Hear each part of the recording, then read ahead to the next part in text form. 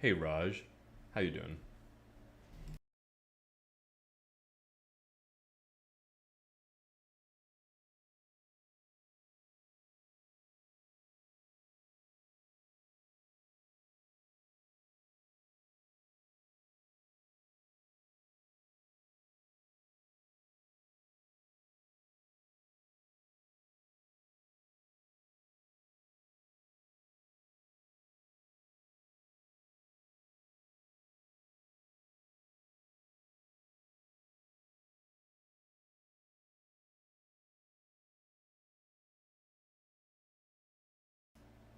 Hey Tom, welcome, welcome.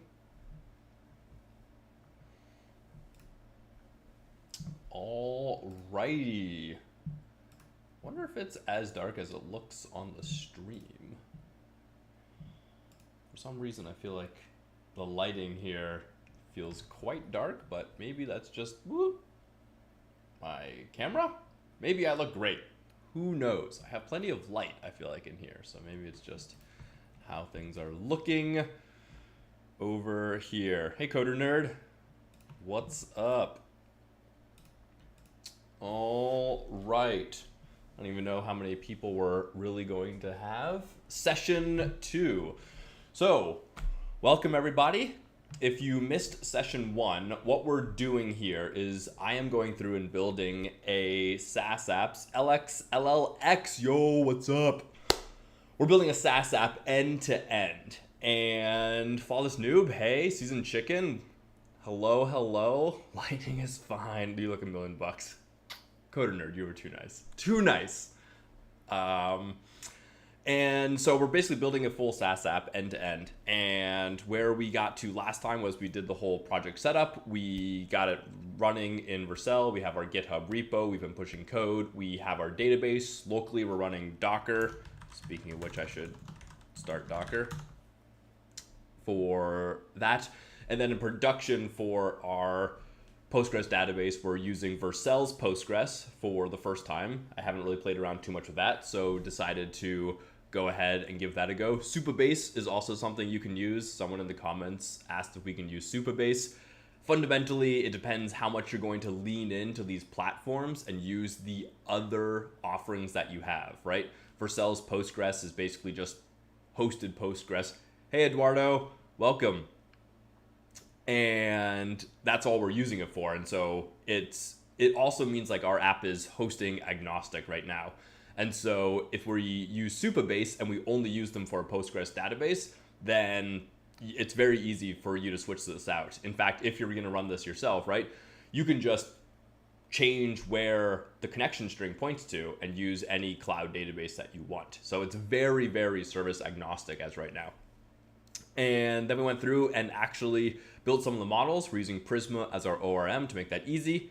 And then built out sort of the main activity here. So we're going to do a quick overview of what some of the code looks like and what the app looks like, just so anyone can kind of catch up with some of the context. And then we're going to jump in. And what I have planned for today is just building out more and more of the application and seeing how far we can get.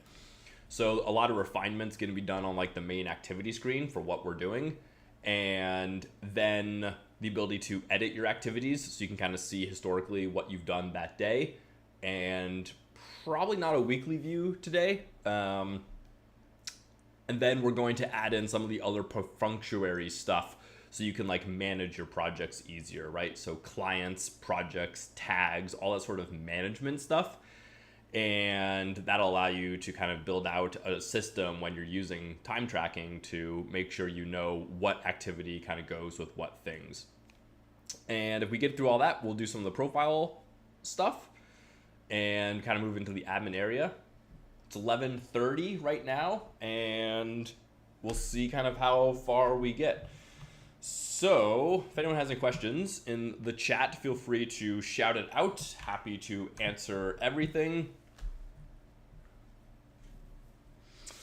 Raj looked through the shads, yeah, New York style. The difference is New York uses radix icons and the default style uses the lucid React icons. I think there was also a little bit of difference with like the spacing, right? Like New York was a little tighter and the default was a little bigger. It didn't seem like there was a big enough difference to really fight about it.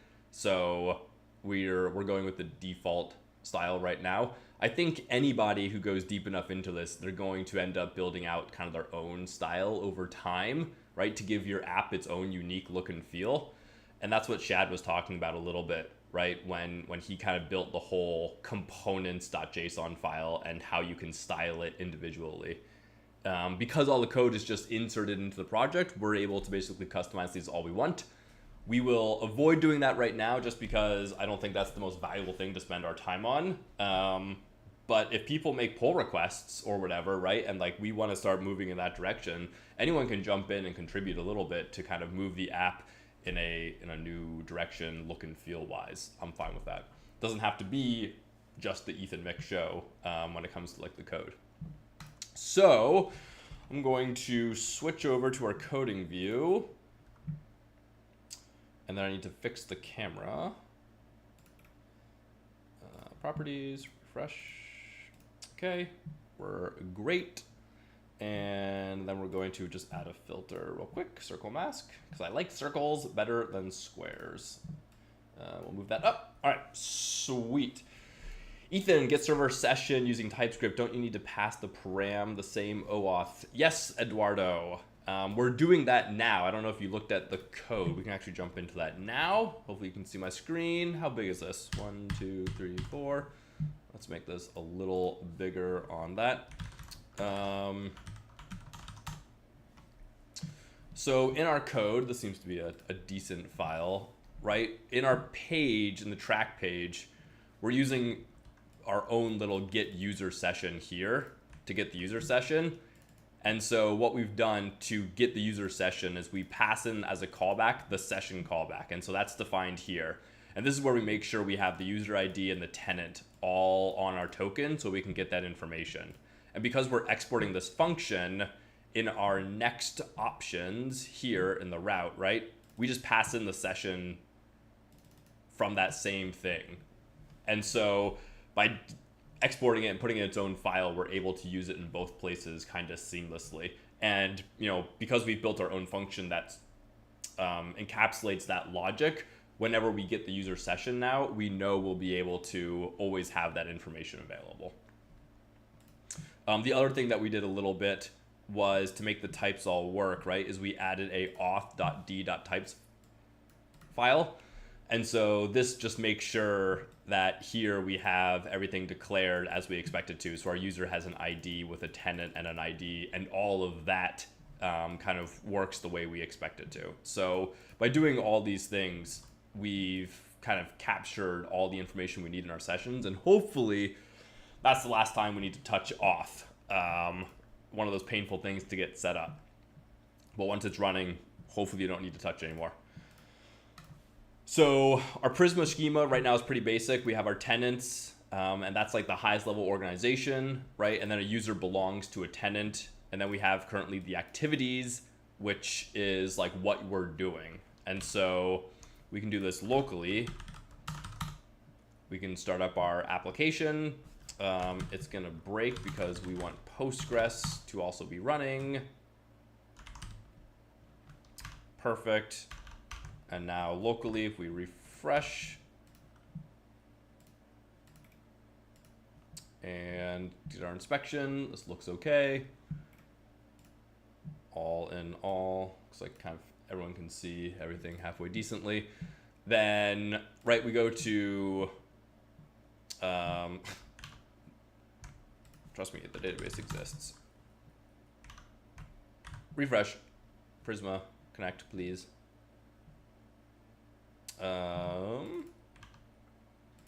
It's complaining that our database does not exist. Find first. Time tracker does not exist on database server. I wonder if we need to name the database, but I thought we had that all figured out. I think there's just a, yeah, there's a Postgres DB command that we can run to do time tracker. Let's try that real quick. Boop. Start Postgres up again. Restart the dev server. We are running on localhost.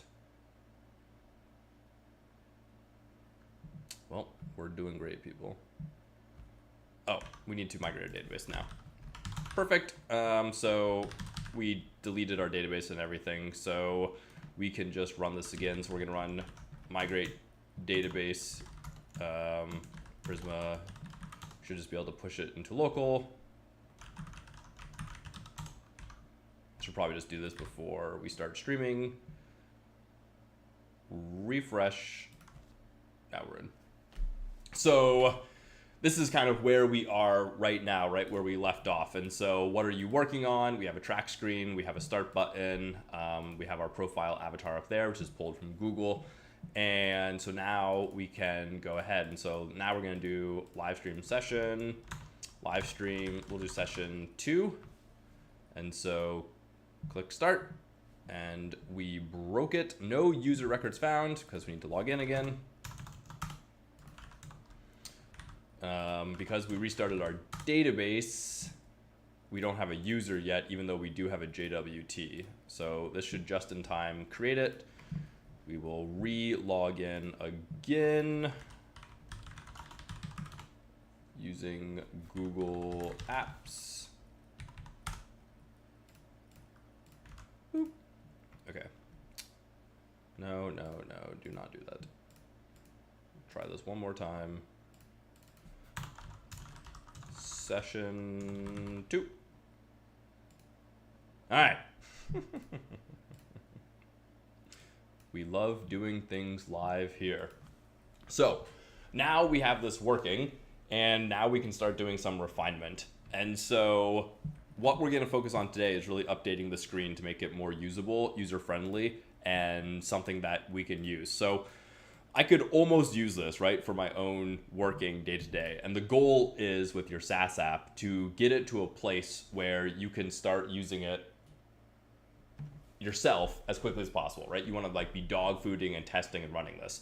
And so what's really stopping me from using this in production would be I need to have a better understanding of like what my duration is. I would love that to update live.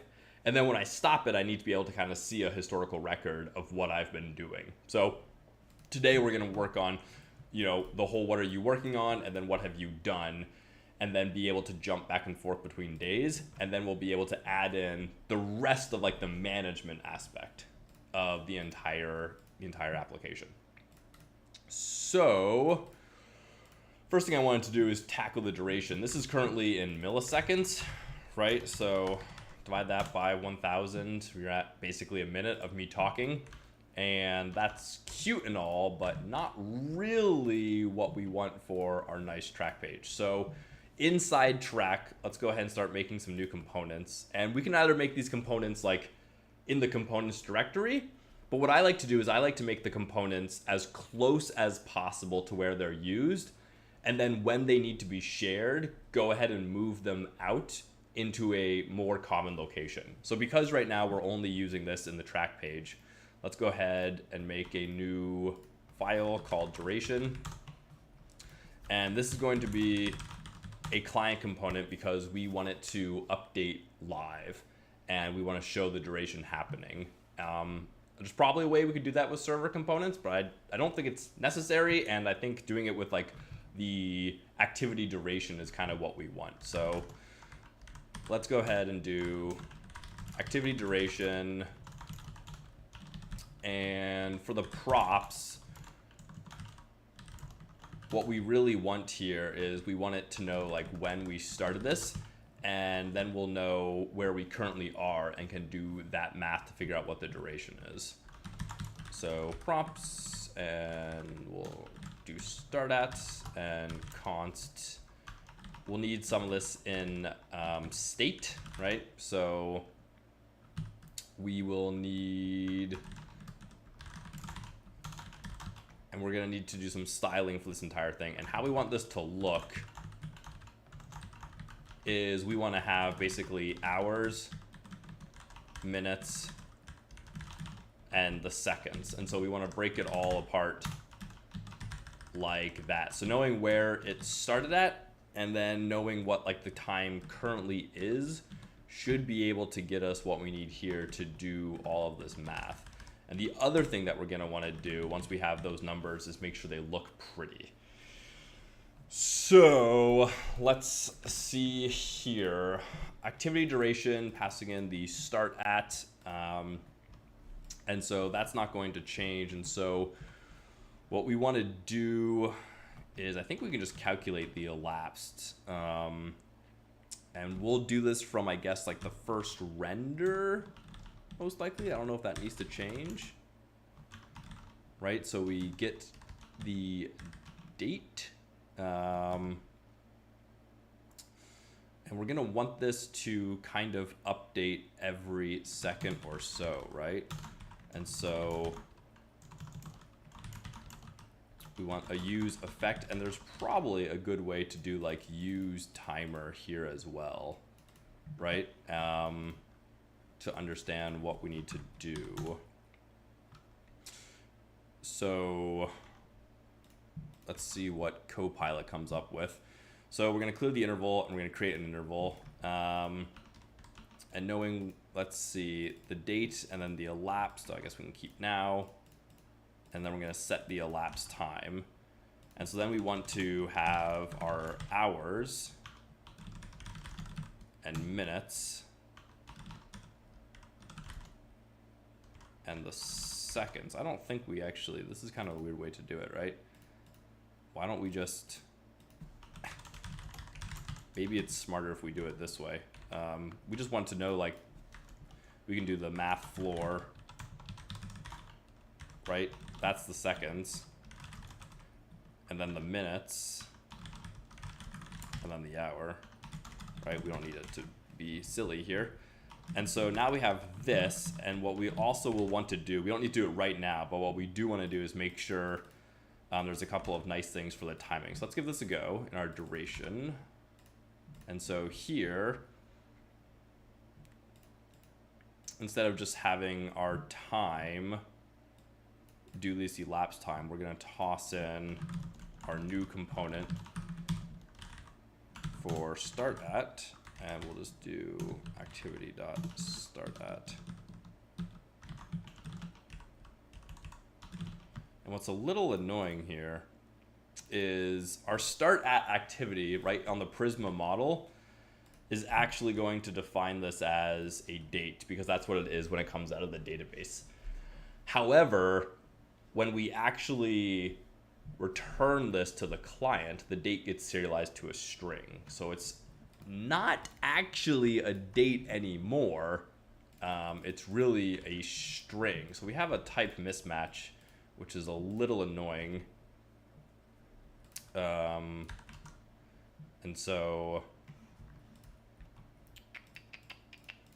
I don't really want to like cast things. I kind of want to be like, well, right, the whole server to, it's kind of crazy, right?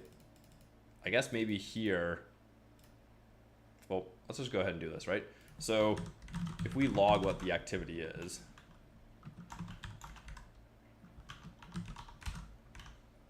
and then refresh,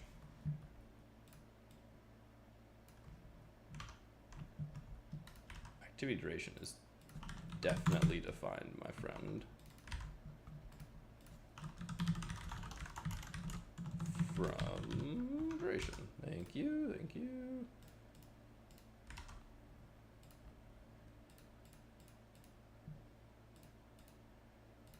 Oh, well, it would be if we exported it. So if we check out the server, right, and we're looking at this, here's our start at, and that looks like it's a date because it is a date. And then when we go here and it's like, well, we pass this in, this is now a client component, console.log. So start at here on the client side, right? This is now, I believe, it's been serialized.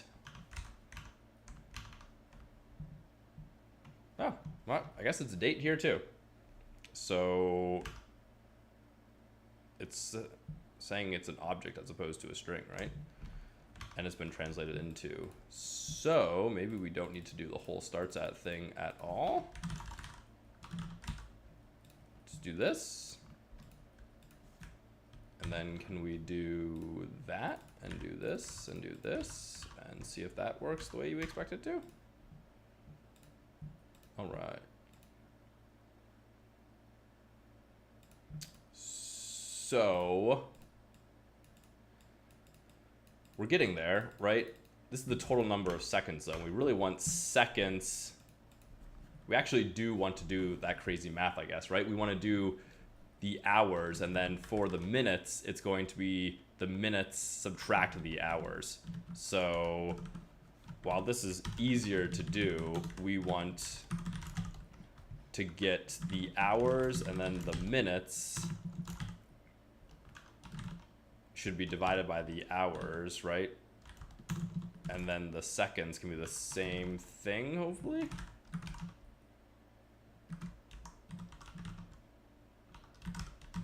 Const.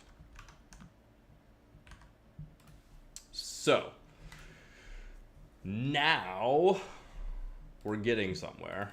So now we have our 38 seconds and our 9 minutes, but we want this to be a couple things here to make this a little nicer.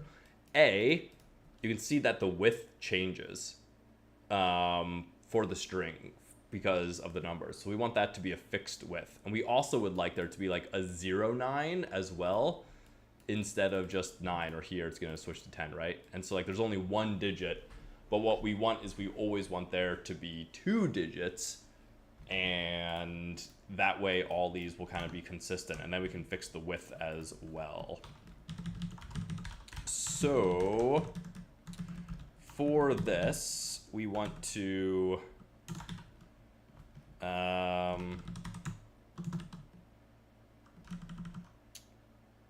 make sure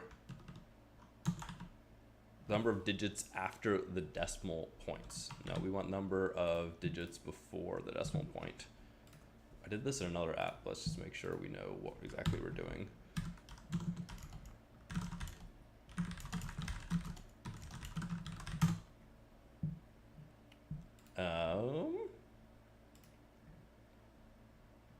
We can do pad start, right, to make sure there's like a 0.5.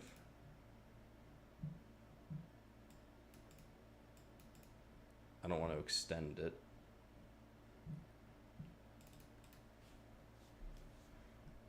I thought there was a really nice way to do this with the new JavaScript function, but pad start seems to be the exact thing that we want. So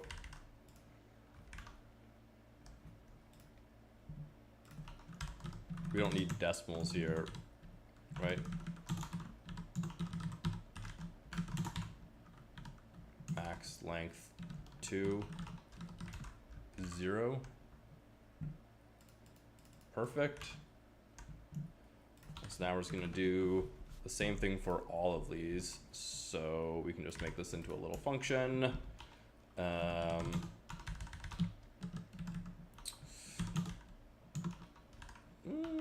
Sure, we'll do it at the top. Since they're all numbers, we can just pass in a number and do it all here. So we'll do toString pad start to 0.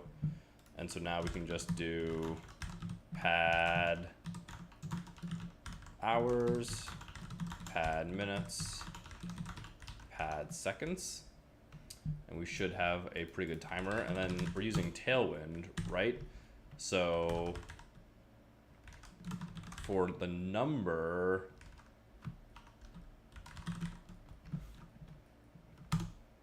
we want here in terms of usage, /0s might be nice. And we don't want old style. We want tabular, right?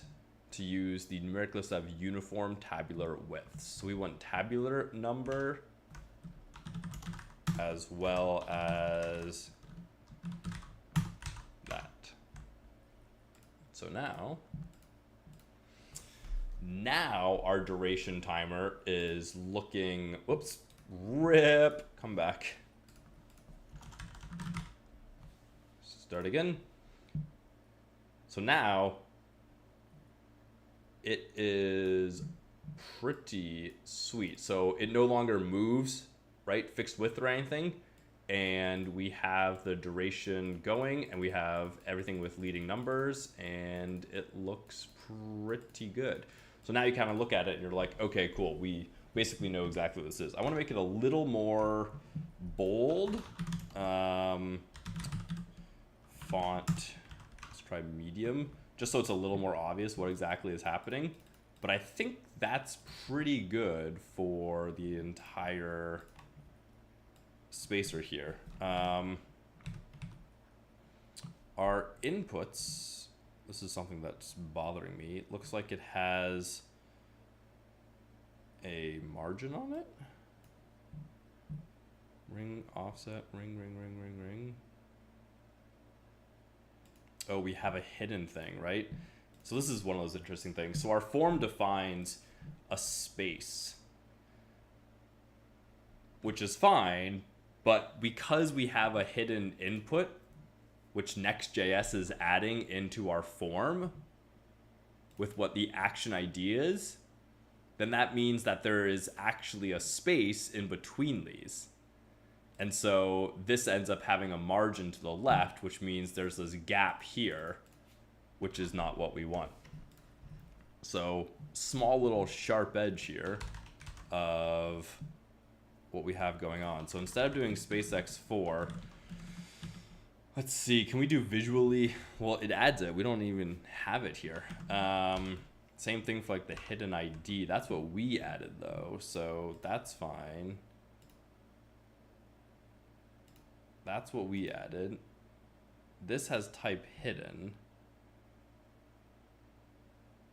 And this also has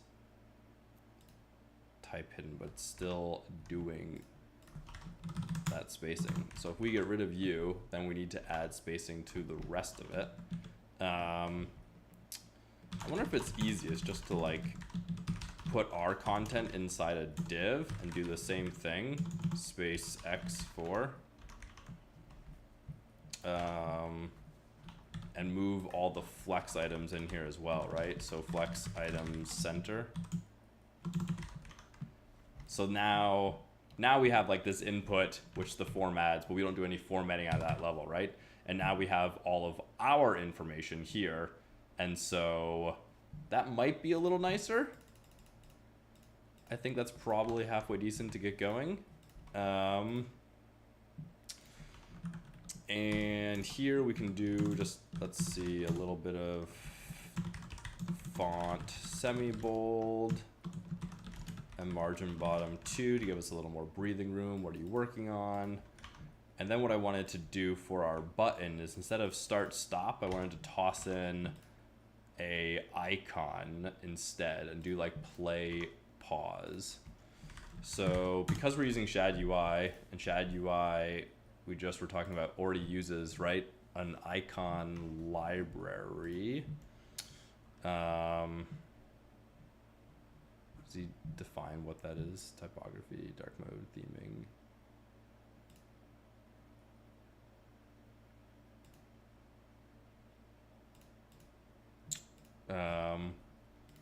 Eduardo, did you say, no, Raj. Radix icons and default uses Lucid React.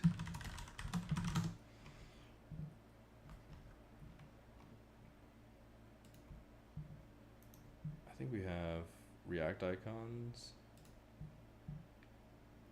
What do we got?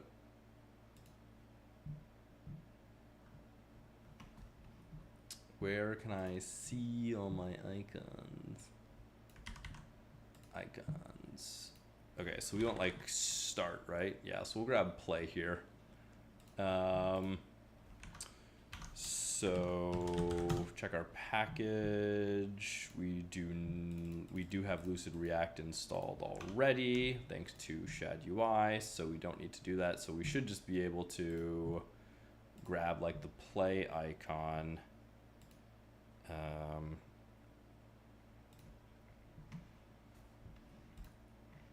really, we don't need to copy that. We kind of just want to copy the Angular, the React here. Boop. Yeah, so we can now do this. We'll see if these are server friendly, right? So we'll grab the play icon, start, stop.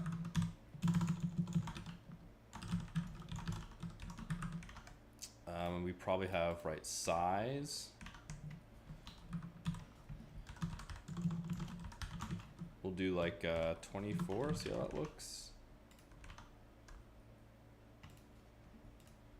All right, so stop this. All right, so now we have that. We probably want our button now variant to be, let's try outline.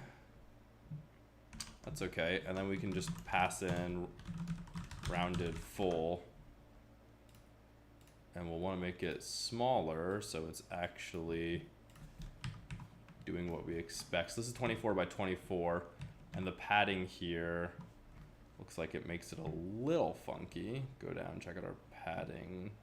Yeah, 16 and 16 on the X. So if we change that, right, to 8 and 8, that looks almost pretty good. So let's drop the size down to 20, and then we can do padding in the x-axis to close. Now the height's a little funky.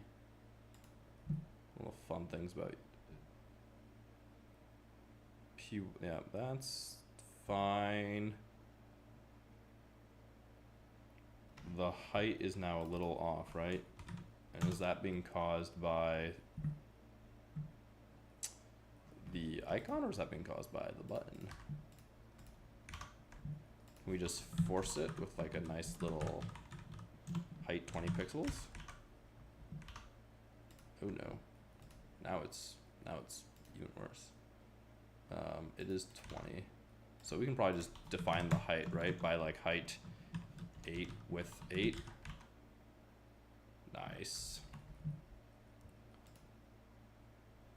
It is centered, although it kind of doesn't look centered visually, which is a little funny.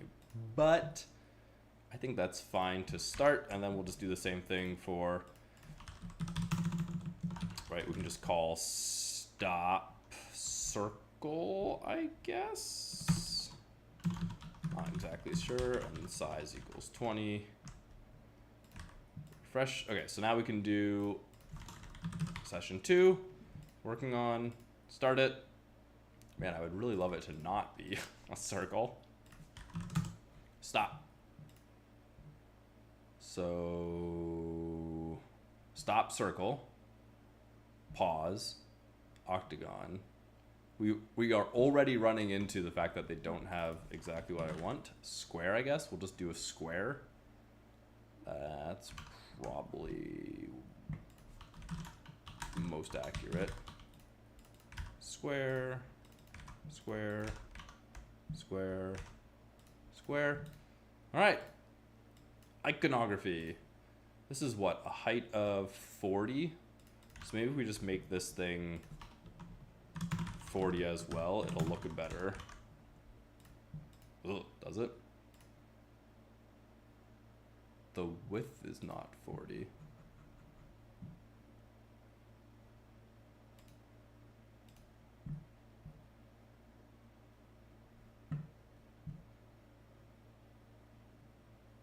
The border is very interesting. This is the square. Somehow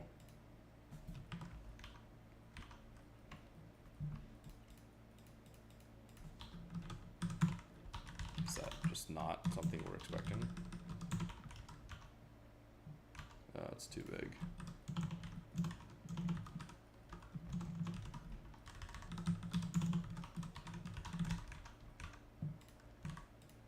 All right. Well, I don't want to fight over this for too long. It's like not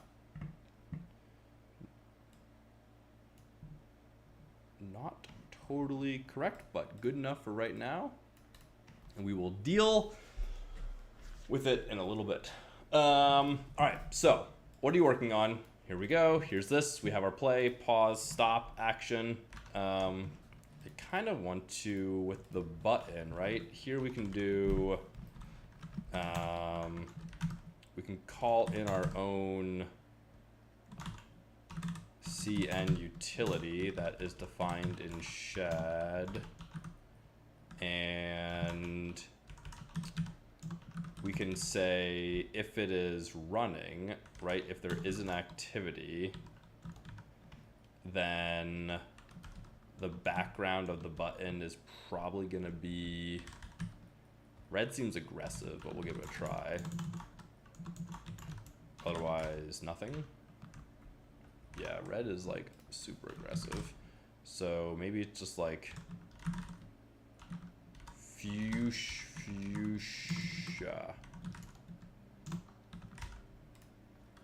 How do you spell that, friends? Chat.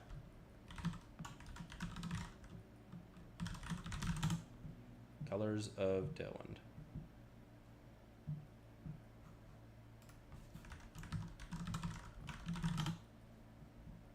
We want CH. That seems way too purple, don't you think? Maybe we just stick with like our blue to be like it's actively going right now, sort of deal, like blue 500.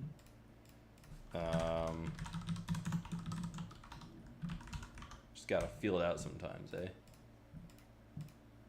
Yeah, it's not bad.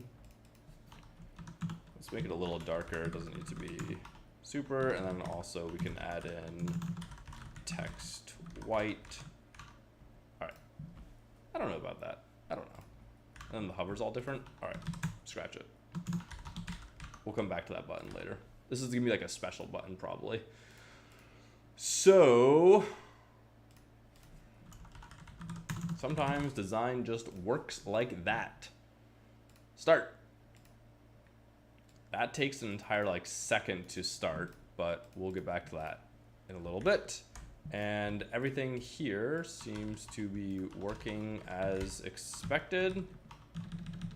So I don't know if now is being used at all, right? So we can, oh, it is being used here. All right. So what we want to do now is we want to add in what are you working on? What have you done? Right? And so this way we'll be able to see kind of like what the daily activities are, and then we'll be able to edit them if we need to. And so this will kind of give you an overview of like what your day currently has been like. So if you're tracking stuff, you can kind of see what's been happening. I think it's going to make the most sense to have the most recent activity completed at the top, but you could fight me on that. Right? There are two ways you could do it. You could put them at the bottom, which if you're looking at like a time view, probably makes the most sense, right? Like you start at 9 a.m., you do something till 11, you do something to 12, you're going like down. Otherwise,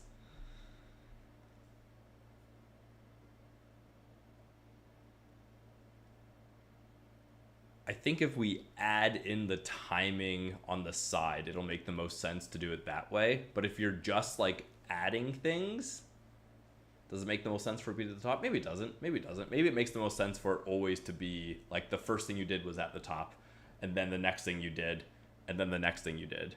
Let's try that.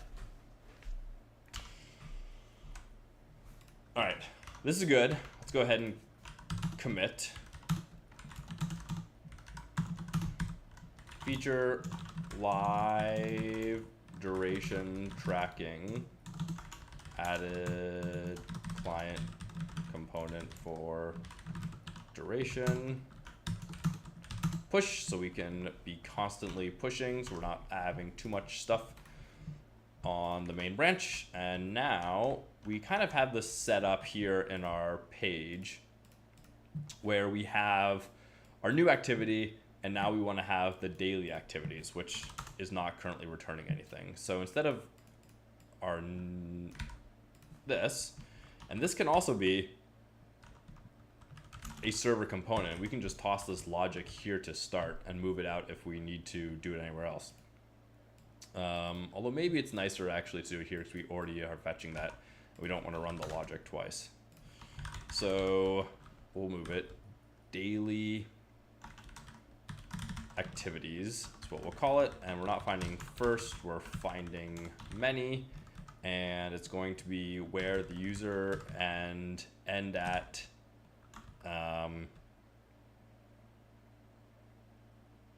is not null is what we want to say, right? Activities that have been completed. Prisma find where not null. We want the where clause here. Where I don't want to use null.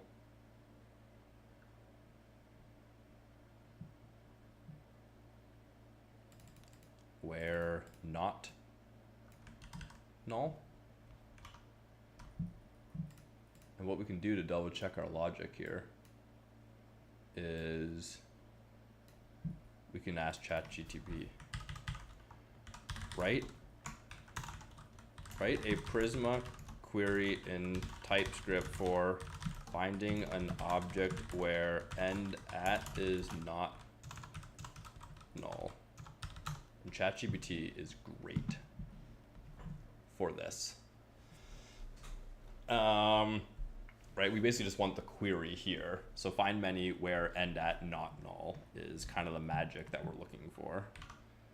So find where end at is not null should give us the daily activities. And so what we're just gonna do, well, I guess that's not quite true, right? We want end at to be today.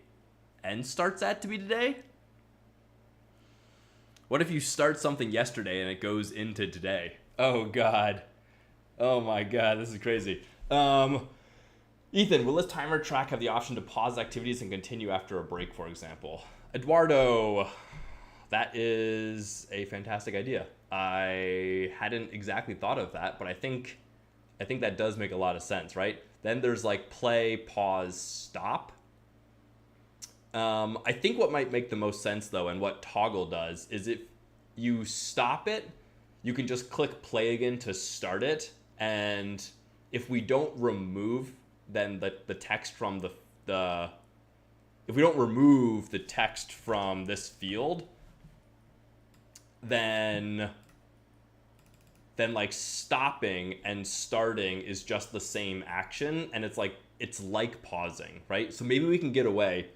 This is like the best part about being an engineer, right? It's like, how can you get away with having that extra state of like start, stop, pause? And I think if we just do start, stop, but if you click stop, it doesn't clear this out, then to unstop it, you just click the play button again, and that's like pausing. And so if we build it like that, I think we can get away without needing the actual like pause button. And it's just like you're either working on something or you're not. But that will be a much better experience if we tweak it to do that than what it currently does. So remind me if I don't get there to make sure we do that. Flawless new. For programming support, what's better, Google Bard or ChatGPT? It probably doesn't matter too much. If you have access to either of them and they work well, then you should do it. So like I am currently paying for GPT-4, and so I just use that. I haven't done a lot with Google Bard, but if you have like access to it and it works well, do it. The key is like, don't get blocked, right? So either you're Googling something, which we're engineers, we've done forever, or you're doing something into ChatGPT and you come back and look at it in 10 seconds, right? The idea is like, we don't want to get blocked as engineers. We want to keep adding value. And the tools now are better than they've ever been. But like 10 years ago, that was Stack Overflow, and that was basically it. And then like, you know, random websites for Googling stuff. And now you have AI tooling. So I wouldn't be religious about it. I would just be like, what makes me most productive? Dad bod games. I like to think that's like dad bod with like games going on. Thanks for being a React Next advocate. As a career backend dev, I find the framework so inviting, very sick of the FUD from people who don't know what they're talking about. Yeah, I mean, ultimately, it's about like what you want to build and what you want to like work on and spend your time on. I think people who spread FUD are just doing it for attention. Your take on my name is correct. I too am a dad, and I too have a dad bod. and so, I mean, there are again, like the tooling today is better than it's ever been, right? There are more great tools for building software now than there ever have been. And so people like to go into religious camps and like fight their little holy wars about like their tooling, but I don't think any of that's really necessary. You know, it's really just about like, if you find a framework that you think works well, like use it, love it. Like I did a lot of Angular stuff in the past, and now I'm doing a lot of React and Next stuff. And I love the breath of fresh air that React is. I think it's just so straightforward and simple to make components, and it's not heavy, and it's a great way to write code. But like, that's my opinion, right? And not everyone has to agree, and not everyone will. So, you know, just find the stuff that makes you happy and then use it. Yes, Eduardo. Shad CNUI. Ryan, that's what we're using. So if you could take a look at this link, I'll drop it in the chat. This is what I'm using for like bootstrapping the components. And what's nice is when you add them to your library, you just add them as little components, and you can like edit all the code. So it's a great way to be like, here's my components, here's my button, and if we want to edit anything, like we can always just go and edit it. And so it kind of gives us like the flexibility but quick installation. And so I think it's good for projects where like you want to build something quick and then later you want to customize it. You don't need to like reinvent all your components. Always copy the code and run it unstyled. Write your UIs in pure black and white and then add color later. That was like one of my shorts way back when. Anyways, all right, so daily activities. So now we have the daily activities-ish, okay? So we need to change this query, right? And this is where engineering gets, I'll say, fun. So what is an activity that we should show here? Clearly, it's an activity that started today and ends today. But also it's activities that have started today but haven't ended yet. No, wait, I take it back. That's the current activity. There should only be one of those. What if we have an activity that was started yesterday and has moved into today? Like you started it at 11:30 at night and now it's 1 a.m. Is that this day's activity? Is that yesterday's activity? I think it's both, is the answer. So what we kind of want, I guess, how do we define this? Is we probably want any activity that has ended today to be something that's a daily activity, or started today.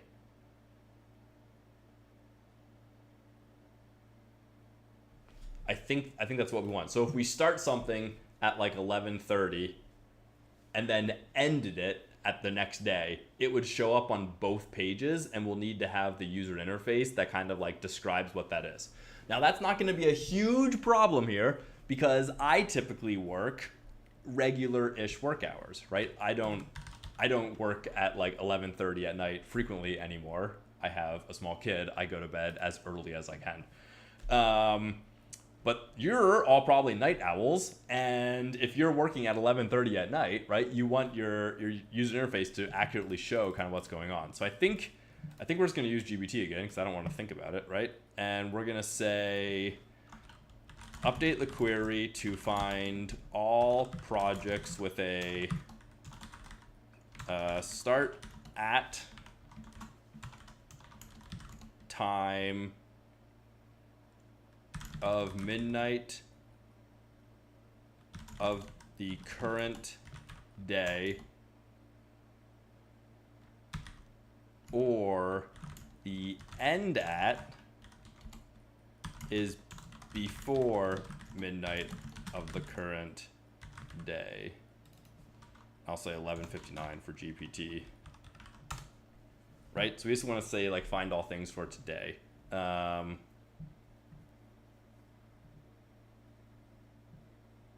And this should get all activities today. Start of day. Yeah, we probably want to look at getting a time library at one point because this is nasty. And then end of today.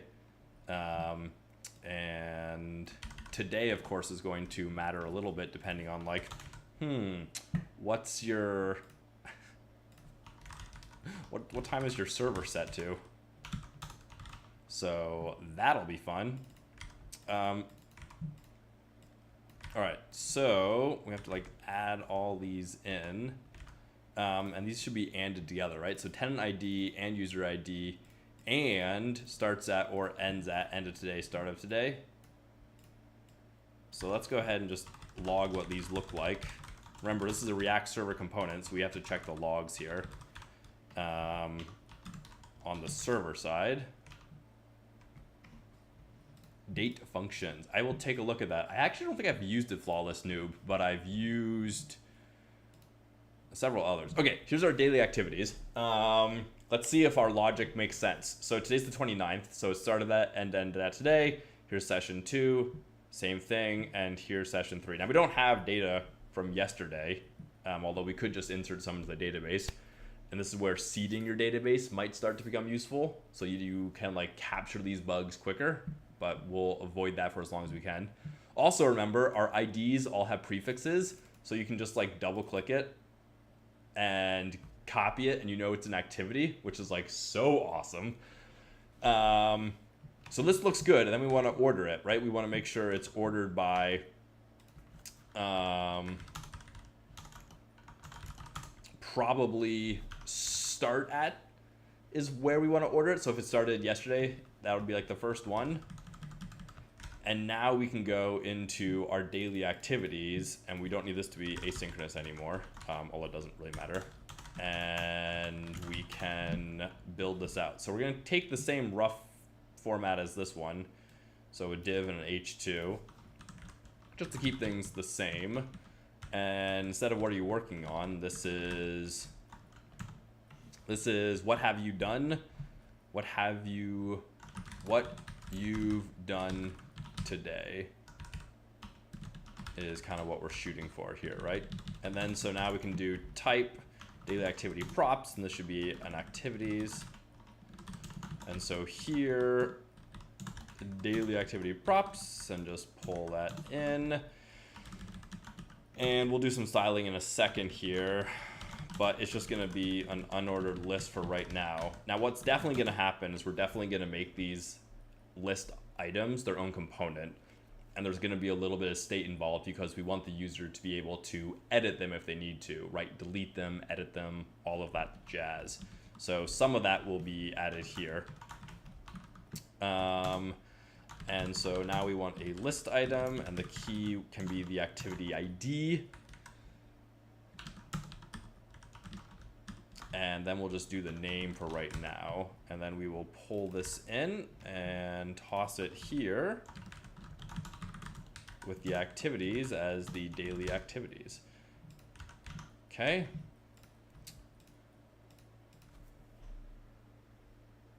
I need my arms.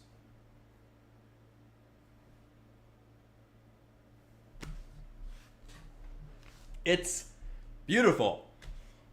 I mean, it's not beautiful. It's ugly, but it is just incredibly impressive how quickly we are able to string together this sort of logic and get something working.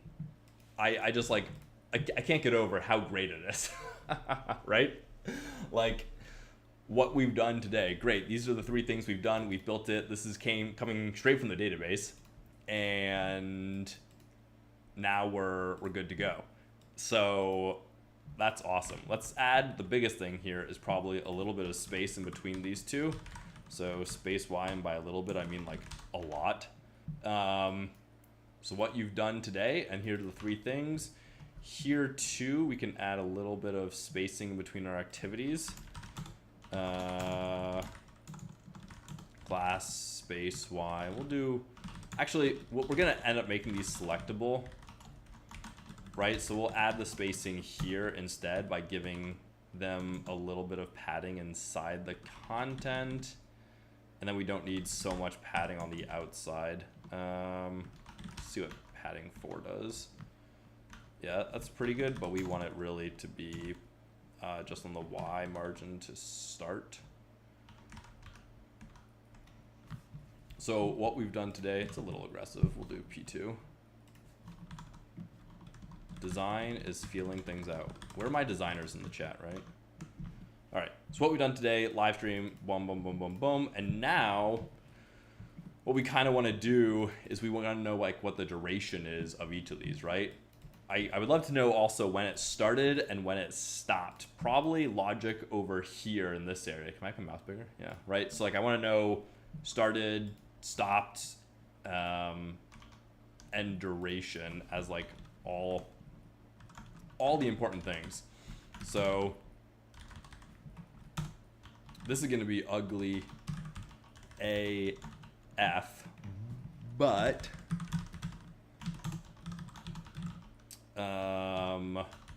we know they actually all do have it. So this is just like a type check because we're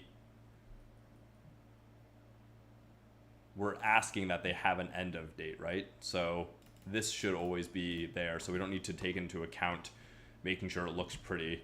And then if I do duration, hopefully Copilot just does the math for me. No, I don't want activity duration here. I want activity. Let's see, we're gonna do end at get time. It's gonna yell at me because it might be 0, which it won't be, but we can just ensure it isn't.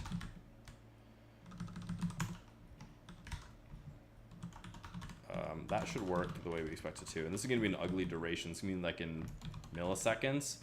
So we can do seconds just to start. But yes, the stream is going to be available to rewatch. I frankly messed up my editing of the last stream, but all my streams, all my live streams will be public and will be available to watch, so you can catch it later. You can go back over sections as much as you want. You can see what I'm doing. Yes, look at how beautiful that is. Oh my gosh. The important thing is that all the data is there. Here we can do the international API, right? So JS international local time format is kind of what we want. Yeah, no problem. So international time format, what we really want is like we want basically just the date, and I don't want relative time. I basically just want time format. So maybe I can just do that, right? Time format, date time format. Don't want relative. Okay, maybe this is it.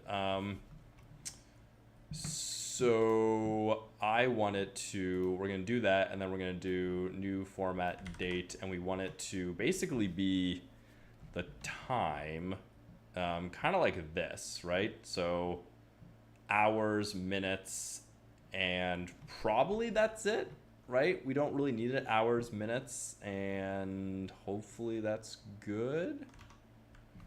So instead of doing this entire nasty thing, we'll format the end at. This is again gonna yell at us because it's like, oh, there might not be an end at date, but we know there will be because we pulled it from our database. So, you know, we could basically move this logic up here and honestly have like a check to be like, if there is no end date, something weird happened. But the format we want to have in our options, right? And so we can pass in undefined to use the current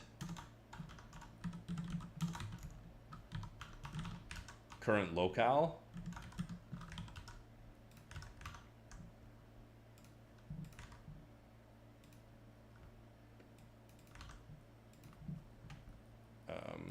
We want to hide all that.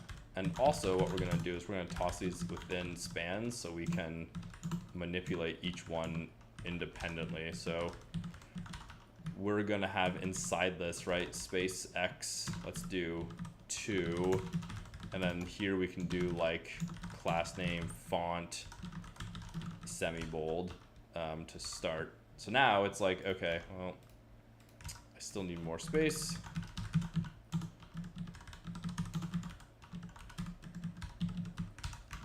All right, so now we did live stream app session and we did it at 12:10 p.m. That sounds about right, right?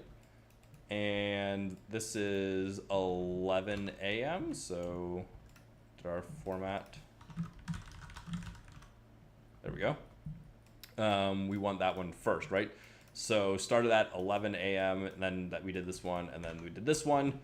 And so now we can just do some kind of cute little formatting for all of these. Arrow right. We're just gonna guess that that's kind of what we're looking for here. And so the idea here, we don't want end at here, right? We want starts at, and then here we want end at. And we don't need this for that, and we do need it for that. Boom. Nice. I mean, it doesn't look great, right? But we have like 11:45 until 11:58. And so you can start to see how this all kind of starts working out. We're gonna do flex item center. And so now we can start seeing, it's like, okay, cool, live stream session, 11:45 to 11:58. This also needs to be in its own little span, so it gets the spacing correct. And then we probably want some nice way to show the duration.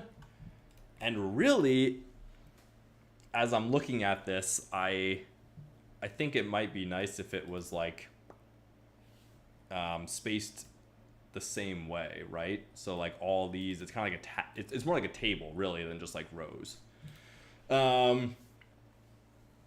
All right, Eduardo, for you to think about after the session, perhaps make a separate Prisma schema for time tracking related to an activity. Can make it possible to pause and resume. For the play button, create a record in this table. For the pause, update it. Update the activity Prisma with enum for, what do you think? I think this comes down to what your user is going to gain or lose by doing some of these things. Neither of these approaches is wrong. I want to be very clear, right? What I think I can do is I think most users, what we're going to be doing, at least for me, right? This is my understanding of how this is going to work for my main use case. And then I extrapolate it to other people's use cases, is that the name here, what I name this, is something that can be reused. And so if I'm doing the same activity, I can use the same name over and over again. And then when I want to look at reports, I can use that to be like, when did I work on this activity, right? And if the activity has the same name, then I can just pull in all of those sessions. And I don't need to have all the logic of play pause in the app. Now, if I want to have other organization, I think that's what we're going to be able to manage with like breaking things down by client and project and tags.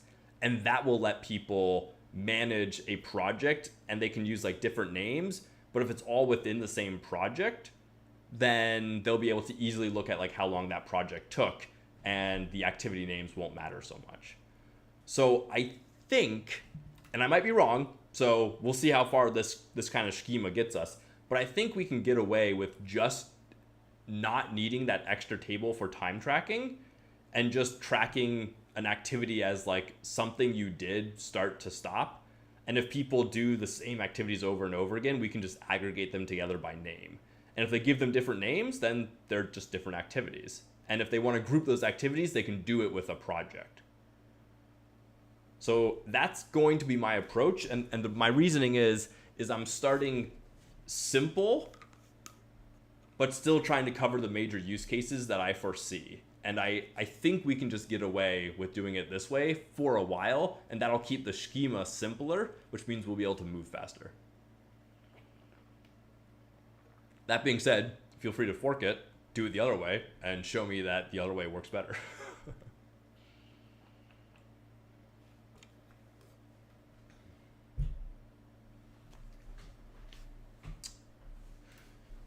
So this is pretty good, but I think what we might want to do just to make this kind of work well is like,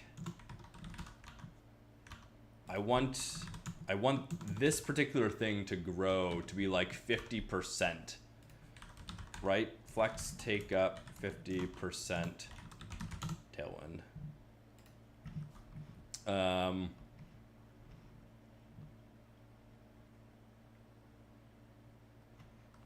So I think maybe we can do like,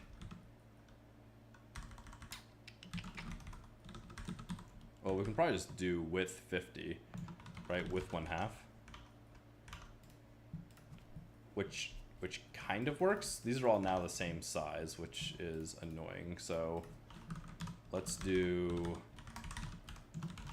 text large, font medium. And then these feel way too bold. So now we want to do the same thing with this one up here, just so it's consistent. What are you working on? What you've done today? So now we kind of have these all listed out at roughly the same size, although it's not perfect because the numbers are not the tabular kind, but that's okay. But this now takes up 50% of the width, which kind of gives you a nice little tabular view. It's not perfect, but it's a little nicer, I think, and we'll iterate over it. So live stream session 2, what you've done today, pulls in the current activities, and then of course if there is none, we'll take a look at the empty state. All right. This is good. Let's commit. Feet, daily activities, push. And then let's go to GitHub and make sure we haven't been breaking everything. Time tracker. How are our builds doing? So far, so good. All right. So we have been streaming for 30 minutes. God, I love it. Love it already, right? Well, we've been doing this activity for 30 minutes. What we've done today, a bunch of these sessions. Now what we need to be able to do here is we need to be able to edit these. So we're going to add in kind of like the CRUD functionality. We have create, obviously, right? That's starting an activity here. But we want the CRUD functionality for updating this and deleting it. And this is going to get a little interesting because we kind of just start getting into a relatively detailed UI, although maybe we can get away with not doing it for right now.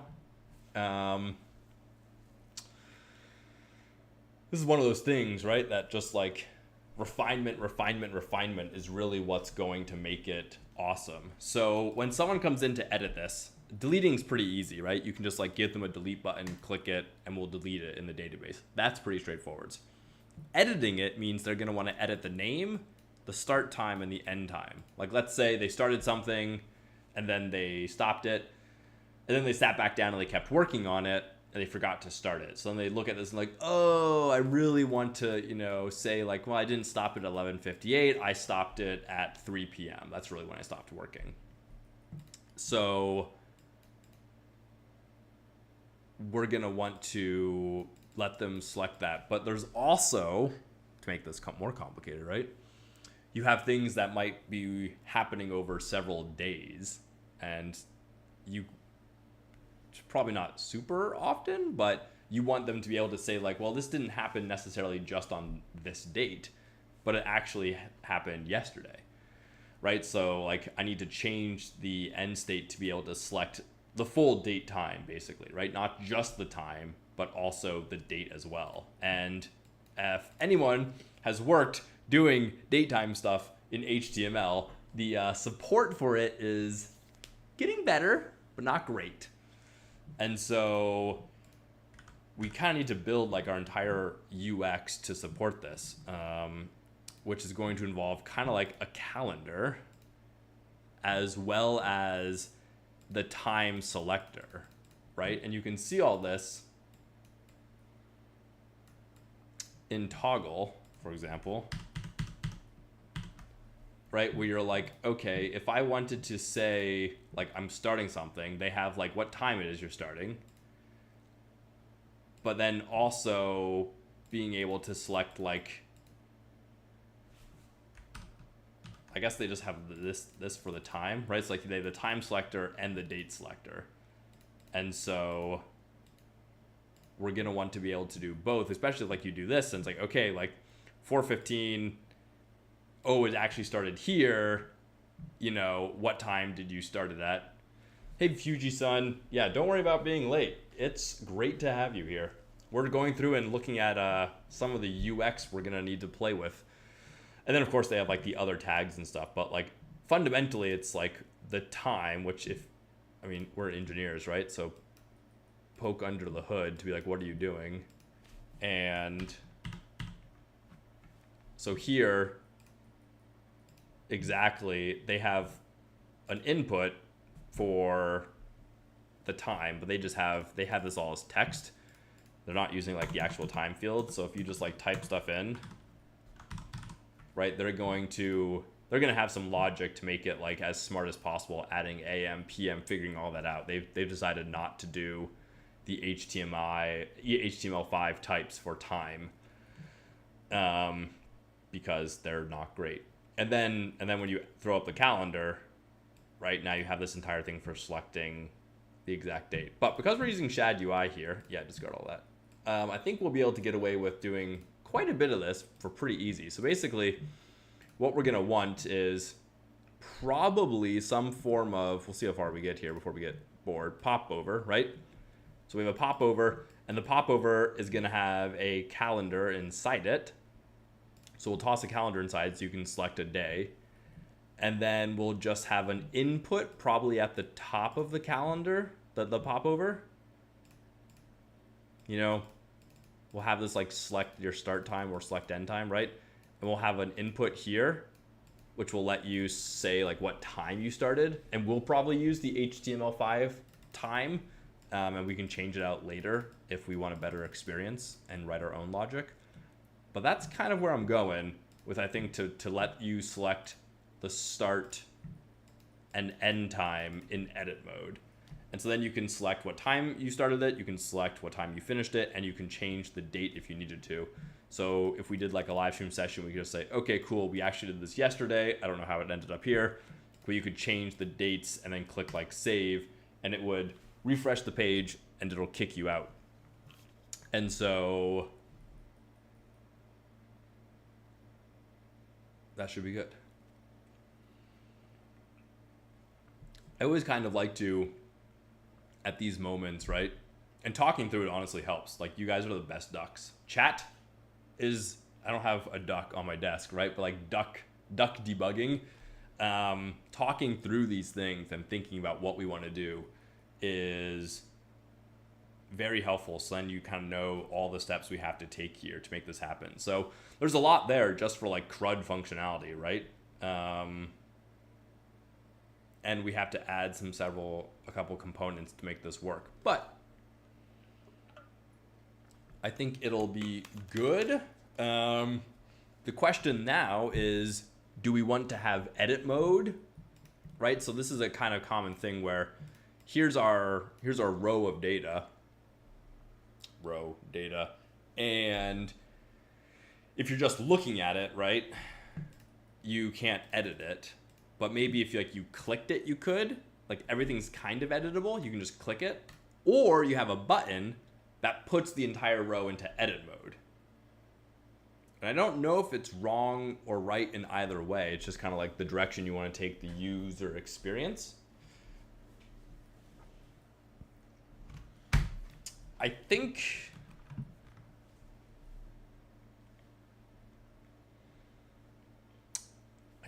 to start, we'll do the edit mode.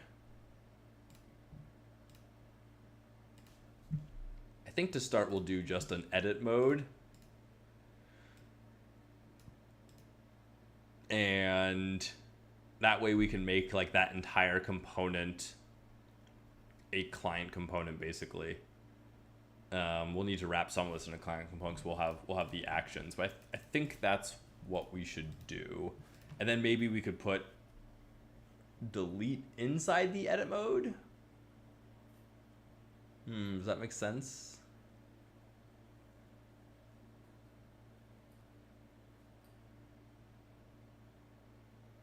Sometimes it makes sense to have the entire thing be like its own detail page.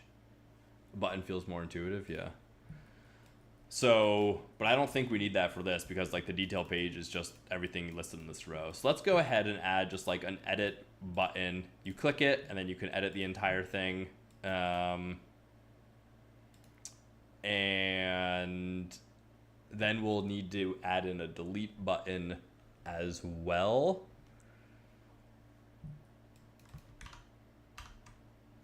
And we'll kind of feel out where the best place to put that is. Okay, so now we have, let's see, our daily activities, and they create our daily activities, and here you go. And so now this is what it creates, but we want to basically add a button into this, right?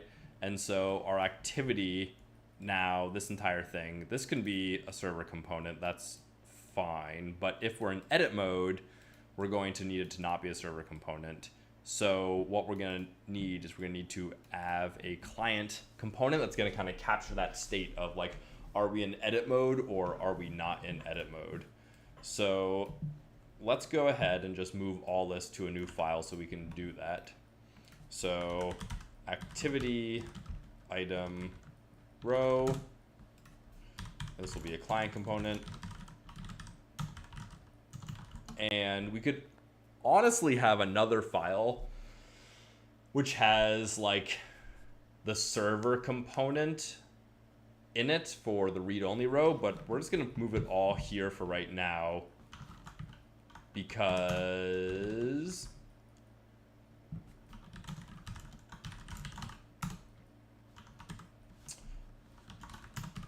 I don't think we need to go that crazy, basically, is what it comes down to. So we're going to have basically two different rows, right? So we're going to have const an edit item row and a read item row. And if we paste in this code from our other file, that's the read. Oh my god. Oh, okay. Nope, we just killed it. We can just name this props because we're not going to export it. And it's going to be an activity. And now we can just return this. And this will be an activity with props. So we can fix this up. We'll probably need to move some of this code around here. But we now can have, right, is editing as our state. And then we can return if you are editing that one, otherwise the read one. And so this is going to be the same definition as that. And now we can add in the edit logic of this. So this is, we don't need the key here anymore because that'll be moved up. And I think we're going to have this be exactly the same between them. So we could move this li out to here if we want to, but I'm gonna not do that right now. I'm gonna say a little copy paste here is actually okay, because on the off chance that we do want to change it, we now have total freedom to change all of this stuff if we wanted to, if we needed like more space, and things like the space x2 might not make sense here.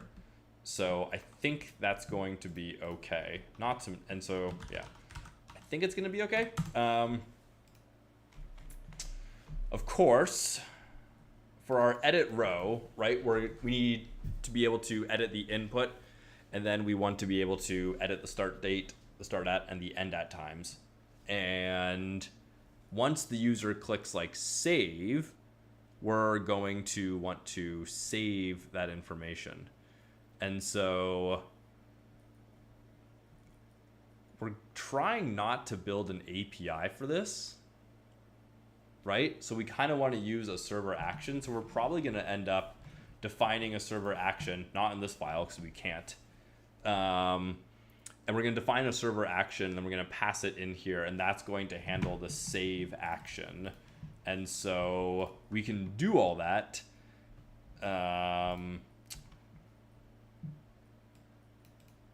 One thing we're going to want to do is decide where we want to set the editing, right? So we're going to either set the editing here and like manage that state here, or the read item is going to set it and get back to it. I think it might make the most sense for this to do it, but we'll get back to that in a second. Okay, so getting ahead of ourselves, we're going to have a form. We're going to use our input from our components, and the type's just going to be text, and the name is going to be name for the activity name. And here we're going to need to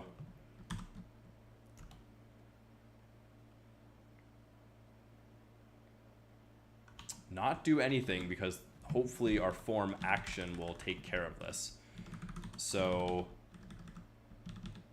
for the edit row props, right, we're going to have the activity, so we can just define that really as props, and then we're going to have on submit, which we're going to set as the action. We'll have to double check if that's exactly what we want here. God, what do they call it in the docs? Like actions? They had something. I think that's what they kind of do, right? In the next docs for server actions, they define use it with clients components. You can import it in, right? Actions.ts. Yeah, they just call it actions. Yeah.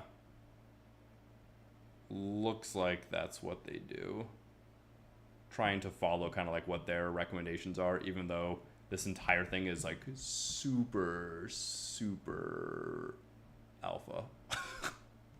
They call it beta. Yeah, they call it actions. So we'll do actions too. And then what we can do is we can define, right, at least here, use server for all of these. I don't think it does, Fujisun. We'll figure this out. No, we're not using that, whatever it is. So now we can just do export async function, and we'll call it like update activity, right? Data, form data. And now this should be a server action. We don't need to do any of that crap. And so for now, we'll just console log it to like see if this is working as expected. But now we should be able to import this like straight in here, I guess, right? We don't even need to pass it in. We can just do update activity like that. This is so cool.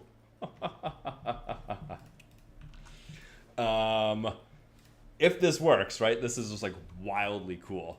Okay, so it's not going to do anything yet, and we'll need to have like our save button defined here, probably within the form. So, oh man.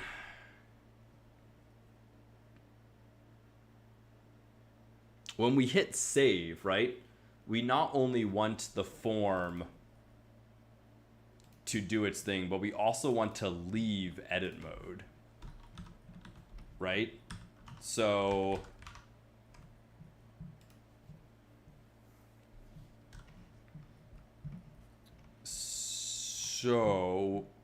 that's fine.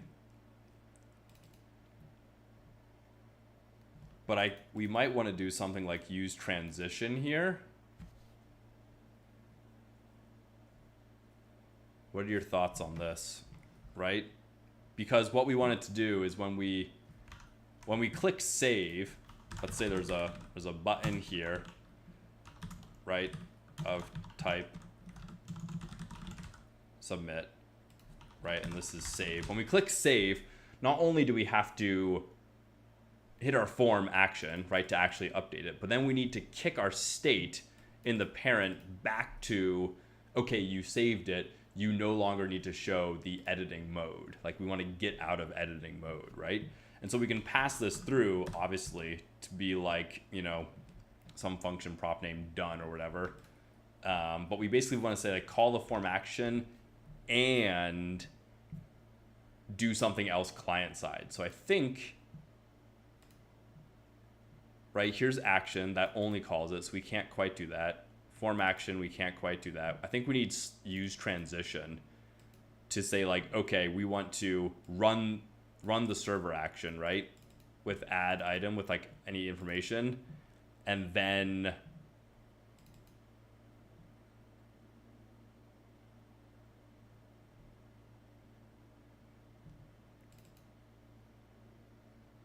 if you aren't doing server mutations, which I think we might be, because we might revalidate this entire path. But maybe we won't be. You can just pass the function as a prop.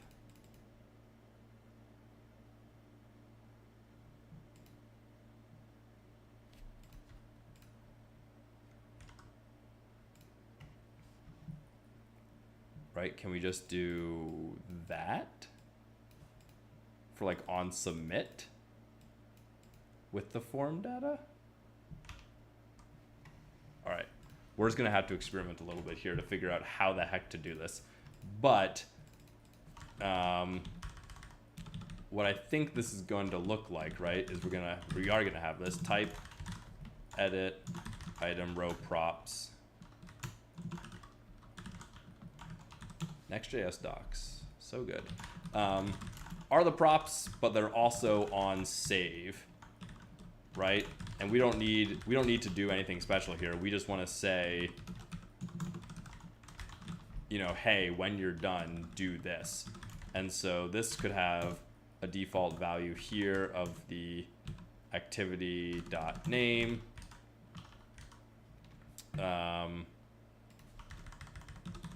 which it should have a name, but in case it doesn't. And then we can call on save. And so let's figure out how to do this a little bit. And so then the edit row, right? So now here we can do on save. And what we want it to do is be like, okay, well, they saved it, so set is editing to false. If you use transitions, can you call another function after waiting for the server action? I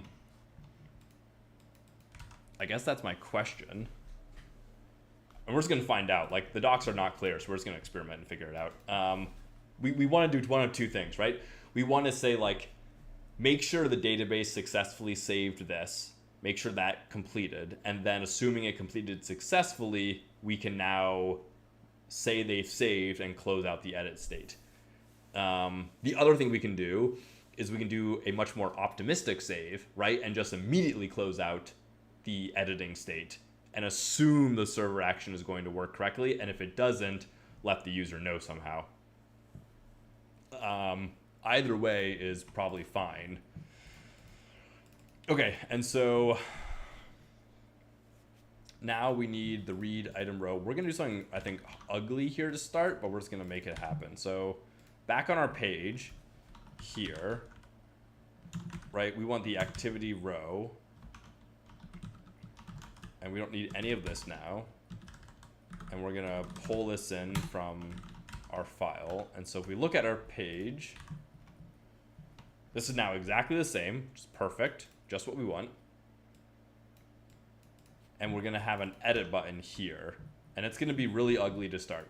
So no one yell at me for how ugly this is. But we're just gonna add in a button that says edit, right? Why? Because we're testing. So this one goes to this one, etc., etc., etc. Okay, so we're gonna edit this now. Perfect. So here's our little input field. And we have our logs. And so we want to watch, right, console.log data for update activity. And so this should work. Here we go. Data, form data, name, value, live stream. Okay, perfect. So the server action that we defined here is working perfectly with just passing it in right here. But now we also want to be able to do multiple things, right? So I guess the question is, can I do something like this?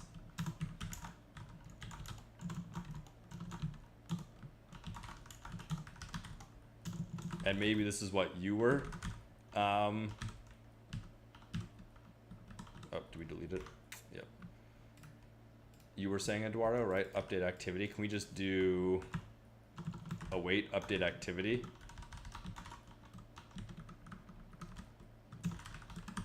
With like the data we're passing through, and then do on save. Right, does that work? So here's our server. We're gonna refresh to get rid of all state. All state's been gone. Hit click edit, this is fine. We're just gonna do test, and then we're gonna save it.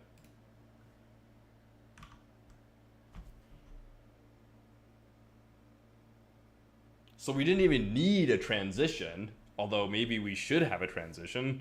Like we just,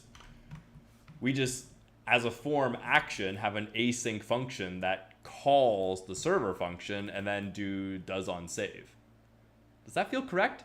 Does that feel like how we should be able to do this? Like the next.js docs don't really have anything about this, right? They just have like this.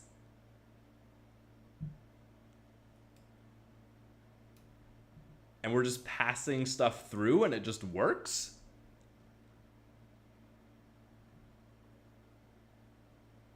Like it's closer to how they define, yeah, right? It's closer to how they define here with your app actions.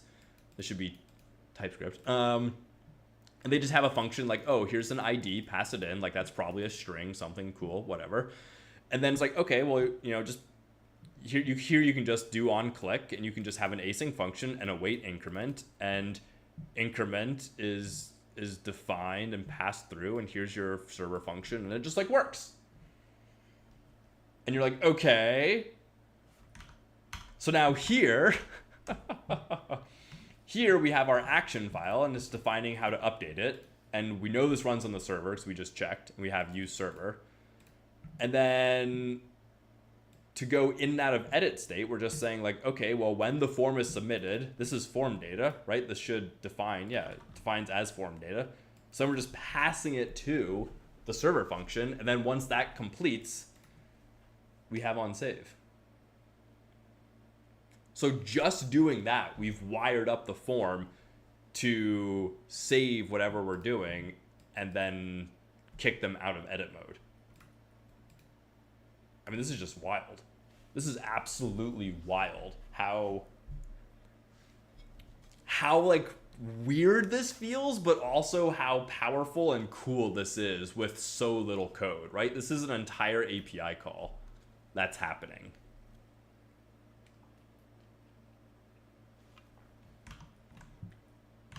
And the value is correct and everything.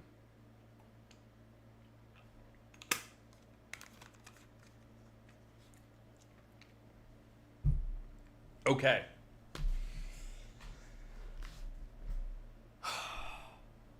I believe so, Eduardo. I believe it prevents the default, although I don't even know if it says it exactly.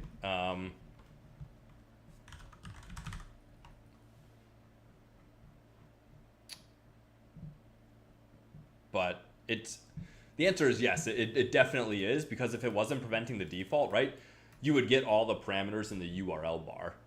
You would get all that yucky blah, blah, blah, like, oh, get post method put, like, here's the data. Like, it's not doing that, right? When you click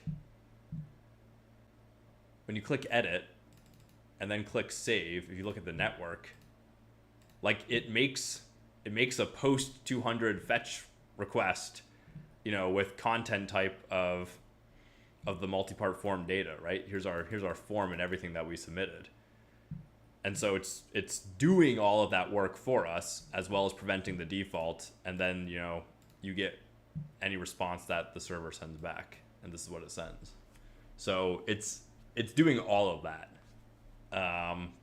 But what I'm kind of blown away with is how it's integrating the client and the server calls right here, which is wild, honestly wild. Like this right here is the most magic I've seen just work in a while. Which kind of scares me, but also is like pretty cool. So we're gonna go with it.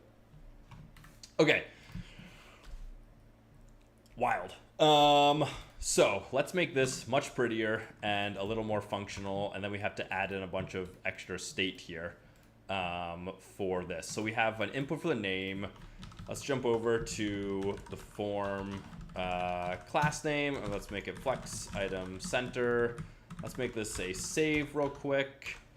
So here we now are a little nicer. The input width, let's make this bigger. Let's do just like a solid 300, even though this is not responsive, to like really give you some breathing space.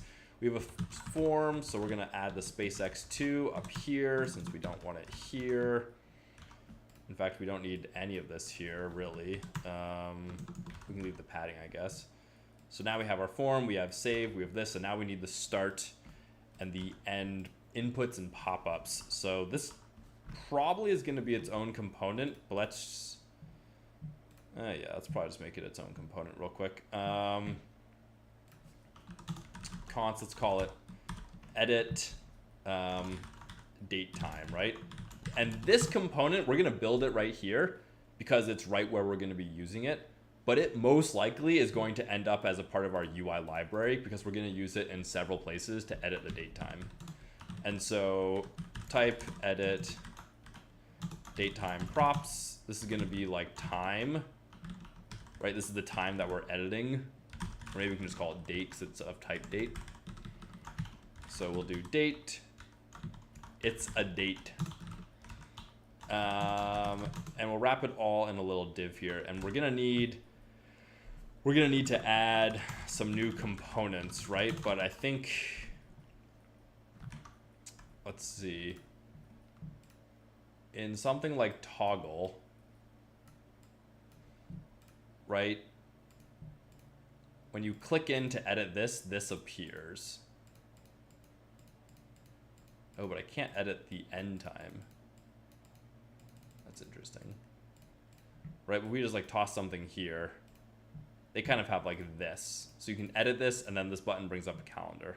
So let's do something similar, I think, to have an input and then a button, and then you can say like, okay, what day this is. And that should cover most of our bases, I think. So let's do, yeah, I guess we're gonna do, right? So here we have time date, but we actually MDM input types, right? We want, really for type, we want, oh, these are all my types, right? Time. So kind of want time. This is what we were talking about, right? Where Toggl has like their own one that's not so like ugly. For Google being such a large, massive company, Chrome makes the ugliest user interfaces.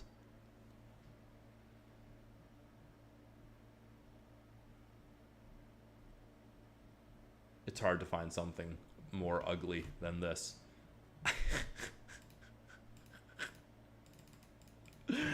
Okay, like, oh my god. It only looks sane on iOS, I think. I think that's the only thing that it actually looks sane for.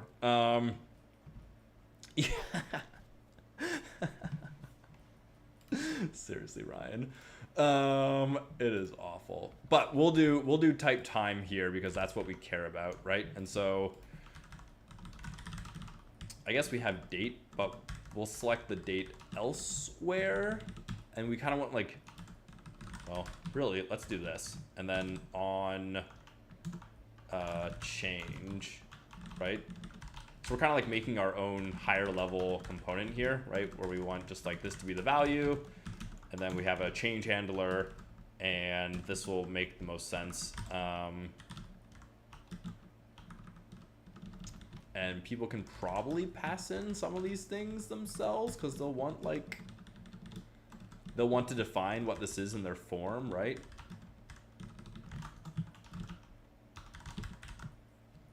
This is going to need to be a client component no matter what, so we're going to show a calendar. So I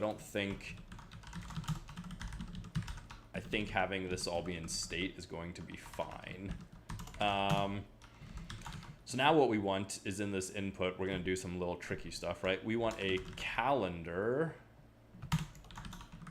size. Let's make it 16, a little small. And we're going to make this all relative, and we're going to make this absolute. And so the input here, right? The value, we're just going to probably add it as like state. So like const, wow, set date equals use state. That'll be the initial value, and then we can have it just like our on change handler, call it whenever it changes. And so now the input, the trick is this needs to be, right? So this is gonna be like a date dot get hours.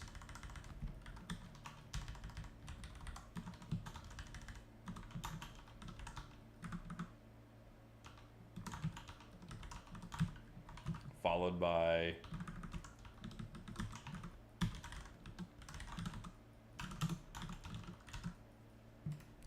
we'll see how much that yells at us. And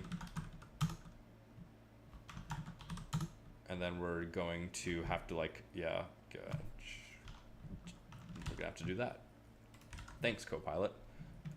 So now we can probably toss this in here. And it's going to be, right, like the start at, so we'll add some labels in a second.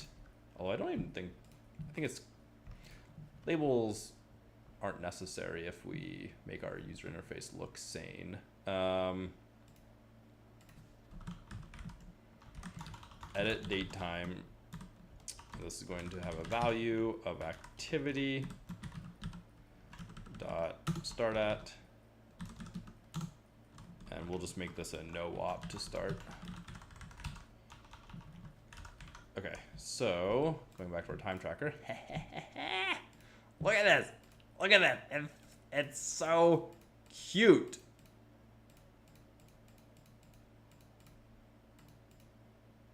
Look at that. Look at that button. Oh my God. So here's the tricky thing, right? We have it defined at 11:45 a.m., which is actually correct in every way, which is fantastic. But we kind of wanted a little calendar button to be in that area. But maybe we'll just make it even uglier to start with. Again, we're making it functional first, and then we'll go back and really massage the user interface later. And so that way people who are like, oh, I want to make this really pretty, they can spend time on that. And if you don't care about making it pretty, you can go do better things with your life. So what we're going to do is we're going to expand the padding a little bit here. So we should be able to just do like padding on the left, on the right, like really expand that out. And then this entire thing, it'll eventually be inside a popover, but we can just do like right 0.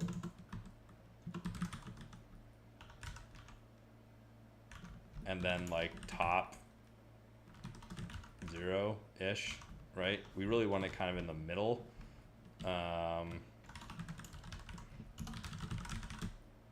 Let's see if we can flex it into space and keep the absolute for everything else. Yeah, perfect. So then it's gonna be like right like 2. Guys, it's so good. So now you can be like, oh, actually I did this at like, you know, 10 a.m. Wow, seriously? Is this like Chrome being dumb or is this React being dumb? AM. I think this is just Chrome. Like I'm trying to hit 0 there and it's just bugging everything out. I can't make this work. Am I getting warnings here? What's happening? Okay, yeah, there we go. It's not Chrome, it's React. The specific value does not, it's hours, minutes, or, oh, because they're doing like, that should work. Interesting. Well, I mean, so every time this is changing, we're getting this, and then we're creating a new date, and then we're trying to set the date, and then the date, right? These are turning into not, so we should probably just be like set hours or 0.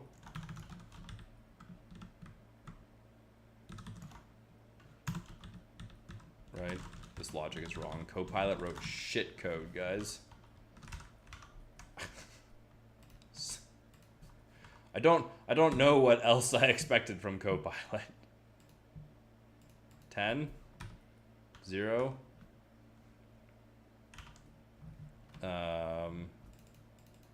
Set date, set date, set date. But the value, get hours and get minutes, that should have been correct. So 10:00 is what we got there, right? 10:00, and so we create a new date, and then we set the new date, and then the values. This is exploding in a weird way.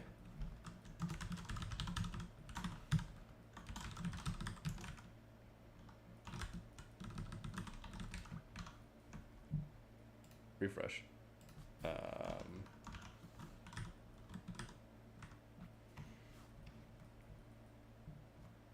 Value, not a number, not a number. Date dot get hours, so our date's just like dead. Because we parsed ints and the hours were 10 and 0. 10, 0, that should be correct. So we created a new date based off of the current date, set the new date, and then we set it.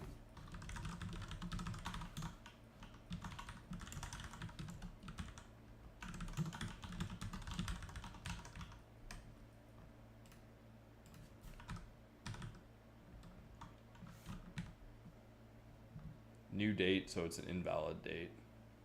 And so then of course everything is broken. So parse int hours here, set hours, set minutes. Somehow the new date is an invalid date, and we're creating it from the old date.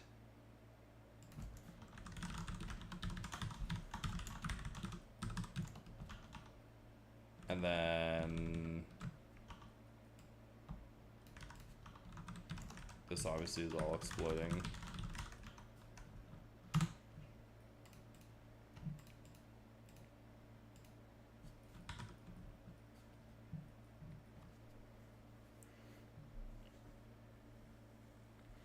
Oh, but it wants 2, right? We have like the same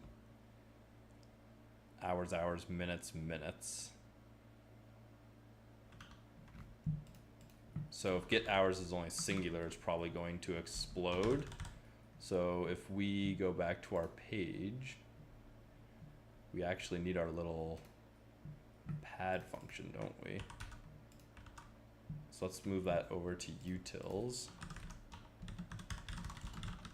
And we'll define it the same way, just so it's consistent.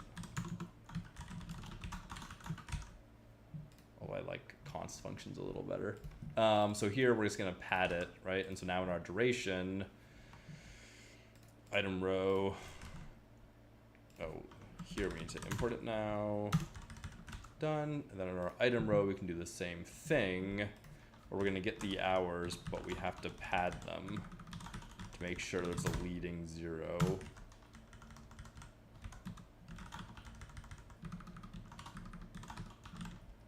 And also, yeah, it's already going to be a string. So let's try that real quick. Edit.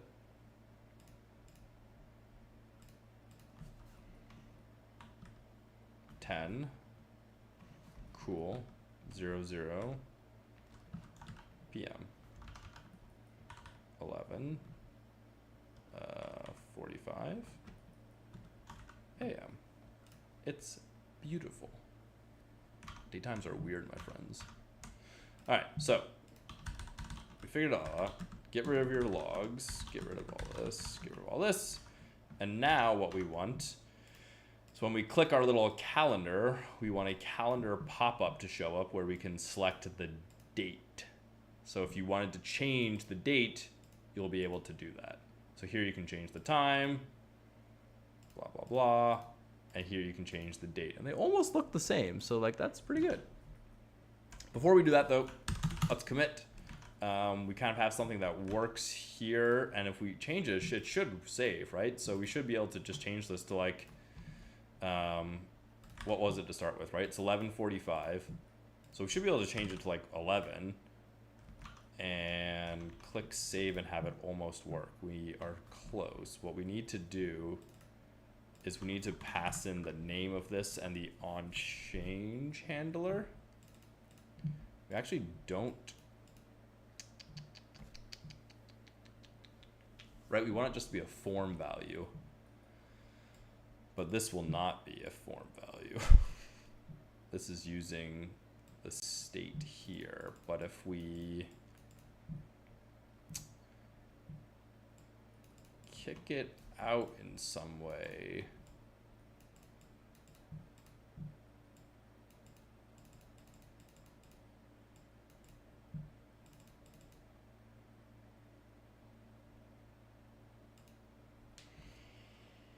again, like we can save this in our own state, but we want to just save it ideally in the form state, right? What we want to be able to do is we want to be able to say like name is start at, which is like the name of the right property, and then have it show up over there, which we can do a little bit because this is an input, but the input, right, this doesn't necessarily have all the input.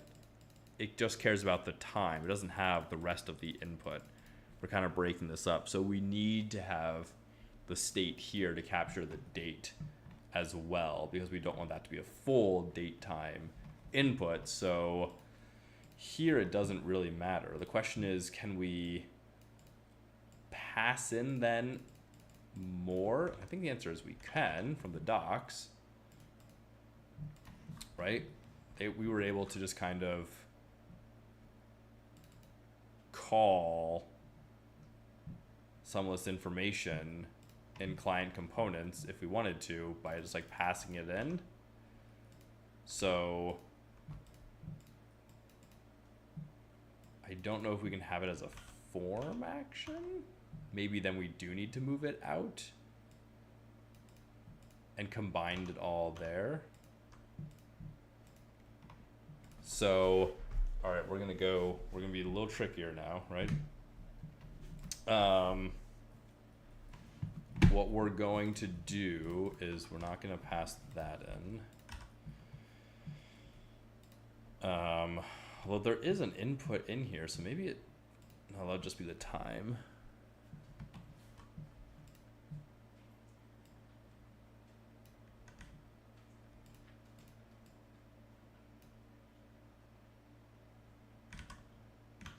It won't capture the state, I don't think.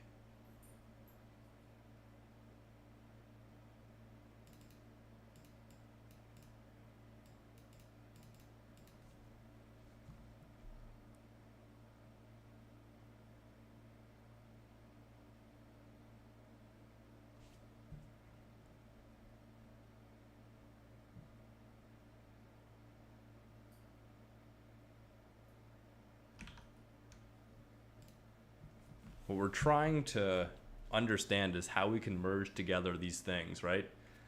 And I don't know if we can now. We're trying to use a server action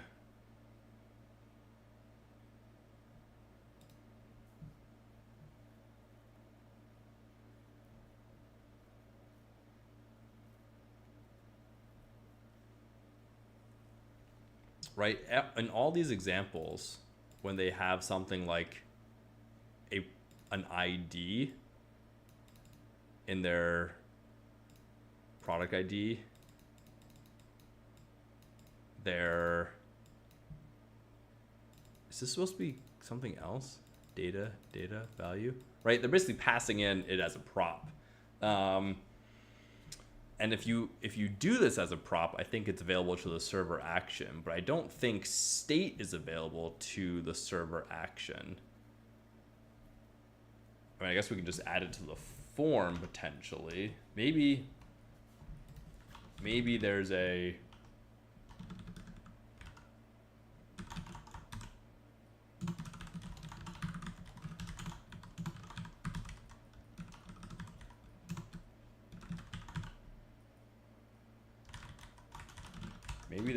hidden, right, default value here, and it has the value of the date to ISO string, and then this can just be picked up by the form, and that's the thing that we use.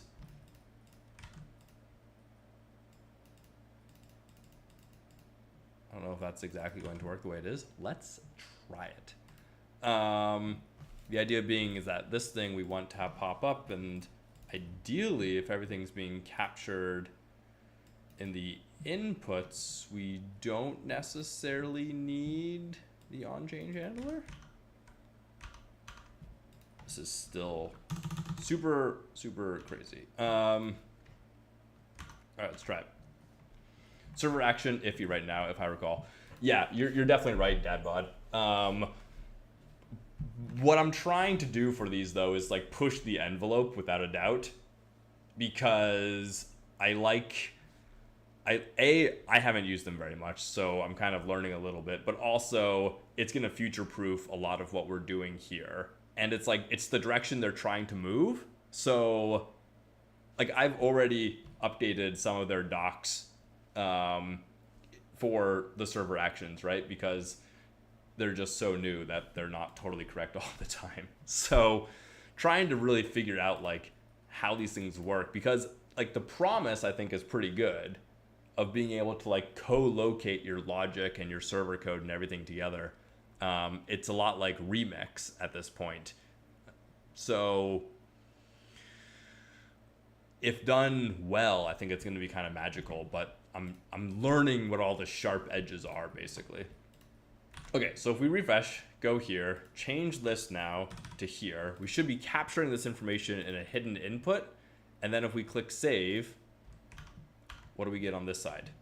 Oh my God, look at this. Okay, I don't know if this is the correct way to do it, but it's how we're currently doing it. So like it works for those following along. Like here's our name, great, and here's like that starts at hidden input with the full value, right? And the updated UTC string, because it's 11 plus 4, 15 UTC.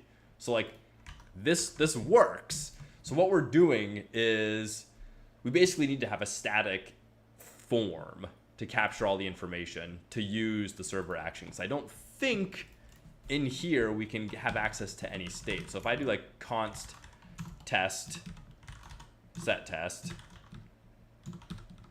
right? And we'll just use state. This is a test, right? I don't get access to this information in here. Console.log test. I don't think this works.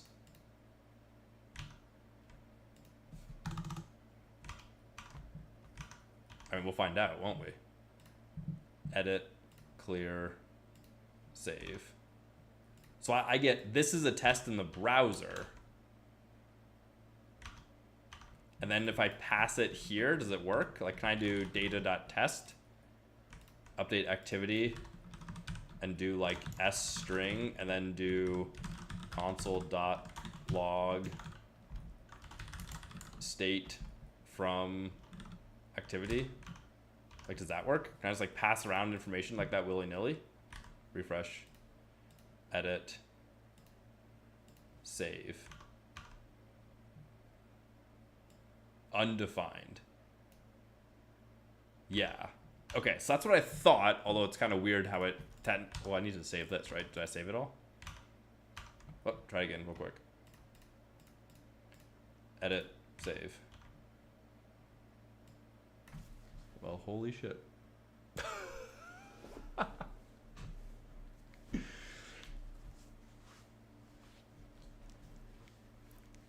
Okay.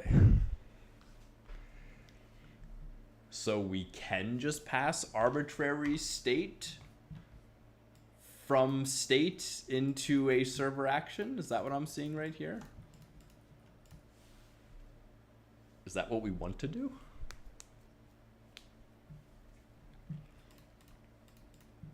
This is wild.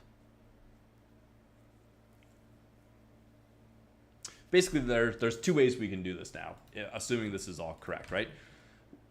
Way one is how we're currently doing it, where I have an input and I give it a name. And when I give it a name, that name shows up in the form data, and the form data, therefore, is called here and passed in, and it works. You know, it's the form data, and it goes to the server. Or we save a lot of this information in state, which I didn't think we could do, and then on the action, just call await activity with the state and pass it in. Now, we're kind of combining both of them right now, which I think is the worst of both worlds. But I didn't think you could just pass through the state. I thought it had to be a property, but this is definitely saying like it got this as a test. It was passed through as you would expect. So with our edit date time component, this is where the trickiness comes in, right?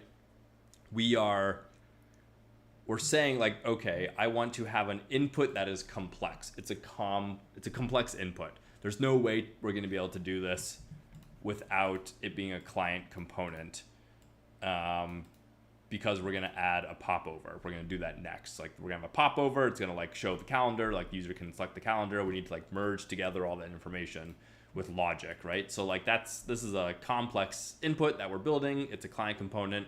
That's fine. We're defining the API's like value on change, but we also, to make it like work with the form, we just added like a hidden input, which basically stores the state, right? We're saying like the value of this input is the value that we're mutating and stuff right now. So when we go to expose all this to the form, this is like the thing that you really want to read. And so like what we would do is we would just use it like a regular input, right? And do name string, make it optional because we're nice, and do name, and then here, you know, instead of giving it this name, we just pass through the name. So then it's like, oh, this is like the form. So like we're editing a date time, and like the form input is a date time, and it's just how it works. And then like the on change handler, you don't need, and the value you like don't really need. And now of course all the math is going to be like super nasty, but so we'll just leave that for right now. But the idea, I mean, I guess we can make this pretty much on change and then just do that. So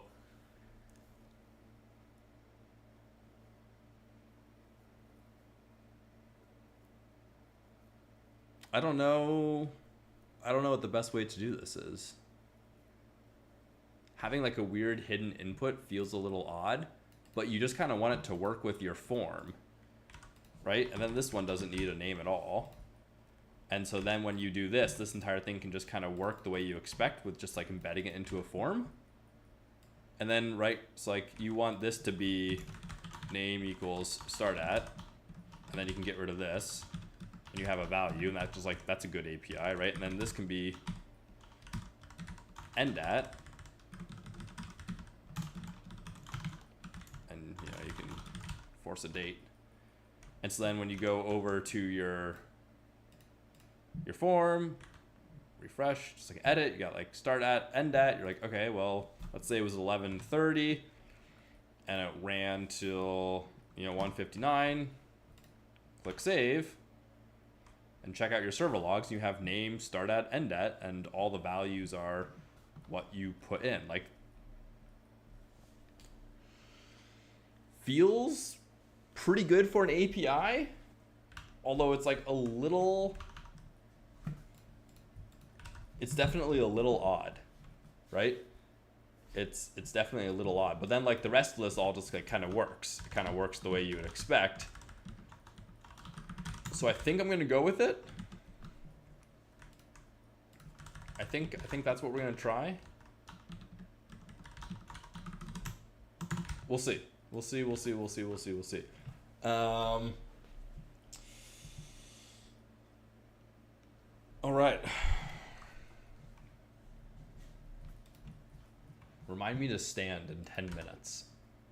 I'm gonna miss all my stand goals today, and my Apple Watch is gonna yell at me. So here's what we've done today. Live session. Now we can click edit. We'll move that. We have both of these. We can then want to click that. So let's go ahead and commit this. So it works. It's just not done. Edit. Historical record. We can push that. And now what we're going to do is with Shad UI, we can go ahead and add our popover and our calendar. Right, so let's jump here and let's do the popover first. Here's our popover. And let's kill the dev server while we add this. Add the popover. And then we'll add the calendar as well.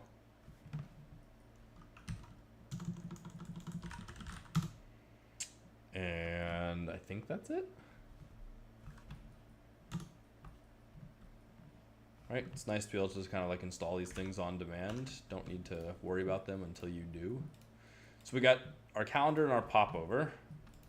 Let's go ahead and check out how to use the popover because it's a little more tricky than usual. We have a popover and then we have the trigger content. So let's grab all that. And again, this is why we kind of defined all these in a client file because we need this functionality. Grab that. I feel like that needs more syntax highlighting, but that's okay.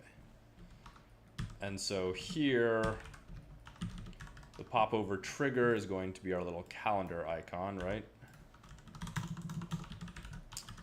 And then the popover content, let's just leave that as is for now so we can see this working. Let's start our dev server back. Time tracker, refresh. I love that our SaaS live stream and everything stays, like the timer. Like this is sweet. You should probably have a primary color besides just like white. Or slate as it is. We'll get there. Someone tell me what their favorite color is. All right, SaaS live stream session 2, good to go. Click edit. Okay, so now this is moved out of the way because we added in a button, right, for the whole dialogue stuff, and so that's a little annoying. Relative flex item center. We'll have to realign that, but we click it now. We got our content here. And we can click off it. Perfect. So what is the content? Content is a calendar.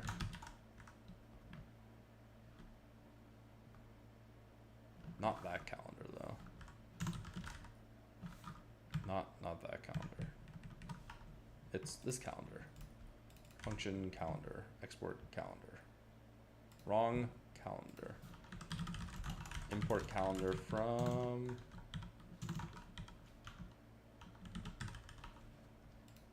Oh, we have a conflict. That's why it's yelling at me. This will be calendar.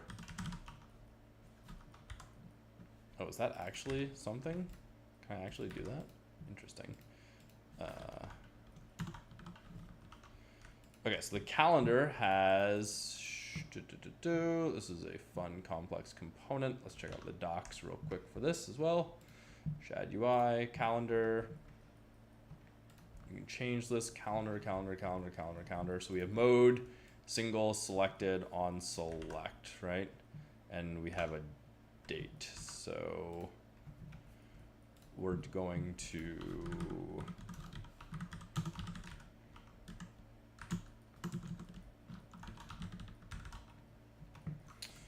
so here we can pass in the date, and then on date, I believe we'll get back a date is my best guess, right? On select has set date. So we'll do on date. Date and undefined. This might be undefined. It's a little interesting. Why would it be on defined if it was on select? And so now what we can do is we can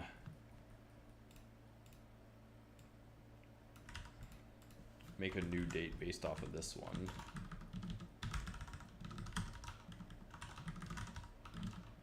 Although I wonder if it keeps the date time. Let's go ahead and just like see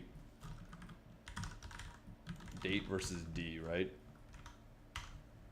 So ideally it keeps our time the same. If it does, then we're in a pretty good place. And if it doesn't, we'll have to reset it. So click this. Woo! That was aggressive. Why is it doing that? Okay. So why does it do that? Is that a bug? I swear I haven't done anything to break this. Okay, so let's say like the 28th, right? So we get back the first one. Yeah, so it does. It zeroes everything out, right? Wednesday, June 28th, and then it says everything to 0000. So what we need to do is we need to basically say, it probably gives us a new date every time is my guess, so mutating it is okay. So d dot set hours. Okay, well, if not D, return. That's, I don't know why we would get back undefined. Set hours, and this is going to be date dot get hours, right? So we're basically going to have to run through and set the time for each of these because the timing is pretty important. Copilot. Okay, fine. I'll write it all myself.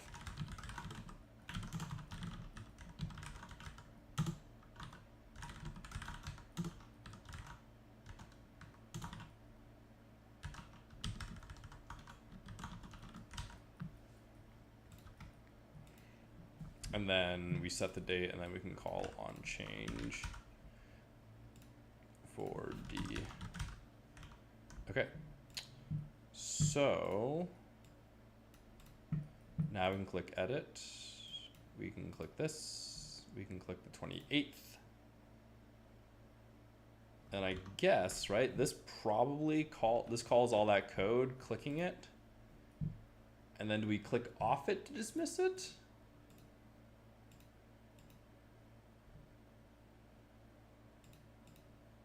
I guess so. I guess that's the best UI, right? That's today, and you click off it. So once you click anywhere, it's like, yeah, that's the date. And it remembers it, so we know it's true. Okay. So that seems okay. I think we're okay with that. All right, friends. I am going to stand up and get my stand goal. And then I will come back. Oh, we timed out.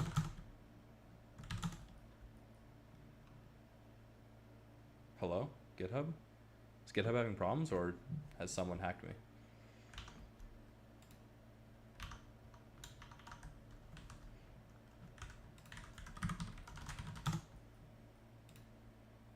All systems operational.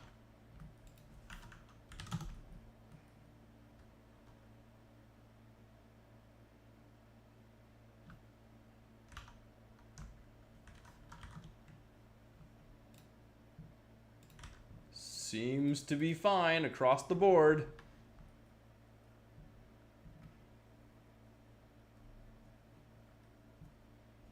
Very, very interesting. Okay, well, it says we're okay. First for sale, now GitHub. You do see this, right? We're like, git push, and it's just like, no.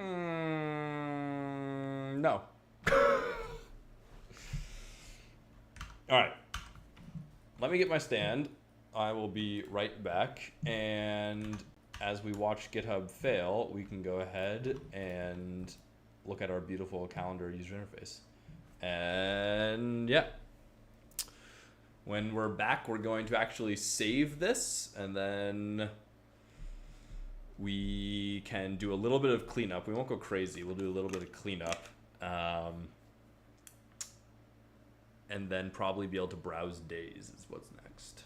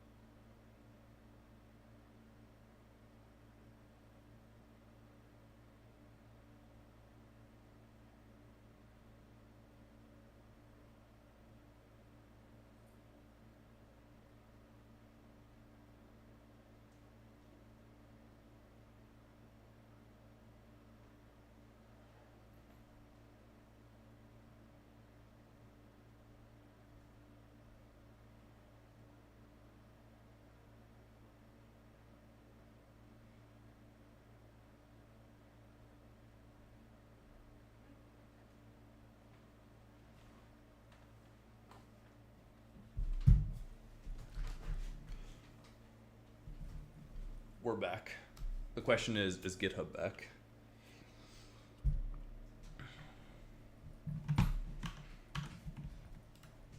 Operation timed out. Git remote. Ethan Mick time tracker. Refresh.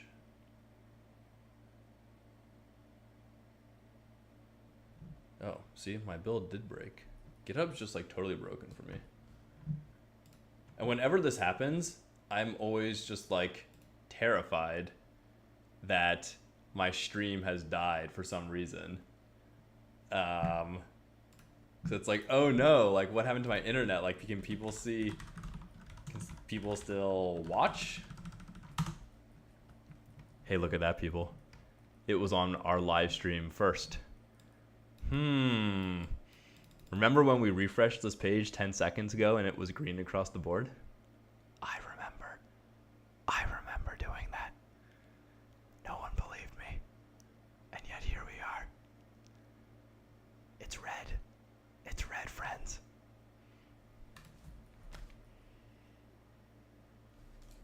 I think this means if you're an engineer using GitHub, you should just stop working for the day. We should just call it quits and all play some video games together.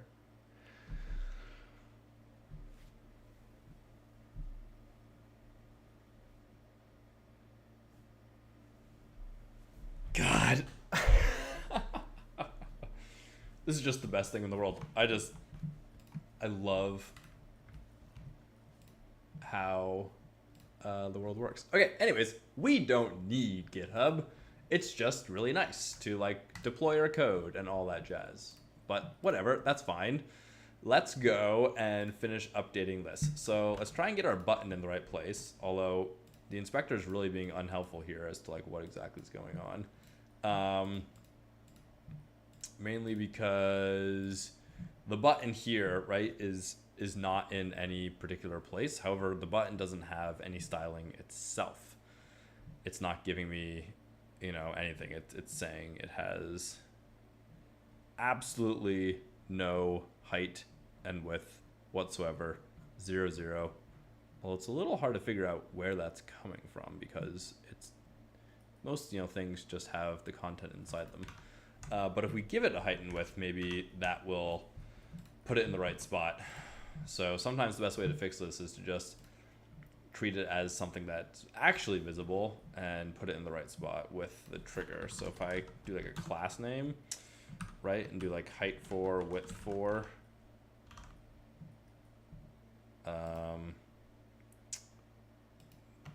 that put it in a totally different spot. It did give it a height and width though, but it is way off in Never Never Land.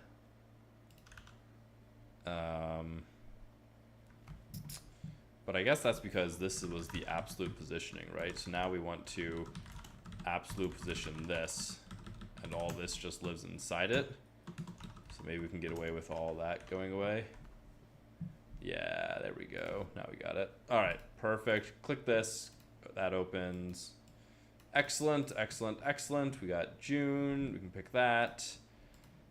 This is still kind of weird. I feel like that's a bug on Chad UI part. That should be like white text or something. But I'm not going to fix his components right now. We have better things to do. So we got our timing. We got this. We can click save. Let's go ahead and pop the save button all the way to the end here.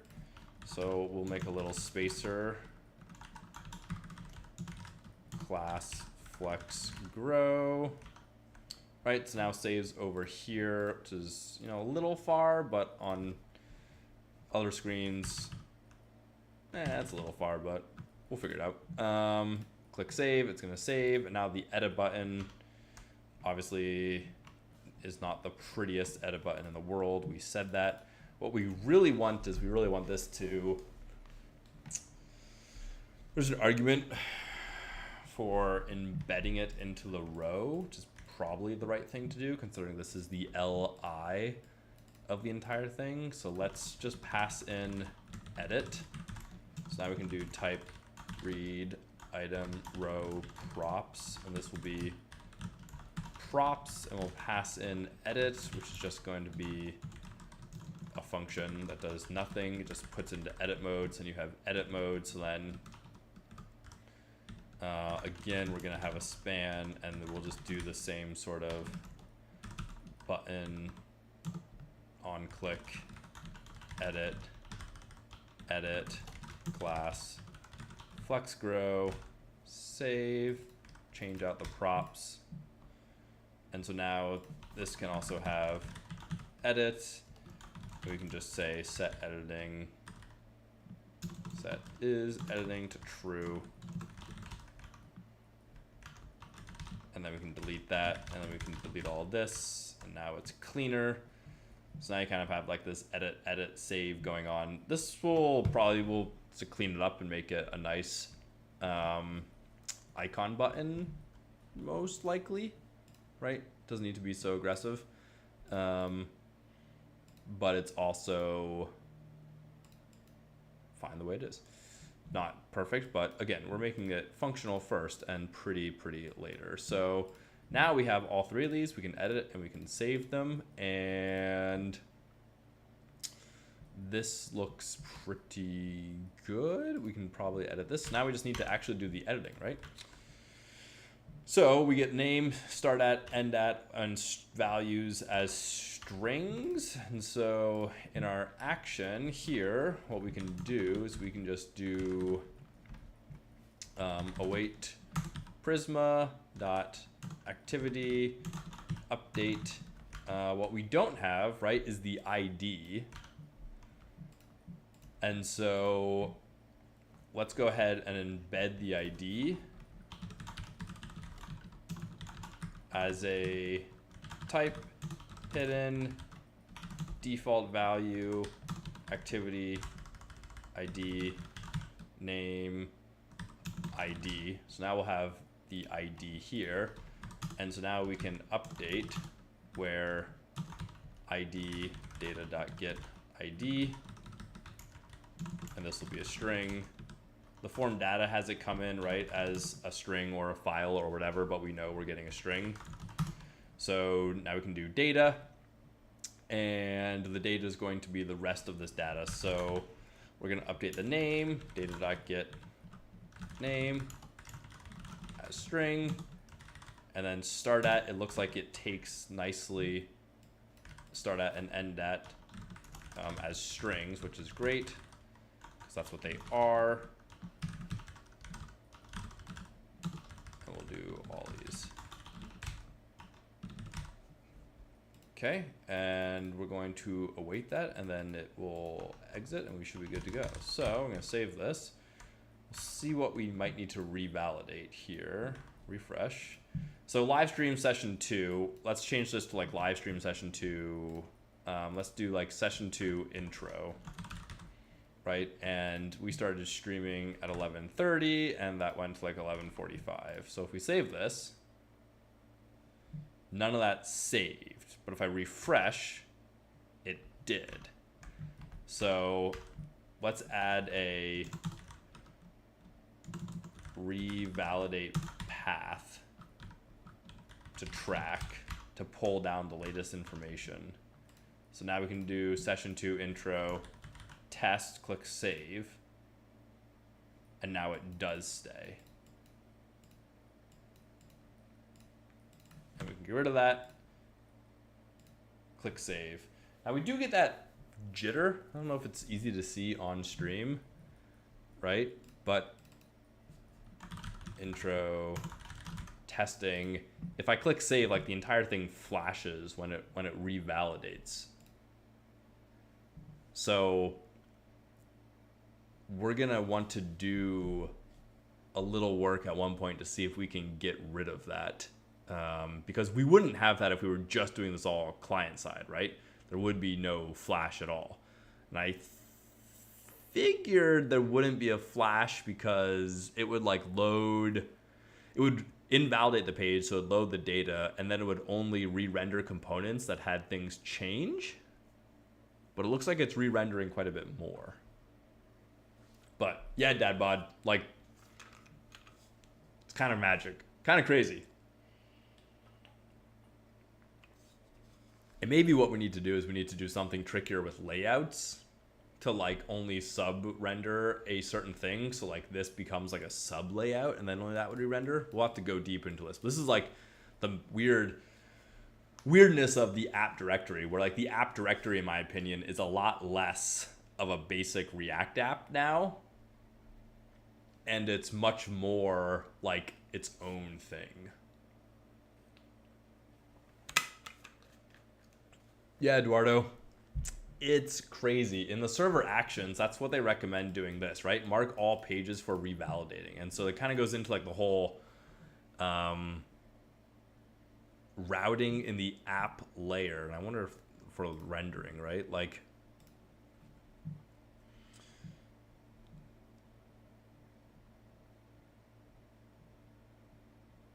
no, it's not really telling me what I need to know here.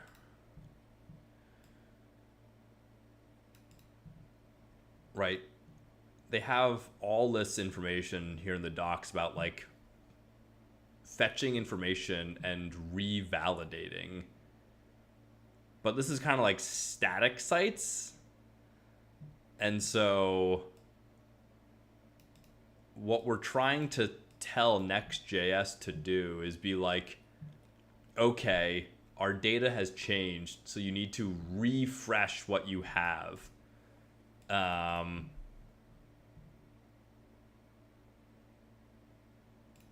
with the server action. I'm still not sure if this is like the right way to do it or the best way to do it. But this is the only way I can kind of see how to do it. It'll rerun the database query. It'll basically like, it'll load the track page and it will say like, I need to redo this page. So it'll start here, track page, and it will rerun, like get the current activity, all of this stuff, and get the daily activities and all of this stuff, and then re-render this. And so like in our server, looks like we can't really, it'll call into the server.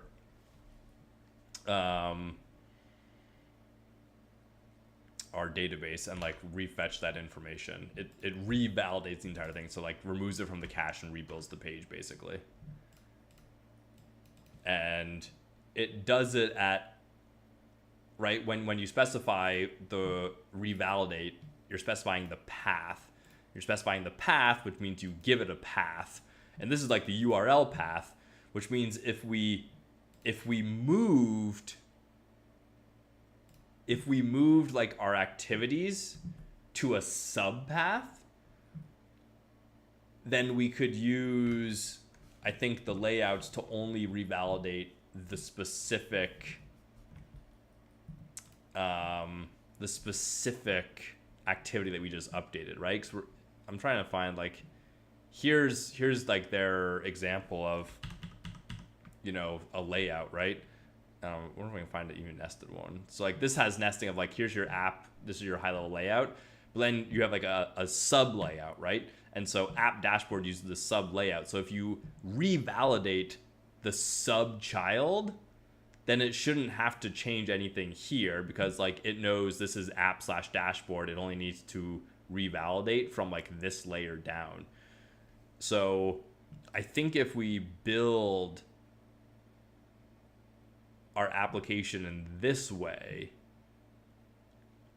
by adding a couple layouts and like having our layouts be nested, and then like the nested ones each has its little, you know, like the rows, for example, then we might be able to just revalidate that sub path and have it work.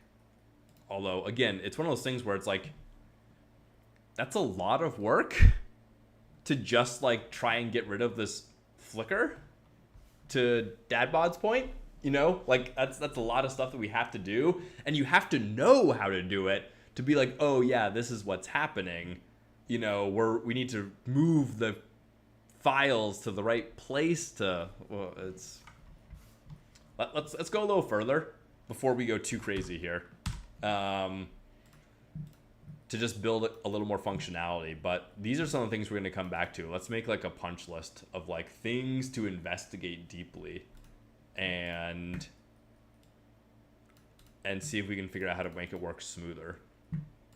Dadbod,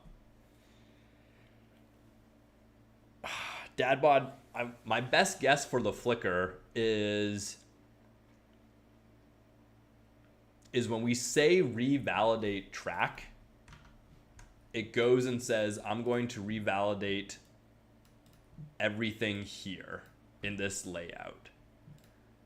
And so it basically reloads the entire thing. And because it's reloading the entire thing, I would have thought it does a better job of like React and its shadow DOM and like comparing and contrasting and only re-rendering the components it has to. But I think it just re-renders everything. Everything like up to, my current guess is like the layout.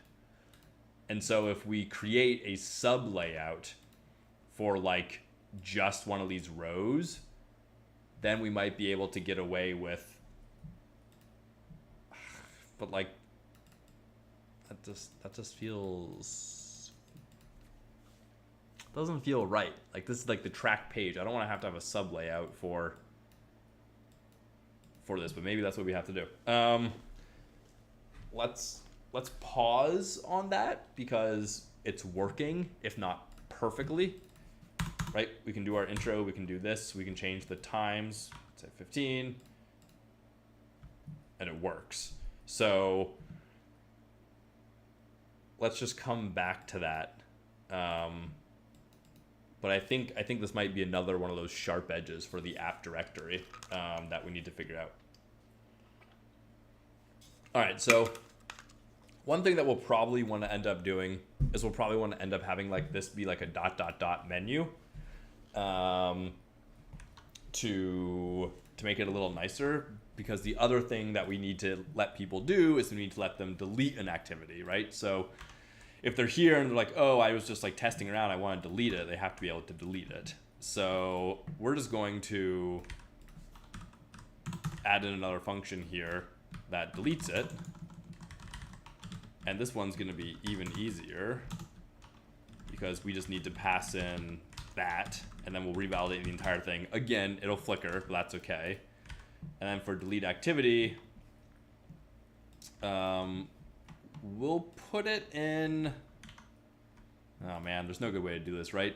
You either click edit and then you have to click delete, or you click delete next to edit. We'll put it next to the edit button. That's probably where people expect it the most.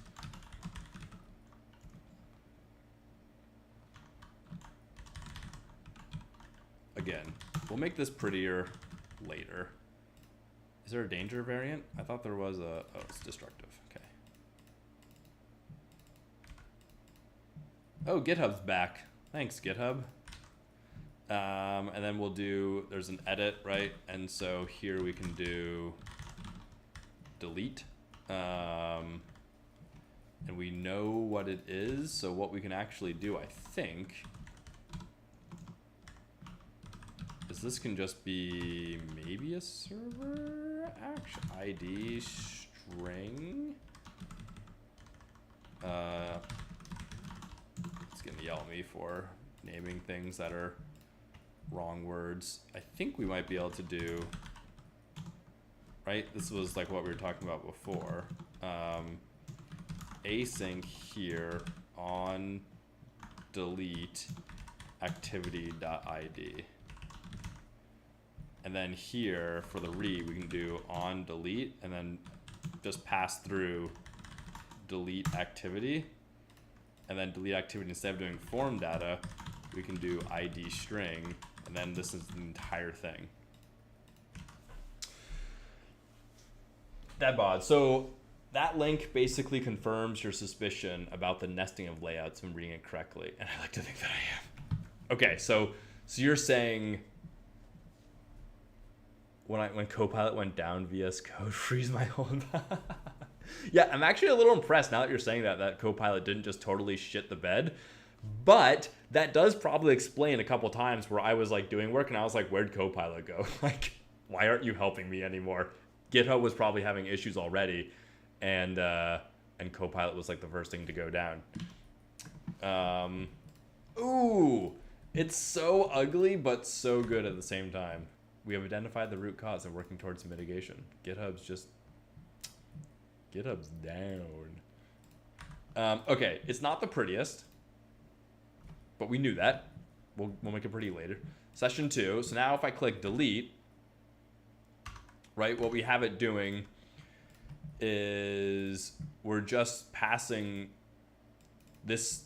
This is the delete activity. We're passing it through to a delete handler, and it should just call it with this, and then this is going to revalidate it, and it's all going to disappear. So let's do the second one because I don't like that one. Boom. On delete is not a function. Ooh. So this wasn't called at all. Delete activity was imported, and then we passed it in to on delete, and we called it, and it exploded.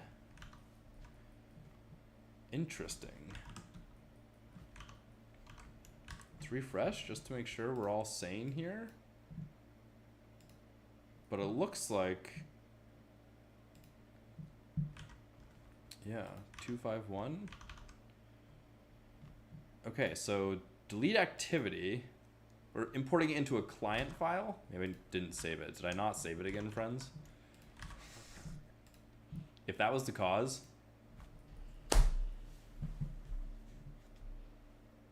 you guys got to catch me on that.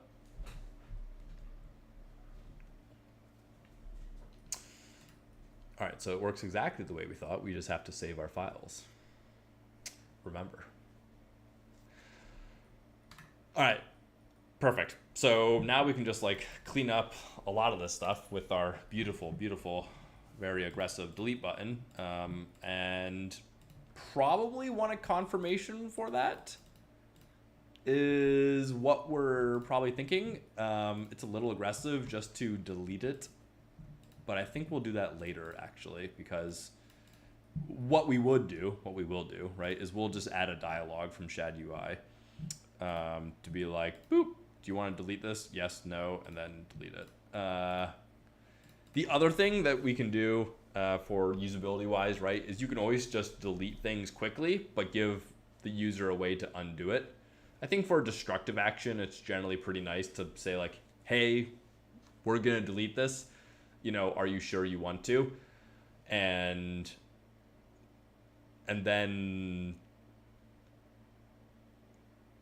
they basically, you don't want your users to ever be gun shy for clicking a button or doing an action, right? If they learn from your user interface that like, oh, if I click this, like, I don't know what's going to happen and I'm scared, that's not where you want to be. You would much rather be nice to your users, and so like they're okay clicking something like the delete button, knowing that if something bad will happen, your UI will always let them know before doing it. I think that's probably a little better than, you know, the other way around. Like even in Gmail, right? Like you don't really delete things anymore. You just archive them. And so like there's no destructive action there. And then when you do delete them, it goes to your trash and stays there for a while. And only when you go to your trash and empty your trash does it give you a big scary warning being like, this stuff will be gone forever. So there's lots of ways that you can just like guide the user through that, right? And only when they do something irrecoverable do you give them the warning. Here, deleting it will be irrecoverable. So we should give a warning. But we will come back to that. I'm going to refresh our repo again. So Vercel failed to build, but I don't know if that was just a GitHub issue. No, okay, so our app track page does in fact have a bug. And what that bug is where'd you go? What are you working on? What you've done today. This needs to be an apostrophe. All right, so let's go ahead and commit this now for feature, update, and delete activities. Let's push both these. Hey, it worked. Thanks, GitHub. God, still gives me a heart attack. Am I down or is GitHub down? You don't expect GitHub to be down. It was DNS. Awesome.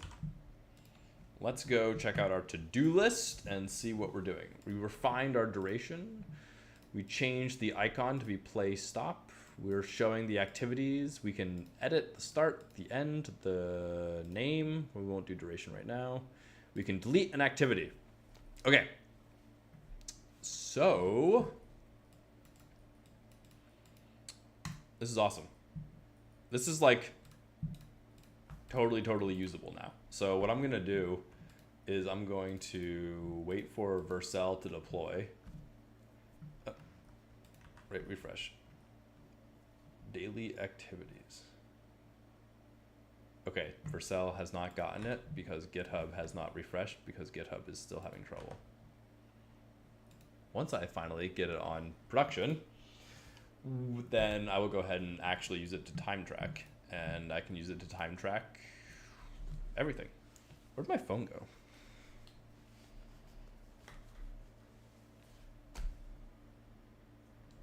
Oh, you know where my phone is? it's my camera.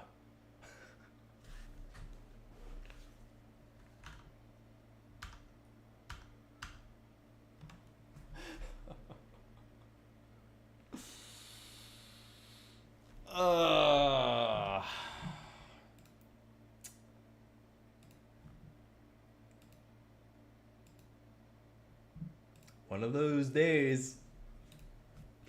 It's just one of those days. All right. This is basically where I wanted to get to on this screen. So I think what we're going to do now is we're going to jump to the next sort of screen and section. And so for those of us who were here yesterday,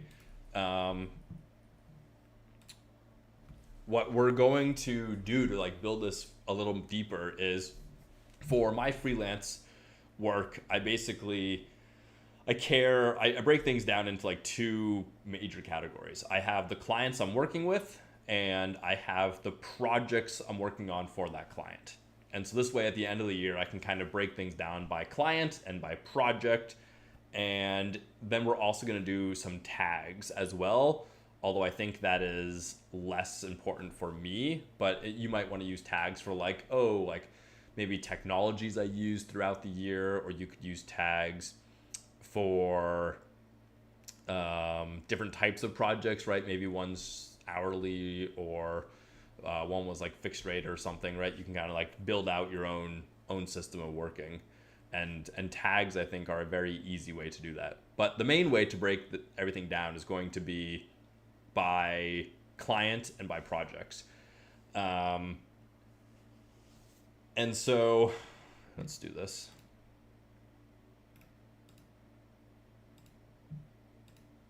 So by client or by project. And in some data models, what you might be tempted to do is you might be tempted to build this all as like some very powerful but convoluted tag system.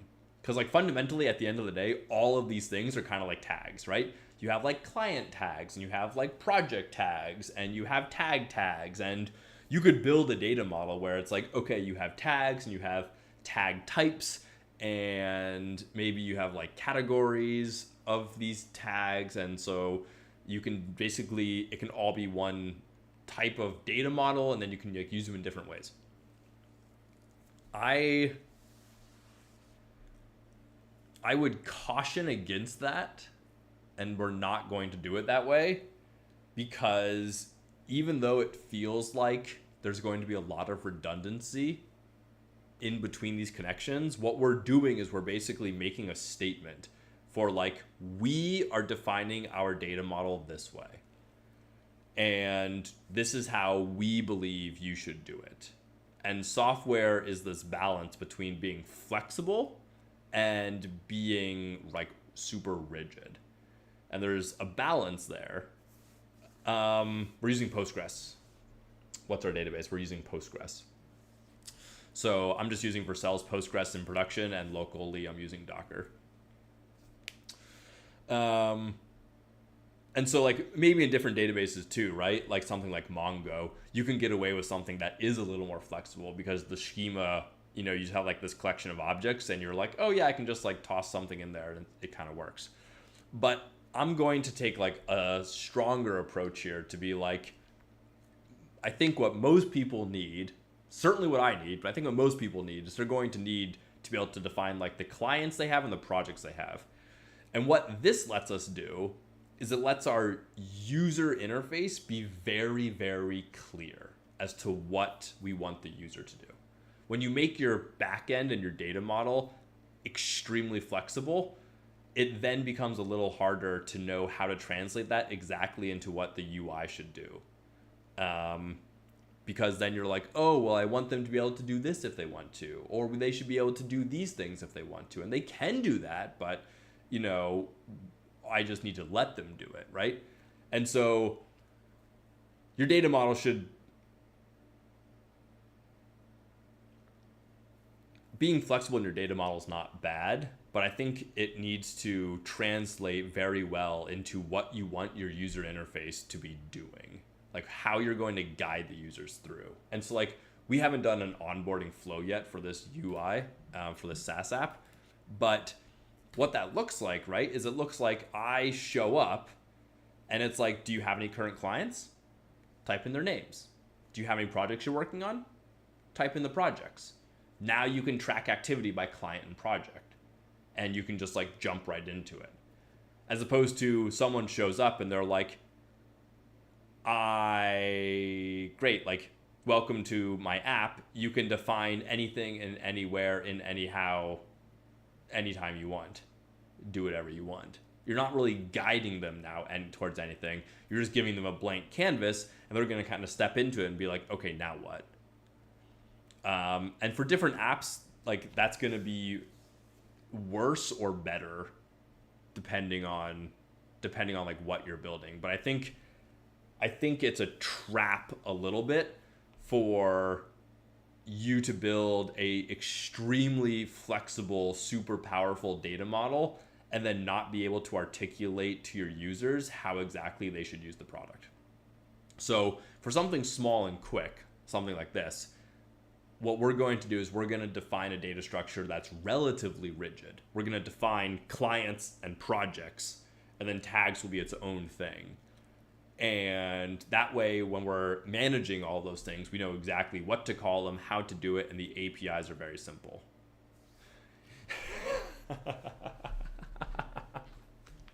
You must do enterprise work. Gotta run those ETL jobs. Oh my gosh. Yeah.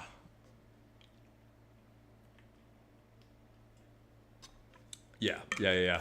Formerly, the company I worked at last did a lot of data migration, and so there were just ETL jobs everywhere, moving data around. And it's, yeah, the amount of stuff that happens in those things is scary and probably should not happen there.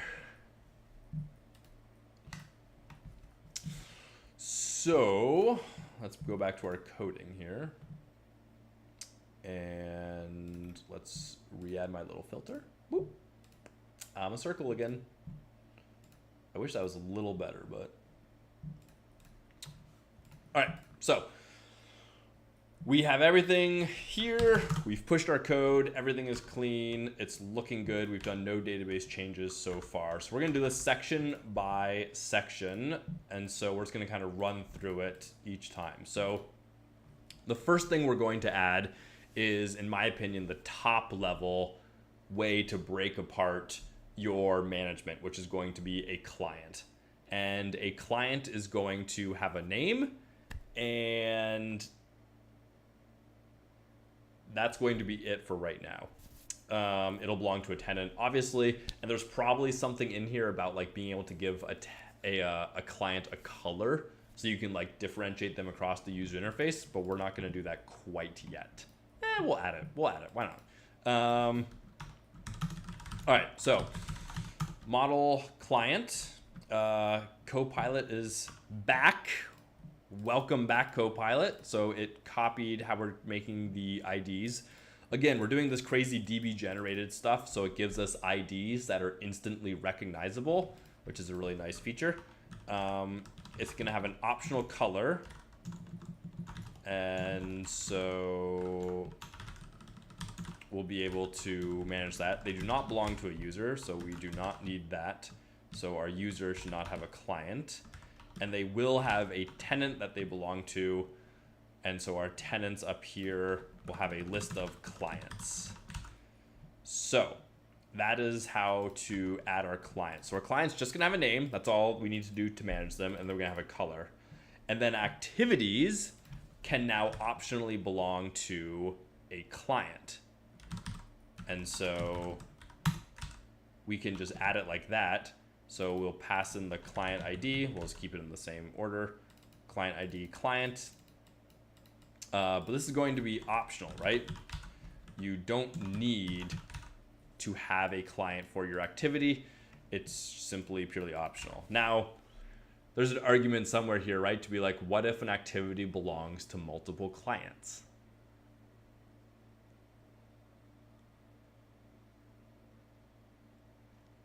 And we're just not going to do that right now. Now, you could do a join table, obviously, and therefore you could have an activity that belongs to multiple clients. But I just don't see that being a very common use case for what we're building right now, right? So instead of being more flexible at the cost of more complexity, we're going to focus on being simpler, and then we can change that in the future if we have to. This is the best part and worst part about software, is that it's totally malleable. So we can just change these things if we have to in the future. And then of course a client will have many activities, and we'll change that to be activities in plural. Okay, perfect. So we can now go here and do Prisma migrate, and this is going to be client. And let's do like add client as our migration. Okay, so we're making changes to our tables, and because we're making changes on these, it's going to totally delete everything. And so the answer is yes, just delete it all. But this means that our user got deleted, and we did this in the very beginning when we first started, right? We should make sure we relog out and relog in to create our new user to make sure that we have everything set up correctly.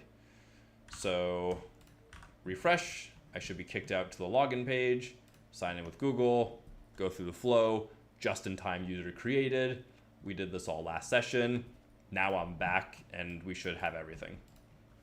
So I can now do client management is what we're working on, and it correctly started and everything. We need a blank slate for this, but we'll do that later. And this looks pretty good. So we did that. So let's go ahead and commit this. Feature add DB client model. Now we're gonna have to push this to production, right? Before we push this code. And I'm going to do that over here with our Vercel setup in our database. And I'm gonna see how it explodes, because it might not like how this migration runs. Nope, it worked great. Perfect. Okay. So I'm just doing it off screen because there's the connection URL in it to the production database, and I don't really want to rotate those credentials again. So yeah, but I just ran npx prisma db push with the connection string for production, and that fired off to our prod database. So now that our database model has been changed, we can go through and actually start building this. And we can double check the database is good because we can use Postico. And here's our local time tracker database. And we can now see we have a client table with a name, a color, created that, updated that, and a tenant ID. And so all this has been added and we are good to go. And this is required, so we should be fine. So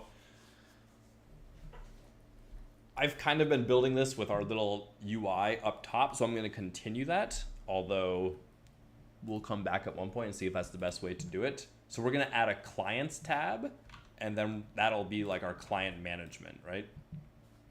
So app, we're in our app, we can just add a new file. This is going to be clients, and we'll do page.tsx. Now, there's not a lot of information per client, right? There's a name and a color. And so again, we can kind of get away with doing all of the CRUD work on the same page. Although I have to wonder again, if the app directory is trying to tell us to like do this differently, right? Like have a list maybe on like the left-hand side and the details on the right-hand side. And then that can be a sub layout, and that could work. So let's try that. and kind of see how this ends up working out. And it might look really nice too, because we're mostly focused on being a desktop application here. So we're just going to jump over to the track page and copy kind of what we have at a top high level, because it's going to be similar to this, although not exact. We don't need daily activities, and we will want that. So what we're going to do is we're just going to fetch all the clients, Prisma, and we're going to get them all for the current user. So this is just going to be find many clients where, again, we're going to be safe and use both tenant and user ID, although a user belongs to a tenant, so you can just do user ID or just do tenant ID. Actually, clients don't have, this is activity, right? So we're just going to get all the clients.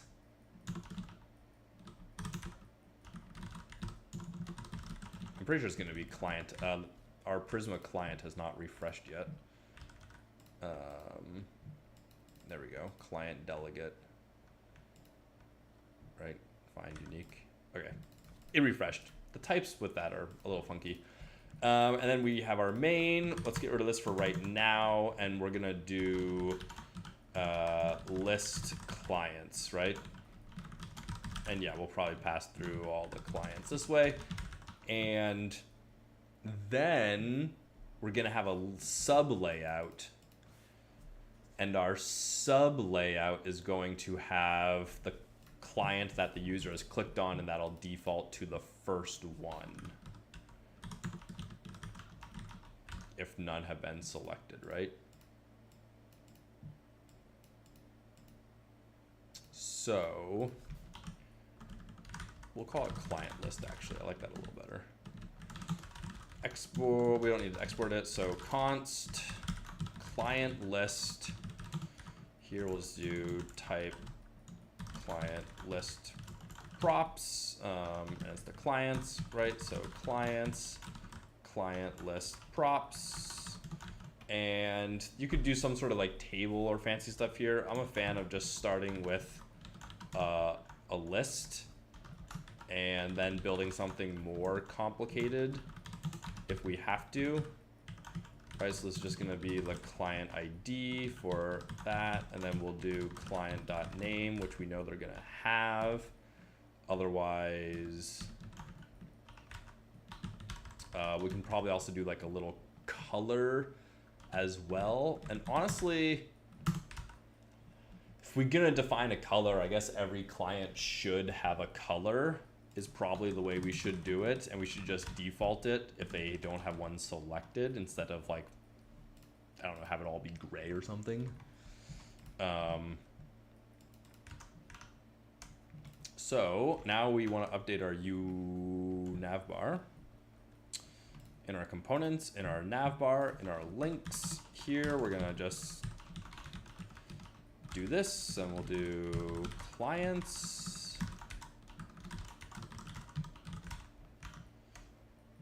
And that's not the way we want it to look, so we want flex items center, and do like gap 4. Yeah, looks good. So now this goes to clients, and here's our client page. We don't have any clients yet, so we have nothing. So let's go ahead and give it a title so people know what they're looking at when they first show up. We can do that in client list probably. So div, toss that here. Yeah, we'll do that.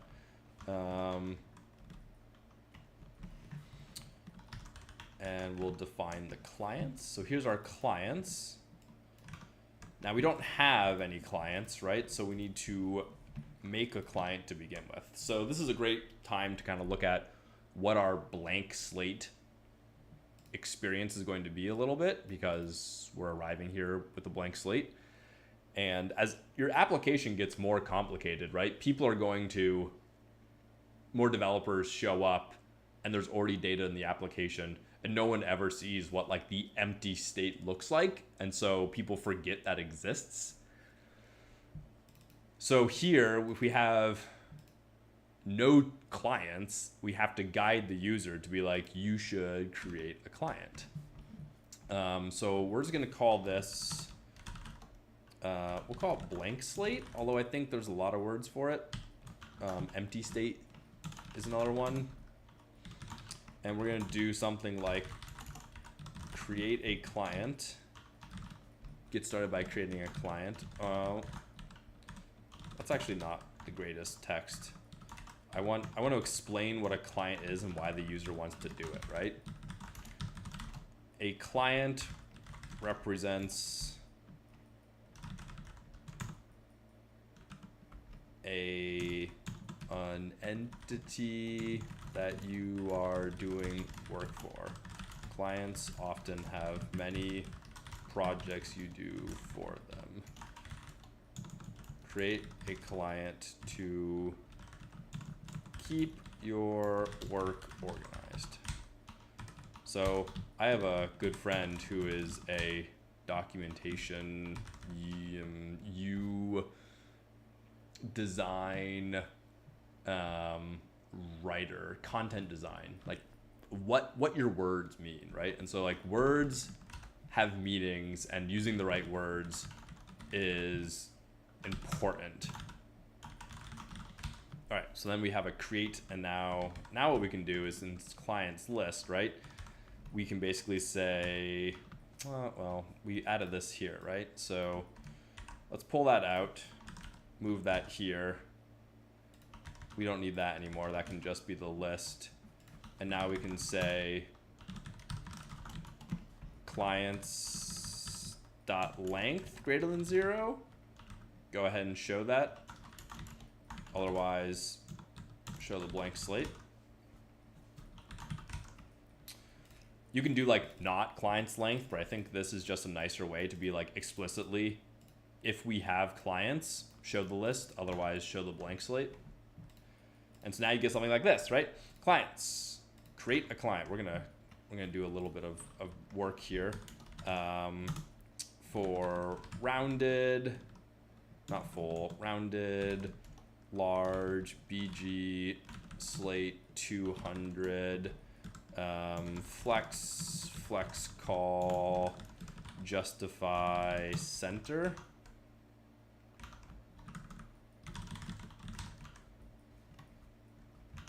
Nice. Class, text large, font, we'll do semi-bold for this call to action. And then the entire thing can be space. I guess we have, right, we can do gap 4 and see how that works. And then the entire thing needs padding. All right, cool. So it's not gonna be this wide because I think we're gonna do some layout stuff, but now you land on this page, right? And it just feels so much better. You're like, okay, I wanna track some stuff. I'm like, oh, what's clients? Oh, okay. I don't have any clients. So a client represents an entity that you are doing work for. Clients, many projects. Create a client to keep your work organized. Okay, so I know like what a client is, you know, why it's useful, what I need to do next. Click create. That's kind of like the flow we're trying to guide our user through for the blank slate, right? And now, of course, you click create, and what happens? It's like, well, how I imagine the screen looking on a desktop is I imagine we're gonna have like a left, right? I'm gonna imagine we have like a list of clients on the left and the details of the client on the right. And there's very few details, but we can smush our UI, right? Our UI kind of looks like this. So the client list takes up like half of it, and the details, which would be like the name and color, take up the other half. It's not a lot of content, but we're gonna try and lean into the app directory and how it's doing it a little bit here. So this is gonna be our first nested route that we're really trying to do this with. So here, let's see.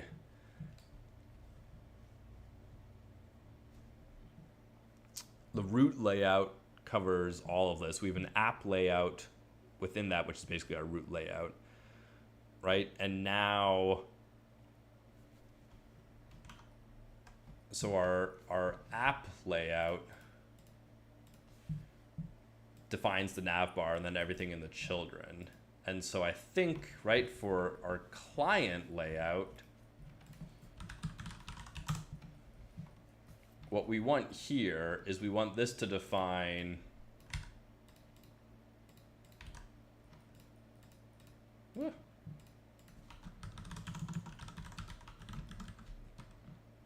what we really want is like, we want our client list on one side, right? So it's going to be like class flex gap 4 to give space in between it, right? And then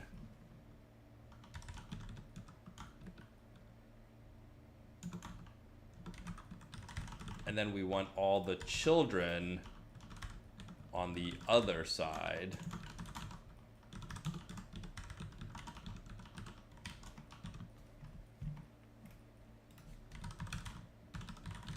So if we move everything here, so what's this page going to be? The client page, I guess, doesn't really exist actually, right? Where are you putting your main? I should, honestly, that's a good question. It should really be here, I think.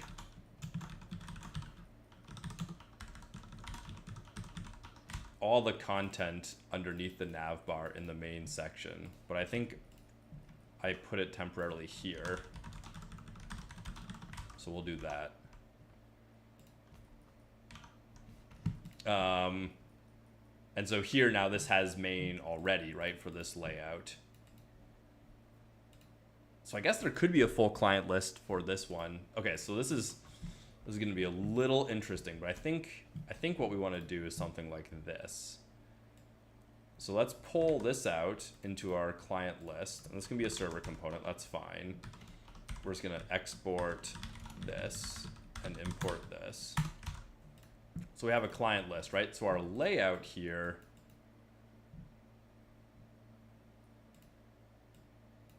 this layout will impact this page. So we want a new one, right, for ID page TXS. So this is now something like this. And maybe we want this like that. And then div children, and the children will be the page. And then this, we have to fetch them, but that's okay. So we can just refetch it.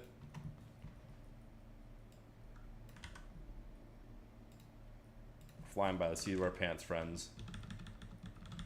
I'm pretty sure we can just mark any layout as async because it's a server and it's gonna work.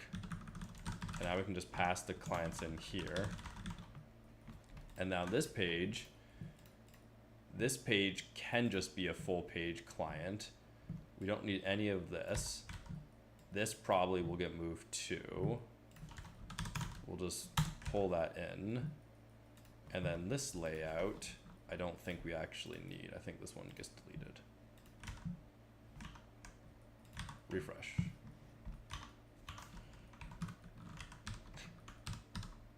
Restart the dev server. Refresh. Okay. rm-rf.next. Restart. Whenever anything goes bad, just delete your entire .next folder and try again, especially when it can't find modules. Okay, now we're actually finding, there we go. Okay, great. See, just everyone needs to take a deep breath, including next.js. So now we have our client page and we can create a new client. And the idea is going to be that when we go to /i, client ID, whatever, it's going to have the clients on the left and the client here on the right. So when we create a client,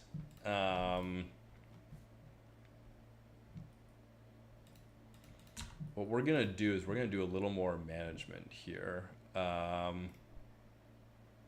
We're going to do new page.txs, and this is going to be a new client. And the reason we're doing this is it's going to make it much nicer on mobile to be able to do clients new to create a client. And it also gives us a really nice place to put our entire form as well. So this is no longer the track page, right? This is the client page. And so we don't need this to be main anymore, as discussed. So what we can do now is this entire thing. We might be able to get away with just this being like super, super, super easy, right? So we have this here, and we can probably just do create a new client. I'm not sure my capitalization usage yet, right? And now we can just do a form. Actually don't think I need that at all. And the form, right here, we can just do function on create data, form data, and this will be our server action, use server. And so we're just going to create the new client, and we know, oops, don't do that, right? We need the user ID, no we don't, we need the tenant ID. We need the tenant ID, and we get that from our user, so const user equals await get user session, so this is user.tenant.id. This is an async function, so you should all just work.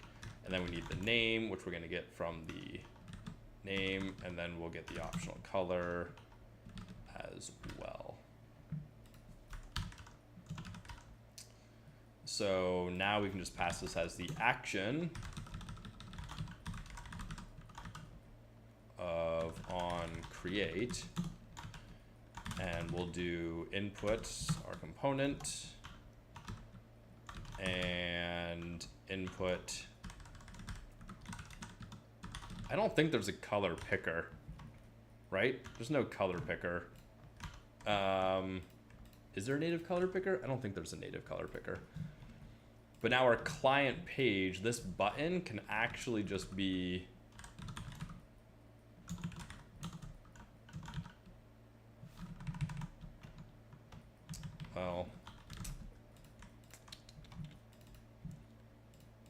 I think we can actually, right? This is a radix button as child slot button.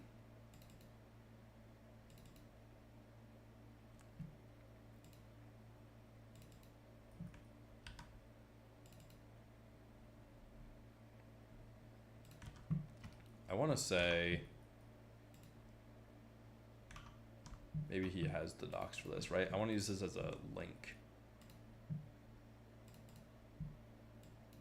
Oh, it just like looks like a link. I want it to be a link. There we go. That's what we want. So here it can be primary, that's fine. We want it to be primary, we want it to look nice, right? We're gonna do link, and then this is going to be client/new create. Okay, so now it's an actual link, which is good, because we want it to be a link, not a button. We click link. Oh my god, you guys, there is a native color picker.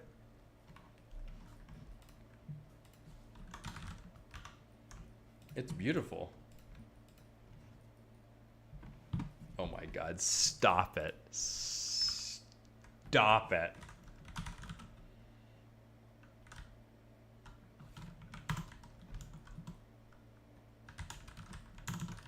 Do I have it here?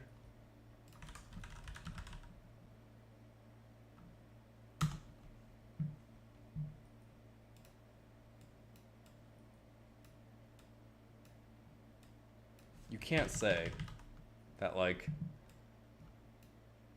that's not the best button you've ever seen in your life. Just pales in comparison to this. Just pales. Pales in comparison. Don't worry, we'll rip it out and put in our own button. We'll get there. We'll get there. I told you. Make it functional first. Make it pretty later. So to make this nicer, we're gonna flex it up. And class name, we can make this one particularly, we can make it full width. And here we can make the width just pretty small, right? Like 12 or something. And so now you get something like that, which we'll do gap for, right? So now create a new client and you're like, oh, okay, this is like much nicer. Like I can go like, blah, blah, blah, like pick my color. It's beautiful. And I honestly don't know how this ended up here. If I refresh, does that happen again? I don't know. Right, so you can be like red. For zero effort, I think like being able to build stuff like this super quick is awesome. Right? So it's so powerful to get something working so quickly. And this should just work now. Like we've wired this up. So let's do test client 1.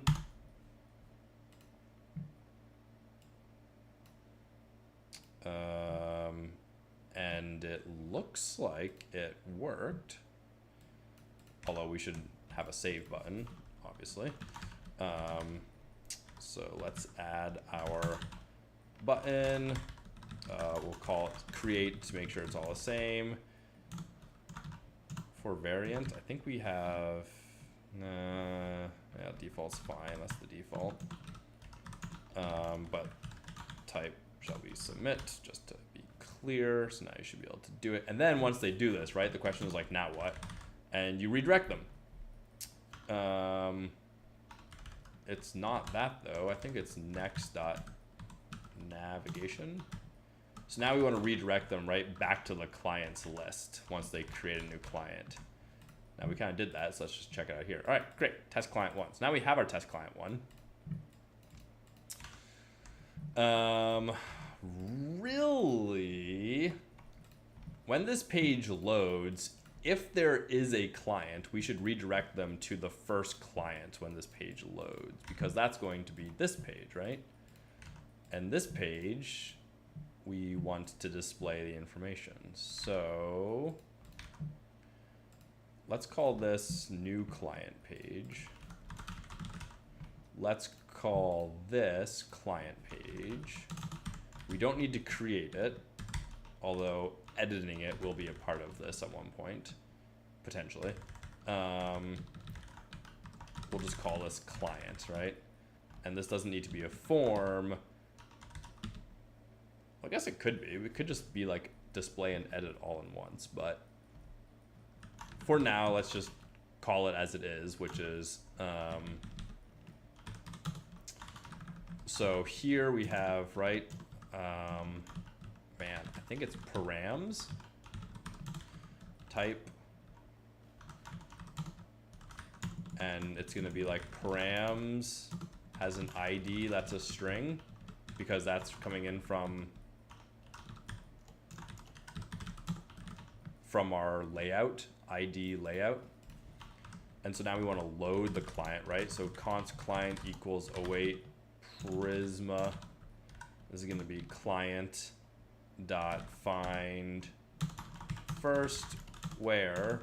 Now you need to be a little careful here because you want to just do like ID equals params.id, but you also want to make sure you have your user session added as well. So you're making sure you're scoping it to the tenant appropriately. And now here we can do client.name, and we'll just not show the color for right now. And I guess this can be undefined, right? So if you did not find a client, what do we do?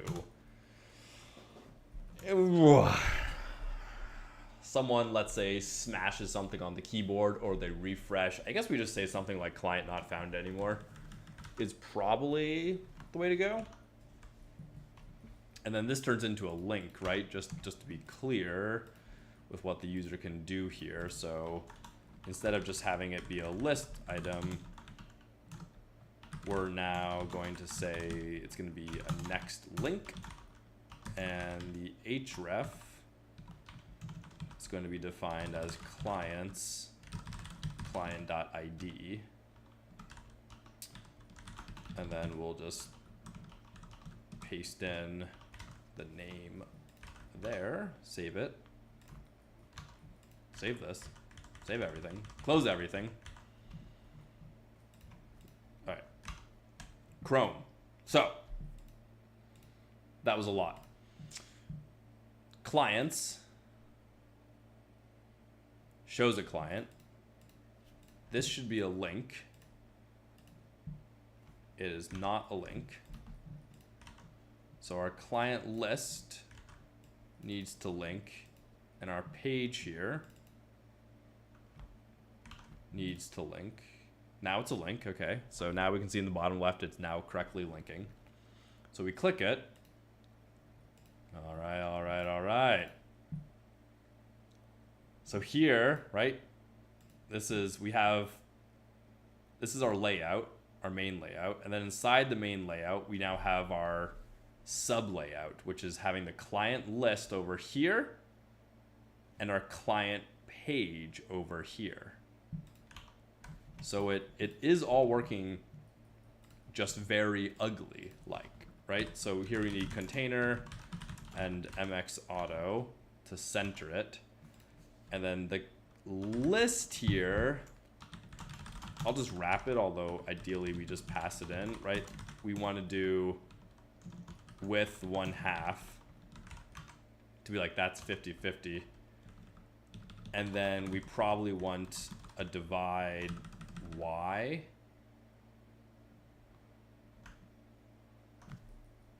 Or X.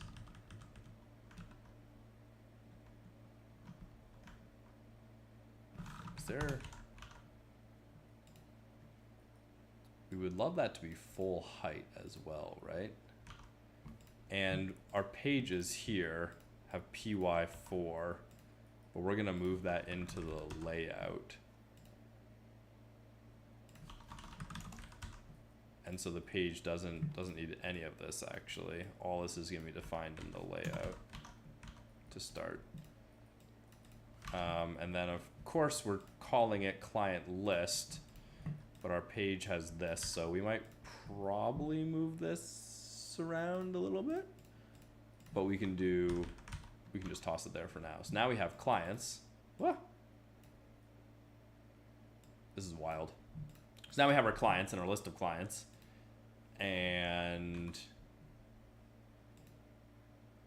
now we have like the client you're looking at, right, as its own little sub component. And so for both of these, I think we want just like padding X4, and then this one too. We want it to be nice and spaced, right? So now you have a lot more breathing room on that side, maybe just on one side. And we can probably get away with this thing, right, being height 100%, but only if main is 100%. Ooh, I don't know. Yeah, sure, we want that, right? Height full. Then we have to do the body too. All right, let's do it all and see kind of what that looks like here. For you, and then for the root layout.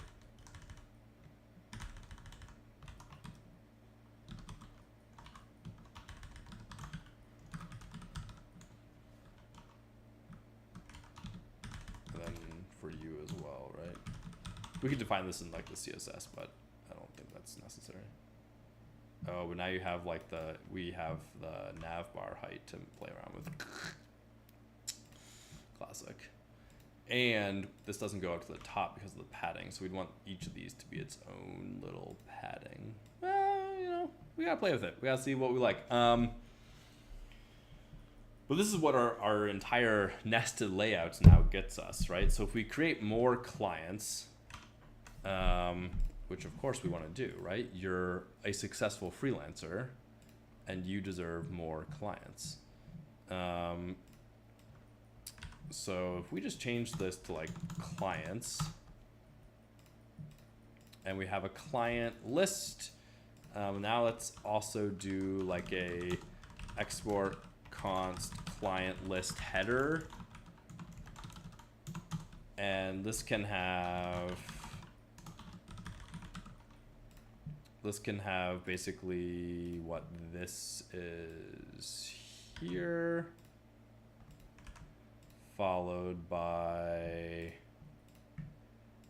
this here. So our client list header is going to go at the top of the page.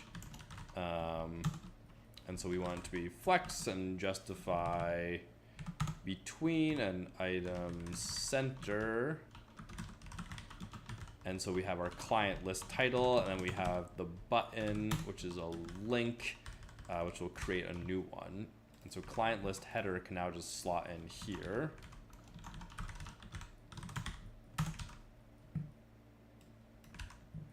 And it can also slot in the layout.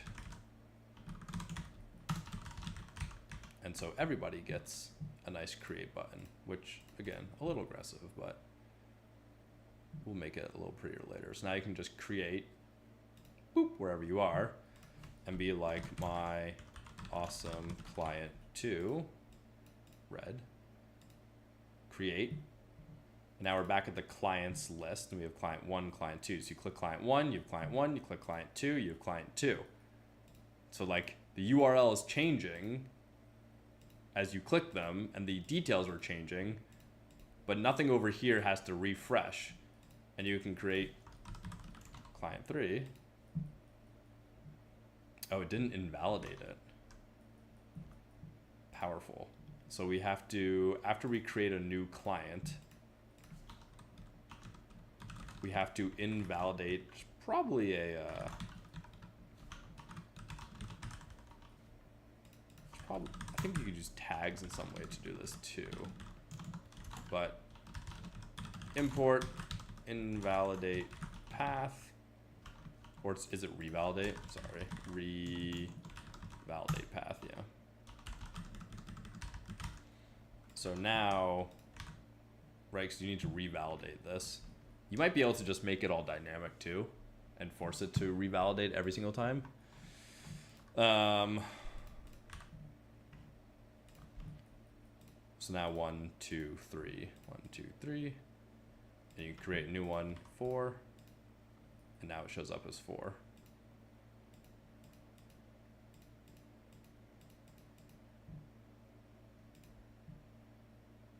So now we have clients. And that did not take very long at all.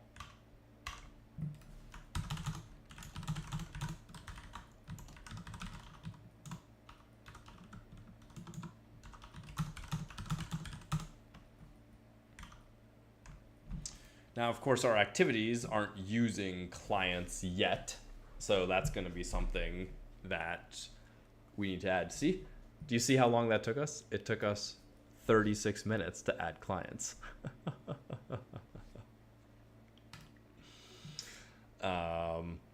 So what we're going to want to do for this is we're going to want to add in like the ability to select tags for our clients. But we'll come back to that because we're going to do the same thing for projects anyways. And I think it's going to be pretty straightforward because we'll use the combo box. So we'll just list out the items here and let you select them. Because again, we're doing one-to-one, so this is super easy. And I think you might be able to,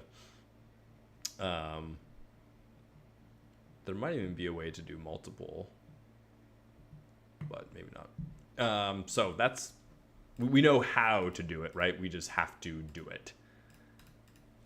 Which, once you're in that mindset of like, I know how to do it, I just need to do it, it's pretty straightforward.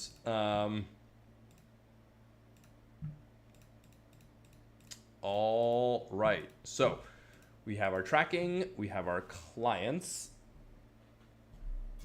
Clients don't have any projects yet, but that's actually probably a good thing to put here, right? In our client page anyways. You'll be able to just say like what you could have like historical details that are associated with them. So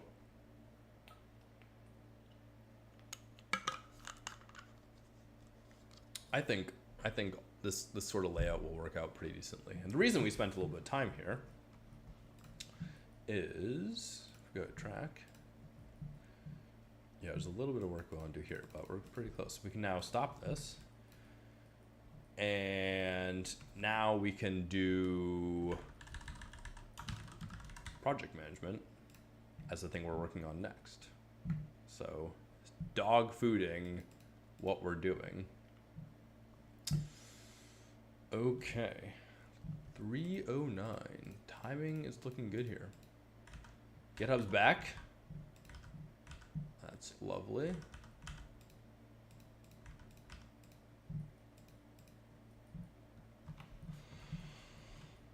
All right, we have clients. Kind of went over that. We'll be able to clean up some of that soon. And now we can do basically the exact same thing for projects. So I don't think this is going to be super hard. So we'll jump in here and we'll basically, I'm trying to think if there's any gotchas here for projects, but I was going to basically define the project in the same way. So you'll be able to define clients and you'll be able to define projects, and an activity will have both of those. I don't think there's any specific, I guess maybe what we should look at doing before we do that is the CRUD functionality here for the clients. So like updating and editing them, right? And that way when we do projects, we can just take all the exact same logic. So if you're kind of looking at a client here, there's probably like a drop down, whatever, to edit and delete a client. And is there a menu? Does Shad have a menu? Drop down menu. Oh, that looks pretty good. Let's add that. I think we need it anyways.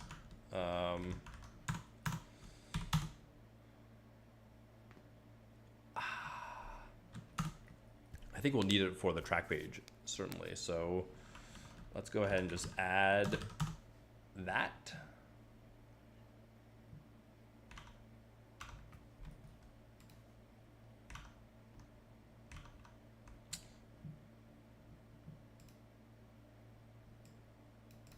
Let's see.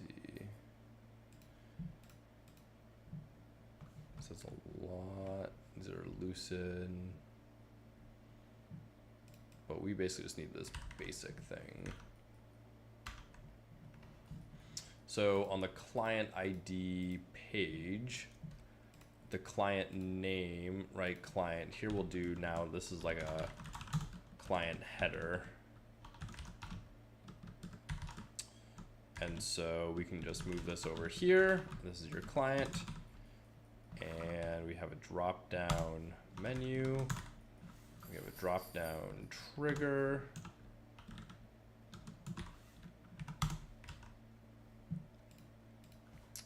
Which I think we want to be, there's a lot of, oh, this is like radix, right? In Lucid React,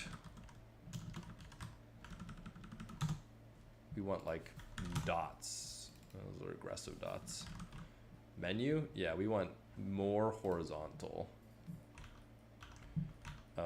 As I think what we're gonna do here. So more horizontal, I don't know what icon means.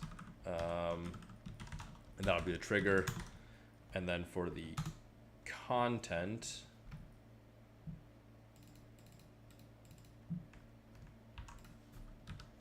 we want it from there, certainly. I think we'll just have edit and delete.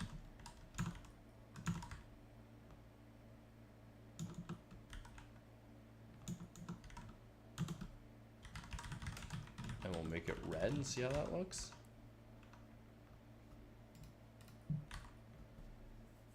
Refresh.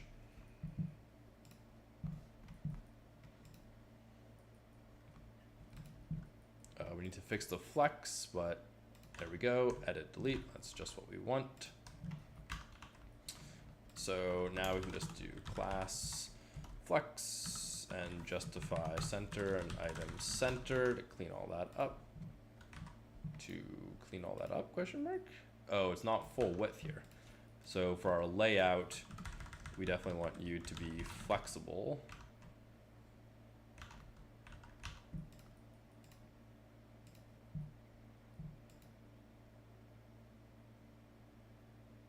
You are flexible. I guess maybe try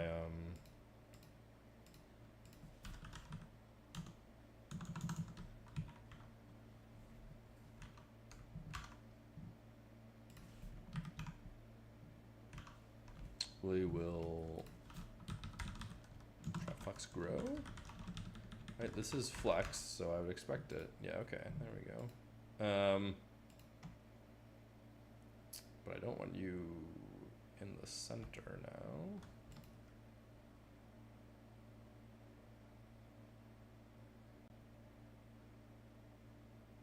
Oh, I have to justify center. That's why. That is exactly where I told it to be. Justify between. Perfect. So now we can have like these little dots and probably want it to be we'll make it a little more obvious later. But now you can edit and delete, and both of these just need to be links, right? So if we do link, we can now do href, and this is going to be client's ID edit.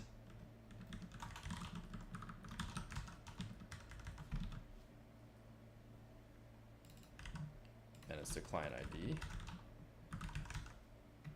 And then delete, we will handle that in a second. But I guess that's gonna need to be potentially a client component. So now you can edit it. Well, it doesn't quite do what we would want. We want this entire thing to be selectable. But you click that and we go to the edit page, which we haven't created yet. So what we're doing here is we're building out kind of like each of these little sub pages for the CRUD management instead of all doing it in one page. And this will be very nice when we support mobile. Hey Codex, we are building a time tracker full multi-tenant SaaS application. So you go to your homepage and you track what you're working on, and you can start and stop it, and you have your duration, and then it shows you what you've done today. And we're going to build in the ability to get reports and history and all of that work. We have all of our code that it's open source, and we're fully hosted on Vercel as well. So right now we're kind of working through the client management aspect. So you can define clients that you have and connect your activities to your clients. And we're building out the CRUD functionality for all of the client work. And we're doing this all in the app directory. So we're kind of really figuring out how the layouts and everything work in the app directory, and playing around with that. So that's where we're at.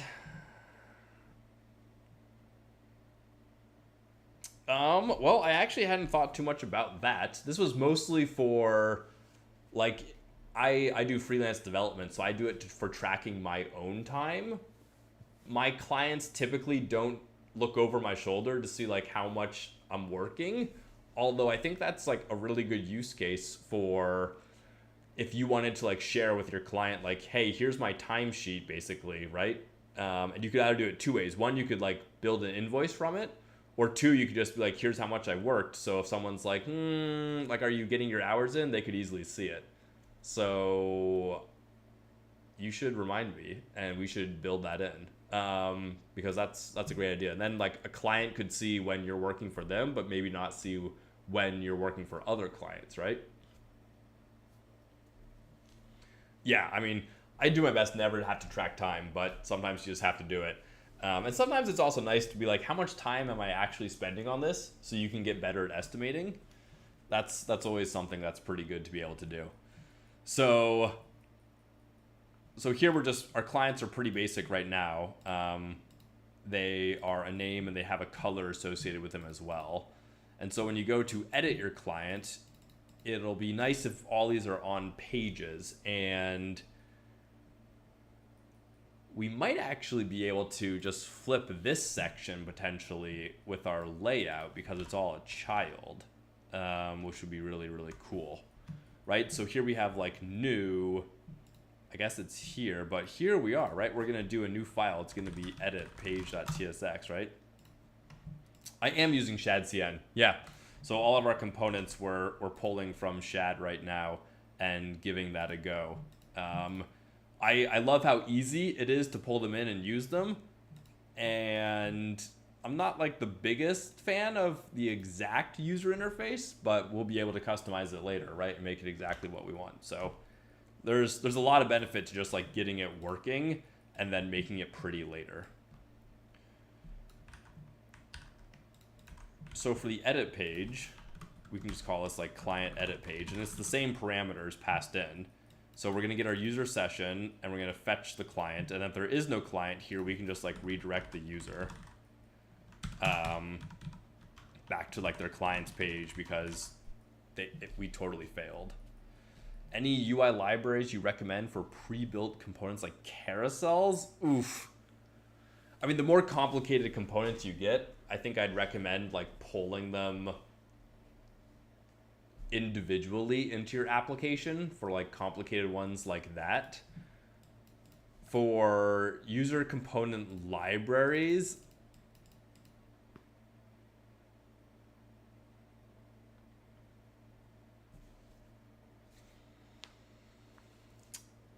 I don't have great recommendations. I'm a fan of like building a lot of this stuff myself.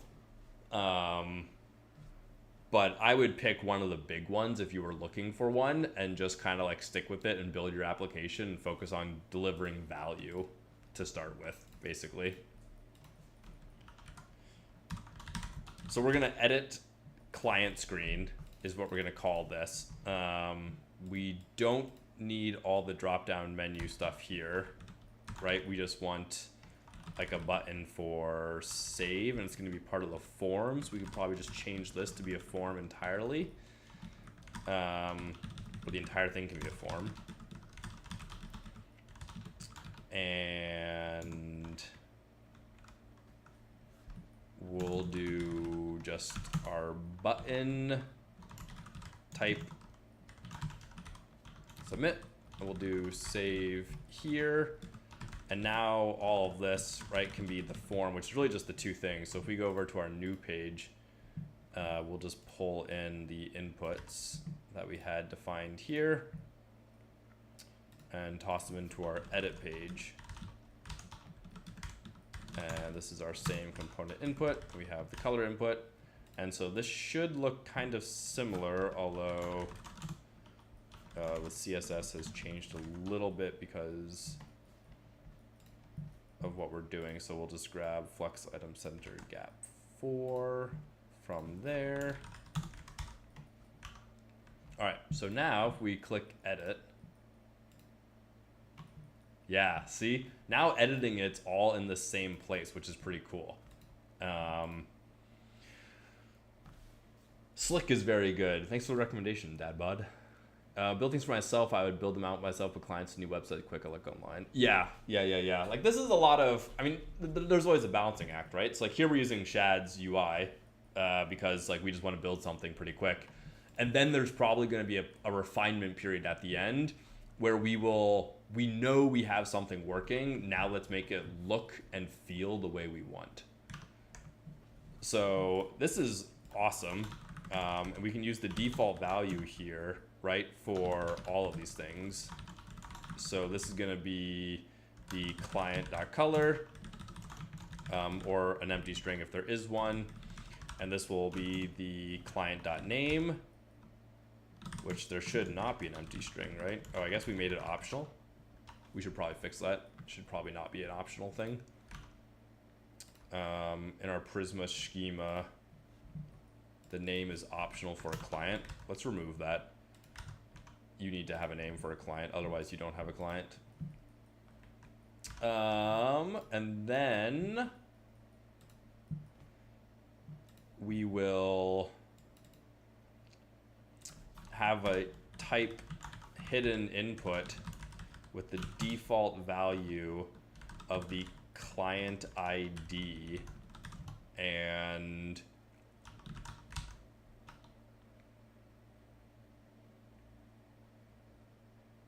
I thought there was something else we were gonna add there. And then the form here can have action equals edit client. Now there's probably a good idea somewhere here to move all of our server actions into like their own actions file, but we'll not do that for right now.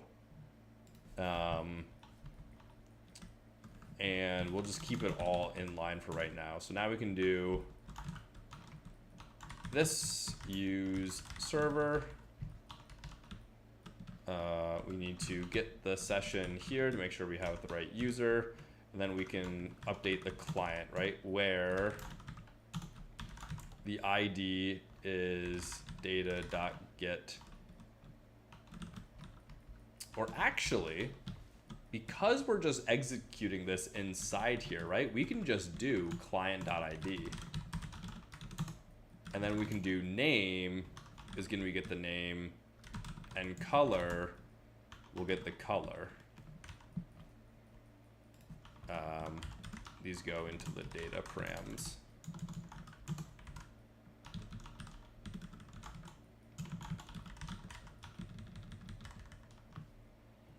And then we can just move this over here, right? Oh, that probably, client is possibly null. At this point, we know it's not null if they call this. So we can just do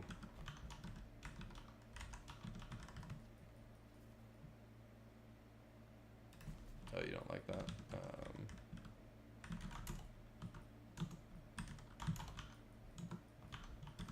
Can we do that?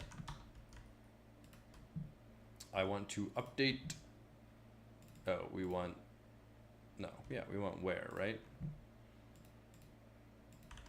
But I guess it's going to be update many. Yeah. So we can just do if not client.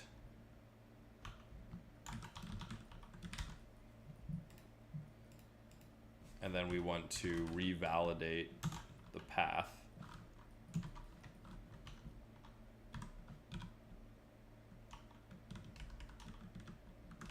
And I guess we probably just want to redirect there, right? We don't want to redirect there anyways.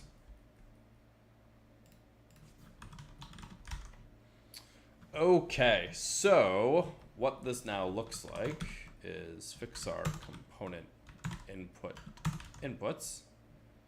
So this is our client edit page. And so we load up the client in the server component, and then we define our edit client function, which is also going to run on the server, right? And so we make sure we have everything that we expect, and then we just update it where the ID is the tenant we discovered with the name and color that was passed in, and then redirect them out.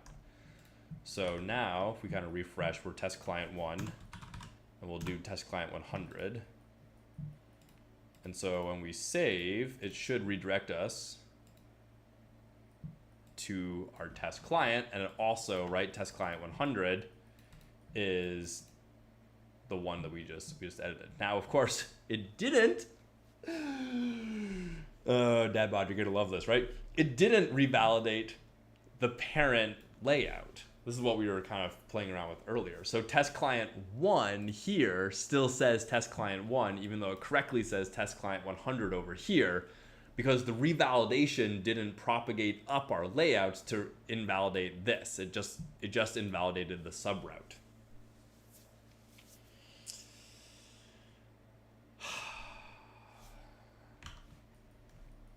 We're not fetching data, so I don't think we can invalidate by tag. So next.js, the server actions do have like this whole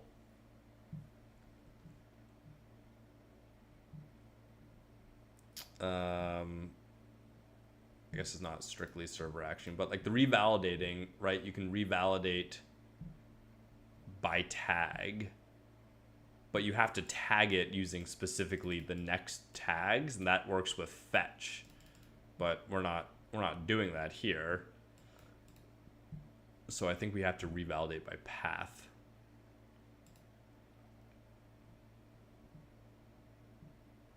Revalidate path will revalidate all segments under a dynamic route segment. Only invalidates the cache when the path is next visited. Yeah. So what we need to make sure we do, right, I guess, is just like we need to revalidate all this.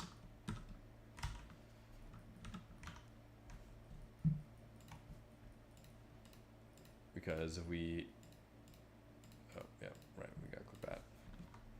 If we do that, we want this to update too. And it didn't even do it that time. Did I save it? So edit.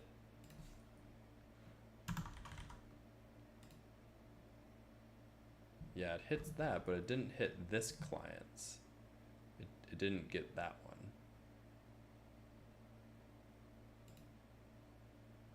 Now it did. They have to visit it maybe, but they are visiting it. Interesting. I would expect /clients to revalidate this and this.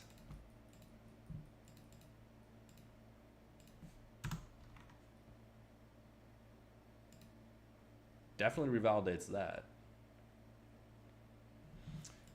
This is like, I mean, it's what? It's /clients/ID. It's coming from like, I guess it's coming from the layout, right? It's coming from this client list layout, which I thought /clients/ID would hit. I thought that would hit it. /clients/client ID, right? Because it's /clients client ID. So like this would be invalidated, the client page, which it is. But then the layout itself, this doesn't feel like it's getting invalidated.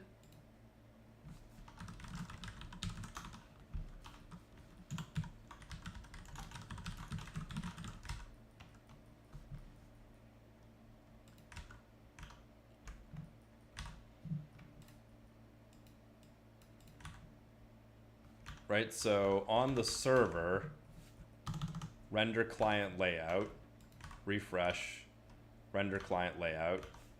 So that's working as I would expect. And then you edit this, and that it did not render the layout there. And then I can like change this, and that did not do anything there. And then I click save. And it did. It renders the client layout twice. But this updated, and this did not. Even though this was called, which means the clients should have been refreshed, right? And the client list should have updated with the new client information. It's like this didn't re-render, which maybe like the client IDs didn't change and so it didn't re-render, right? Maybe that is like nothing changed. Very peculiar. And then of course if I click anything it'll update, so then it does do the re-render as expected there.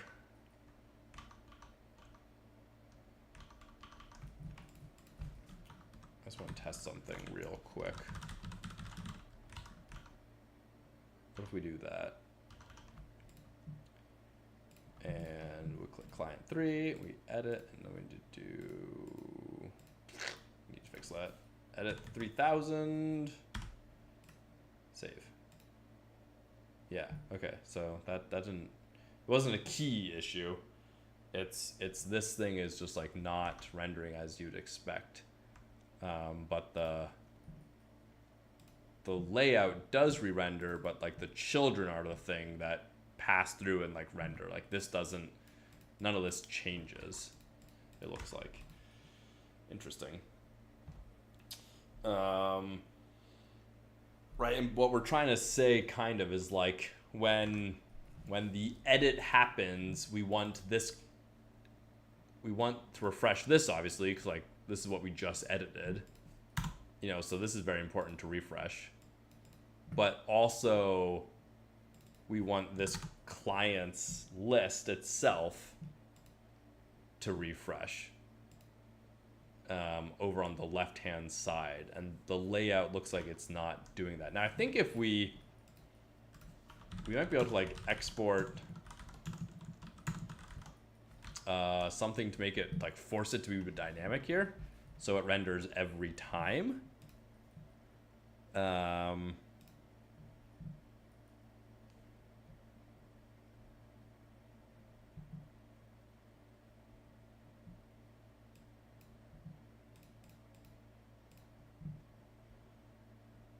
Right, it's like export something dynamic, and maybe we want to do that so it fetches it every time.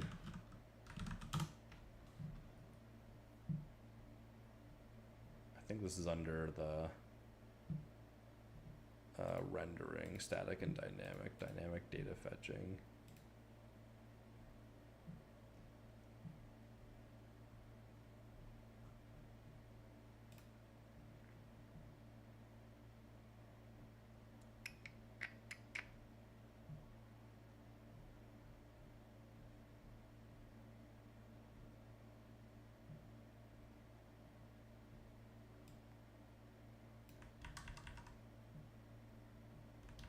This is close.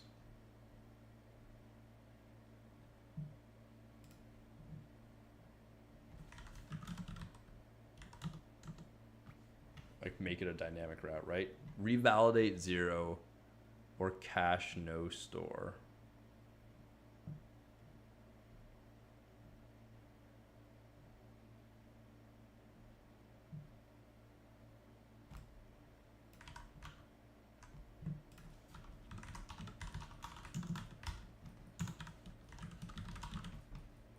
Be able to do that. If you move your fetching to the layout, it should fix it. I have the clients being fetched here in the layout, and they're being passed into the list. So I would expect it when it re-renders to get the clients again, but it feels like it's not getting the clients at all. It's just re-rendering this child. So I'm gonna see if I can like invalidate it basically. Client 3000, so edit, right, client, so this is this client at the bottom. Okay, nope.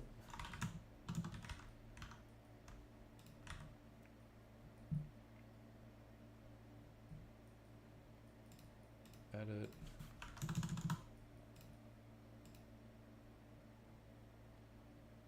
Yeah, no worries, no worries. I'm right here with you being like, oh, I kind of expected it to do that thing.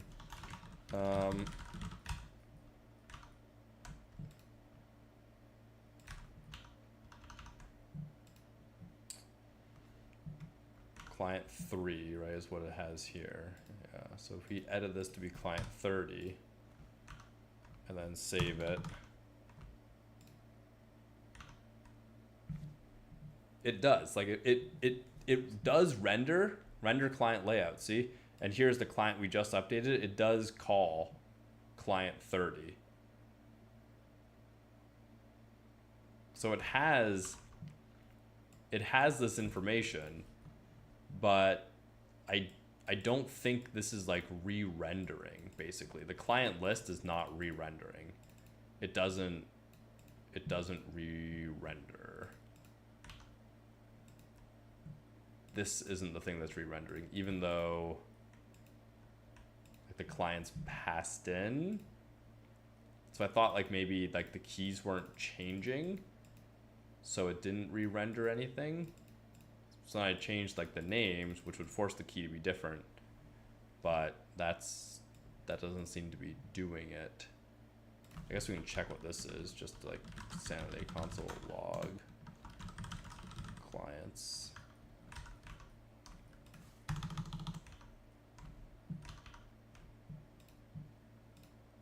Edit, new,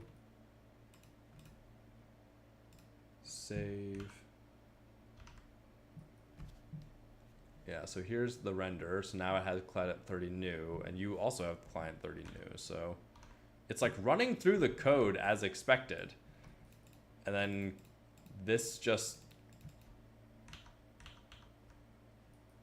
it's not refreshing, right? The second you do anything, like maybe even like go to a different tab. Yeah, like the second you just like revalidate the page, then it shows up as, oh, right, you've updated your name. And so it like revalidates it. That's very, very, very interesting. Not exactly sure what's happening there. If someone figures it out, I would love to know. It's something to do. I need to like reread all these docs again. It's something to do with how. Is this something that a server component can't do? I mean, I could make it not a server component, and I'm pretty sure that would fix the issue. But we have like all this user session stuff happening here, so I don't really want to do that if I can avoid it.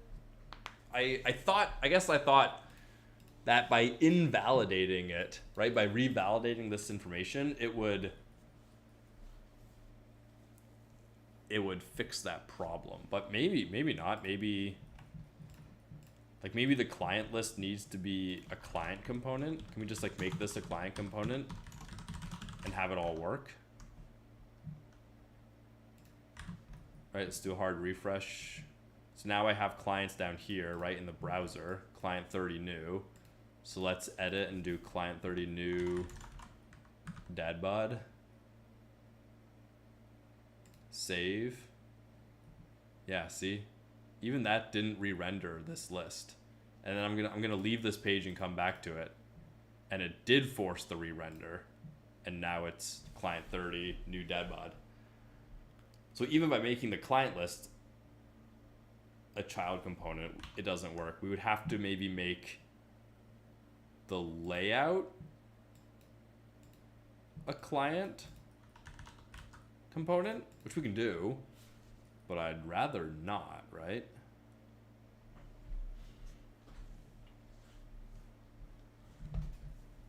All right.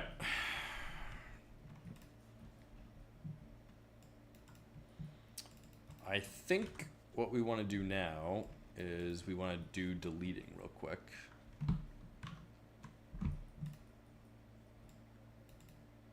If we can get there. So I can click delete and have it do something. Now this is a server component, so we might need to make the entire menu a non-server component, because I want to use the dialog, right? And this might very well, we basically, maybe we can get away with it. Let's find out. Let's add a dialog and see if I need to change up what we're doing.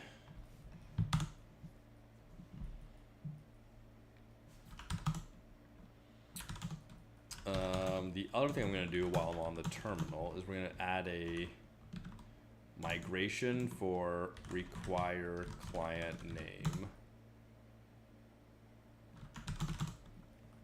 because that's going to get us if I don't do it right now.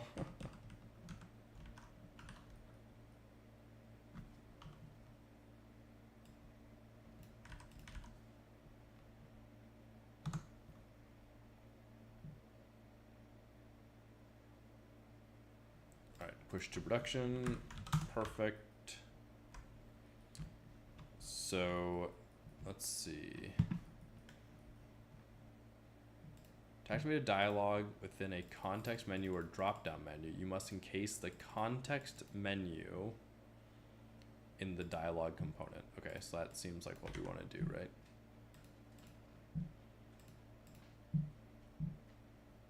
So drop-down menu. So now the entire thing needs to be within a dialog.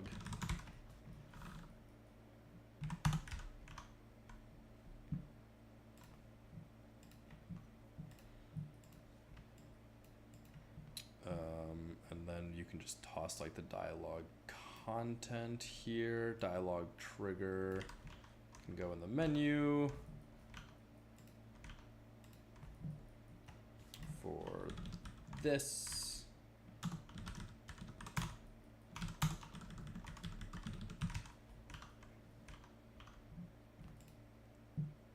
perfect.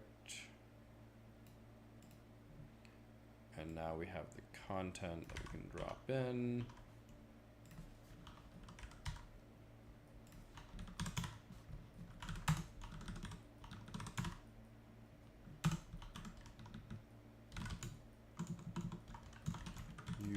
To delete this client.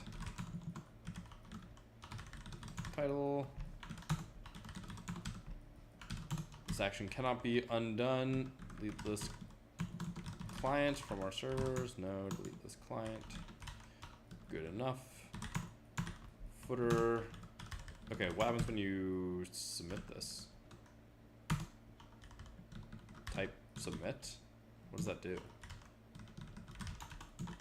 Delete, and this will be variant destructive. Okay. As we're coming to a close here, let's do dev.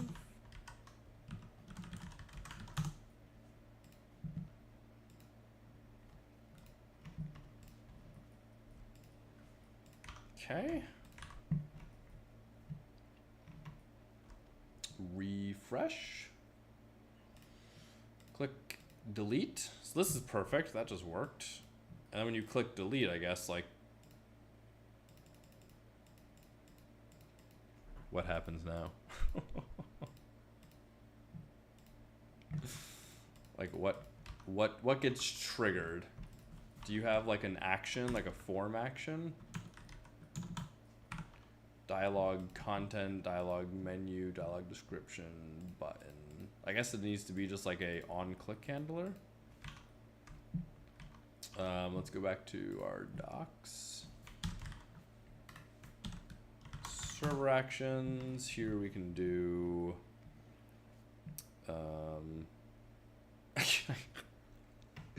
good app cannot be deleted.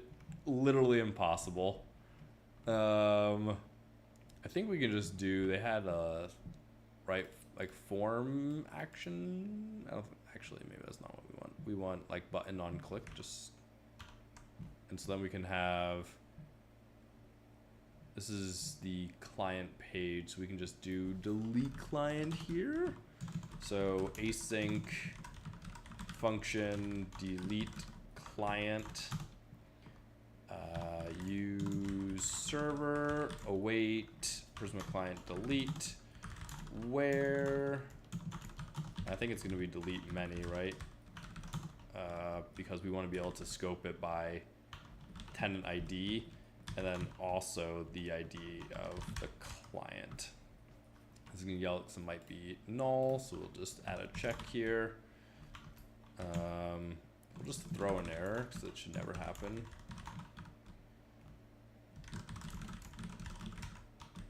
Which of course I say that and it's going to happen. And then once you delete a client, right, you need to redirect back to the client's page because there is no more client. So now I think you can just do on click. Oh, well, this is not going to work, right? Can I do form action here? I might need to be in a form to do that, but I think I can just add a tiny form. Let's refresh. Let's not delete dadbod. Dadbod's too good to delete. Let's delete number 4. Delete. And then delete. And that didn't do what we expected, which is okay.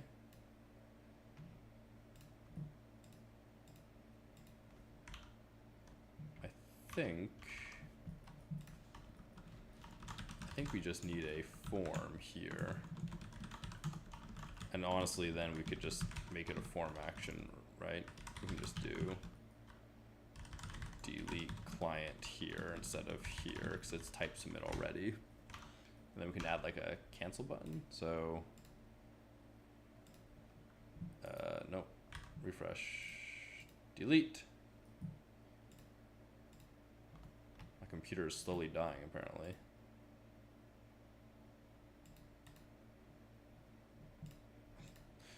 Our dev tools have just crashed. That's where we're at in the stream, folks. Okay, let's try that again. Inspect, thank you. Let's look at the logs. Okay, so I click delete. Okay. Yeah, number 4 is gone. We nuked it from high heavens. So that did work. Dadbot, of course, still here. Click it, still there. Got our test clients, but now we can delete them. And again, like this is all from a server component, which is just super, super cool. And you know, we should give our users an escape button here to say like, no, I don't want to do it, but they can click off it if they are worthy. Let's go ahead and push all this.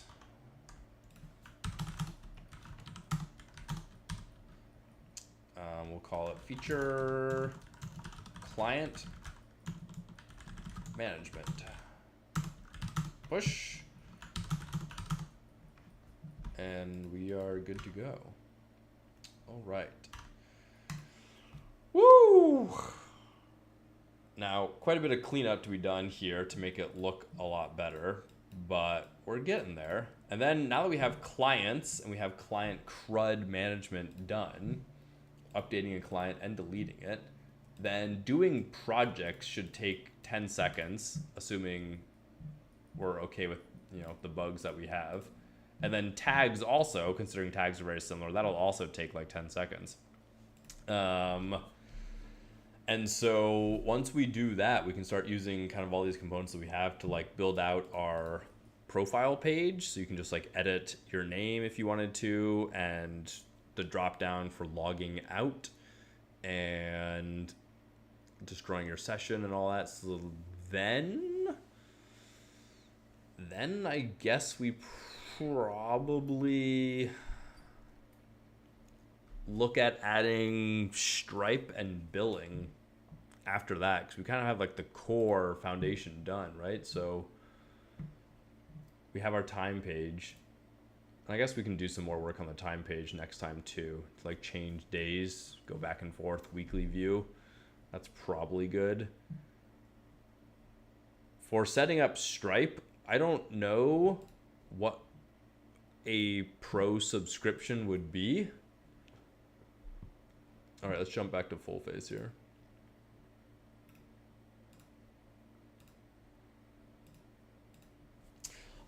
So for like rounding out the app, right? We have clients, projects, we have tags that we'll kind of have in there. And then I don't know what exactly like a pro subscription would do. So what we'll end up doing is we'll implement Stripe, and we want to like be able to test it end to end, right? So we'll go ahead and add a actual subscription and charge just something ridiculously low for it, like $1 a month or a year or something pathetic. Not that I'm expecting anyone to ever click it, but just to be able to run through and test it ourselves to be like, okay, cool, billing works end to end. And then like, what do they get? Why would they sign up for a pro account? The answer is you shouldn't, and you probably won't. But having it all built there is really what's going to be good. And then we can use that code in our future applications as well. So once we kind of go through this entire thing end to end, with one app, we'll be able to go through it even faster with other apps because a lot of the stuff will be the same. And then we can start kind of having fun with like, what problems are we trying to solve, and what we want to build. And so if people want to like focus on certain areas, we'll be able to do that. But I think that's a pretty good stopping point for today. Go over to our track page and stop the project management. I think I'm going to make sure this deployed to production okay. I guess I can check GitHub. The answer is it has... Oh, that's my button page. Looks like it did. So our time tracker on Vercel has all been deployed. So what I'm going to do is next time, I guess we're going to sit down and be like, okay, cool. Let's like track our time in production and do the entire thing there and kind of see how we did for time tracking. Thank you, Dadbod. Thank you, everyone else, for showing up. Codex.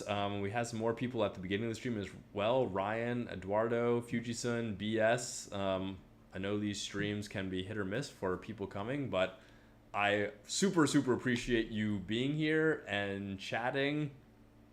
Oh, dude, no worries, Fujisun, at all. The fact that, you know, you're around is awesome. Thanks, Ryan. Thank you, everybody. I have some really fun ideas for some SaaS things to build. So if you have things you want me to build, feel free to shout it out. But also some fun kind of like community focused stuff we can do for my like stream starting soon and stream ending soon. So everyone who's here and hanging out, I will not forget you, and you will be some of the first people to know. And I will see you sometime next week. I don't know exactly what I'm streaming because we have the 4th of July here in the United States on a Tuesday. So I will be out of town, but otherwise I will try my best to be here Thursday. And if my week is open wide enough, I might stream Wednesday and Friday too, because we're going to blow through a bunch of stuff next week for functionality and then get into some refinement. So until next week, have a great weekend and happy coding. Yeah, thanks, Casual. Thank you, everybody. Have fun. Have a great weekend. See ya.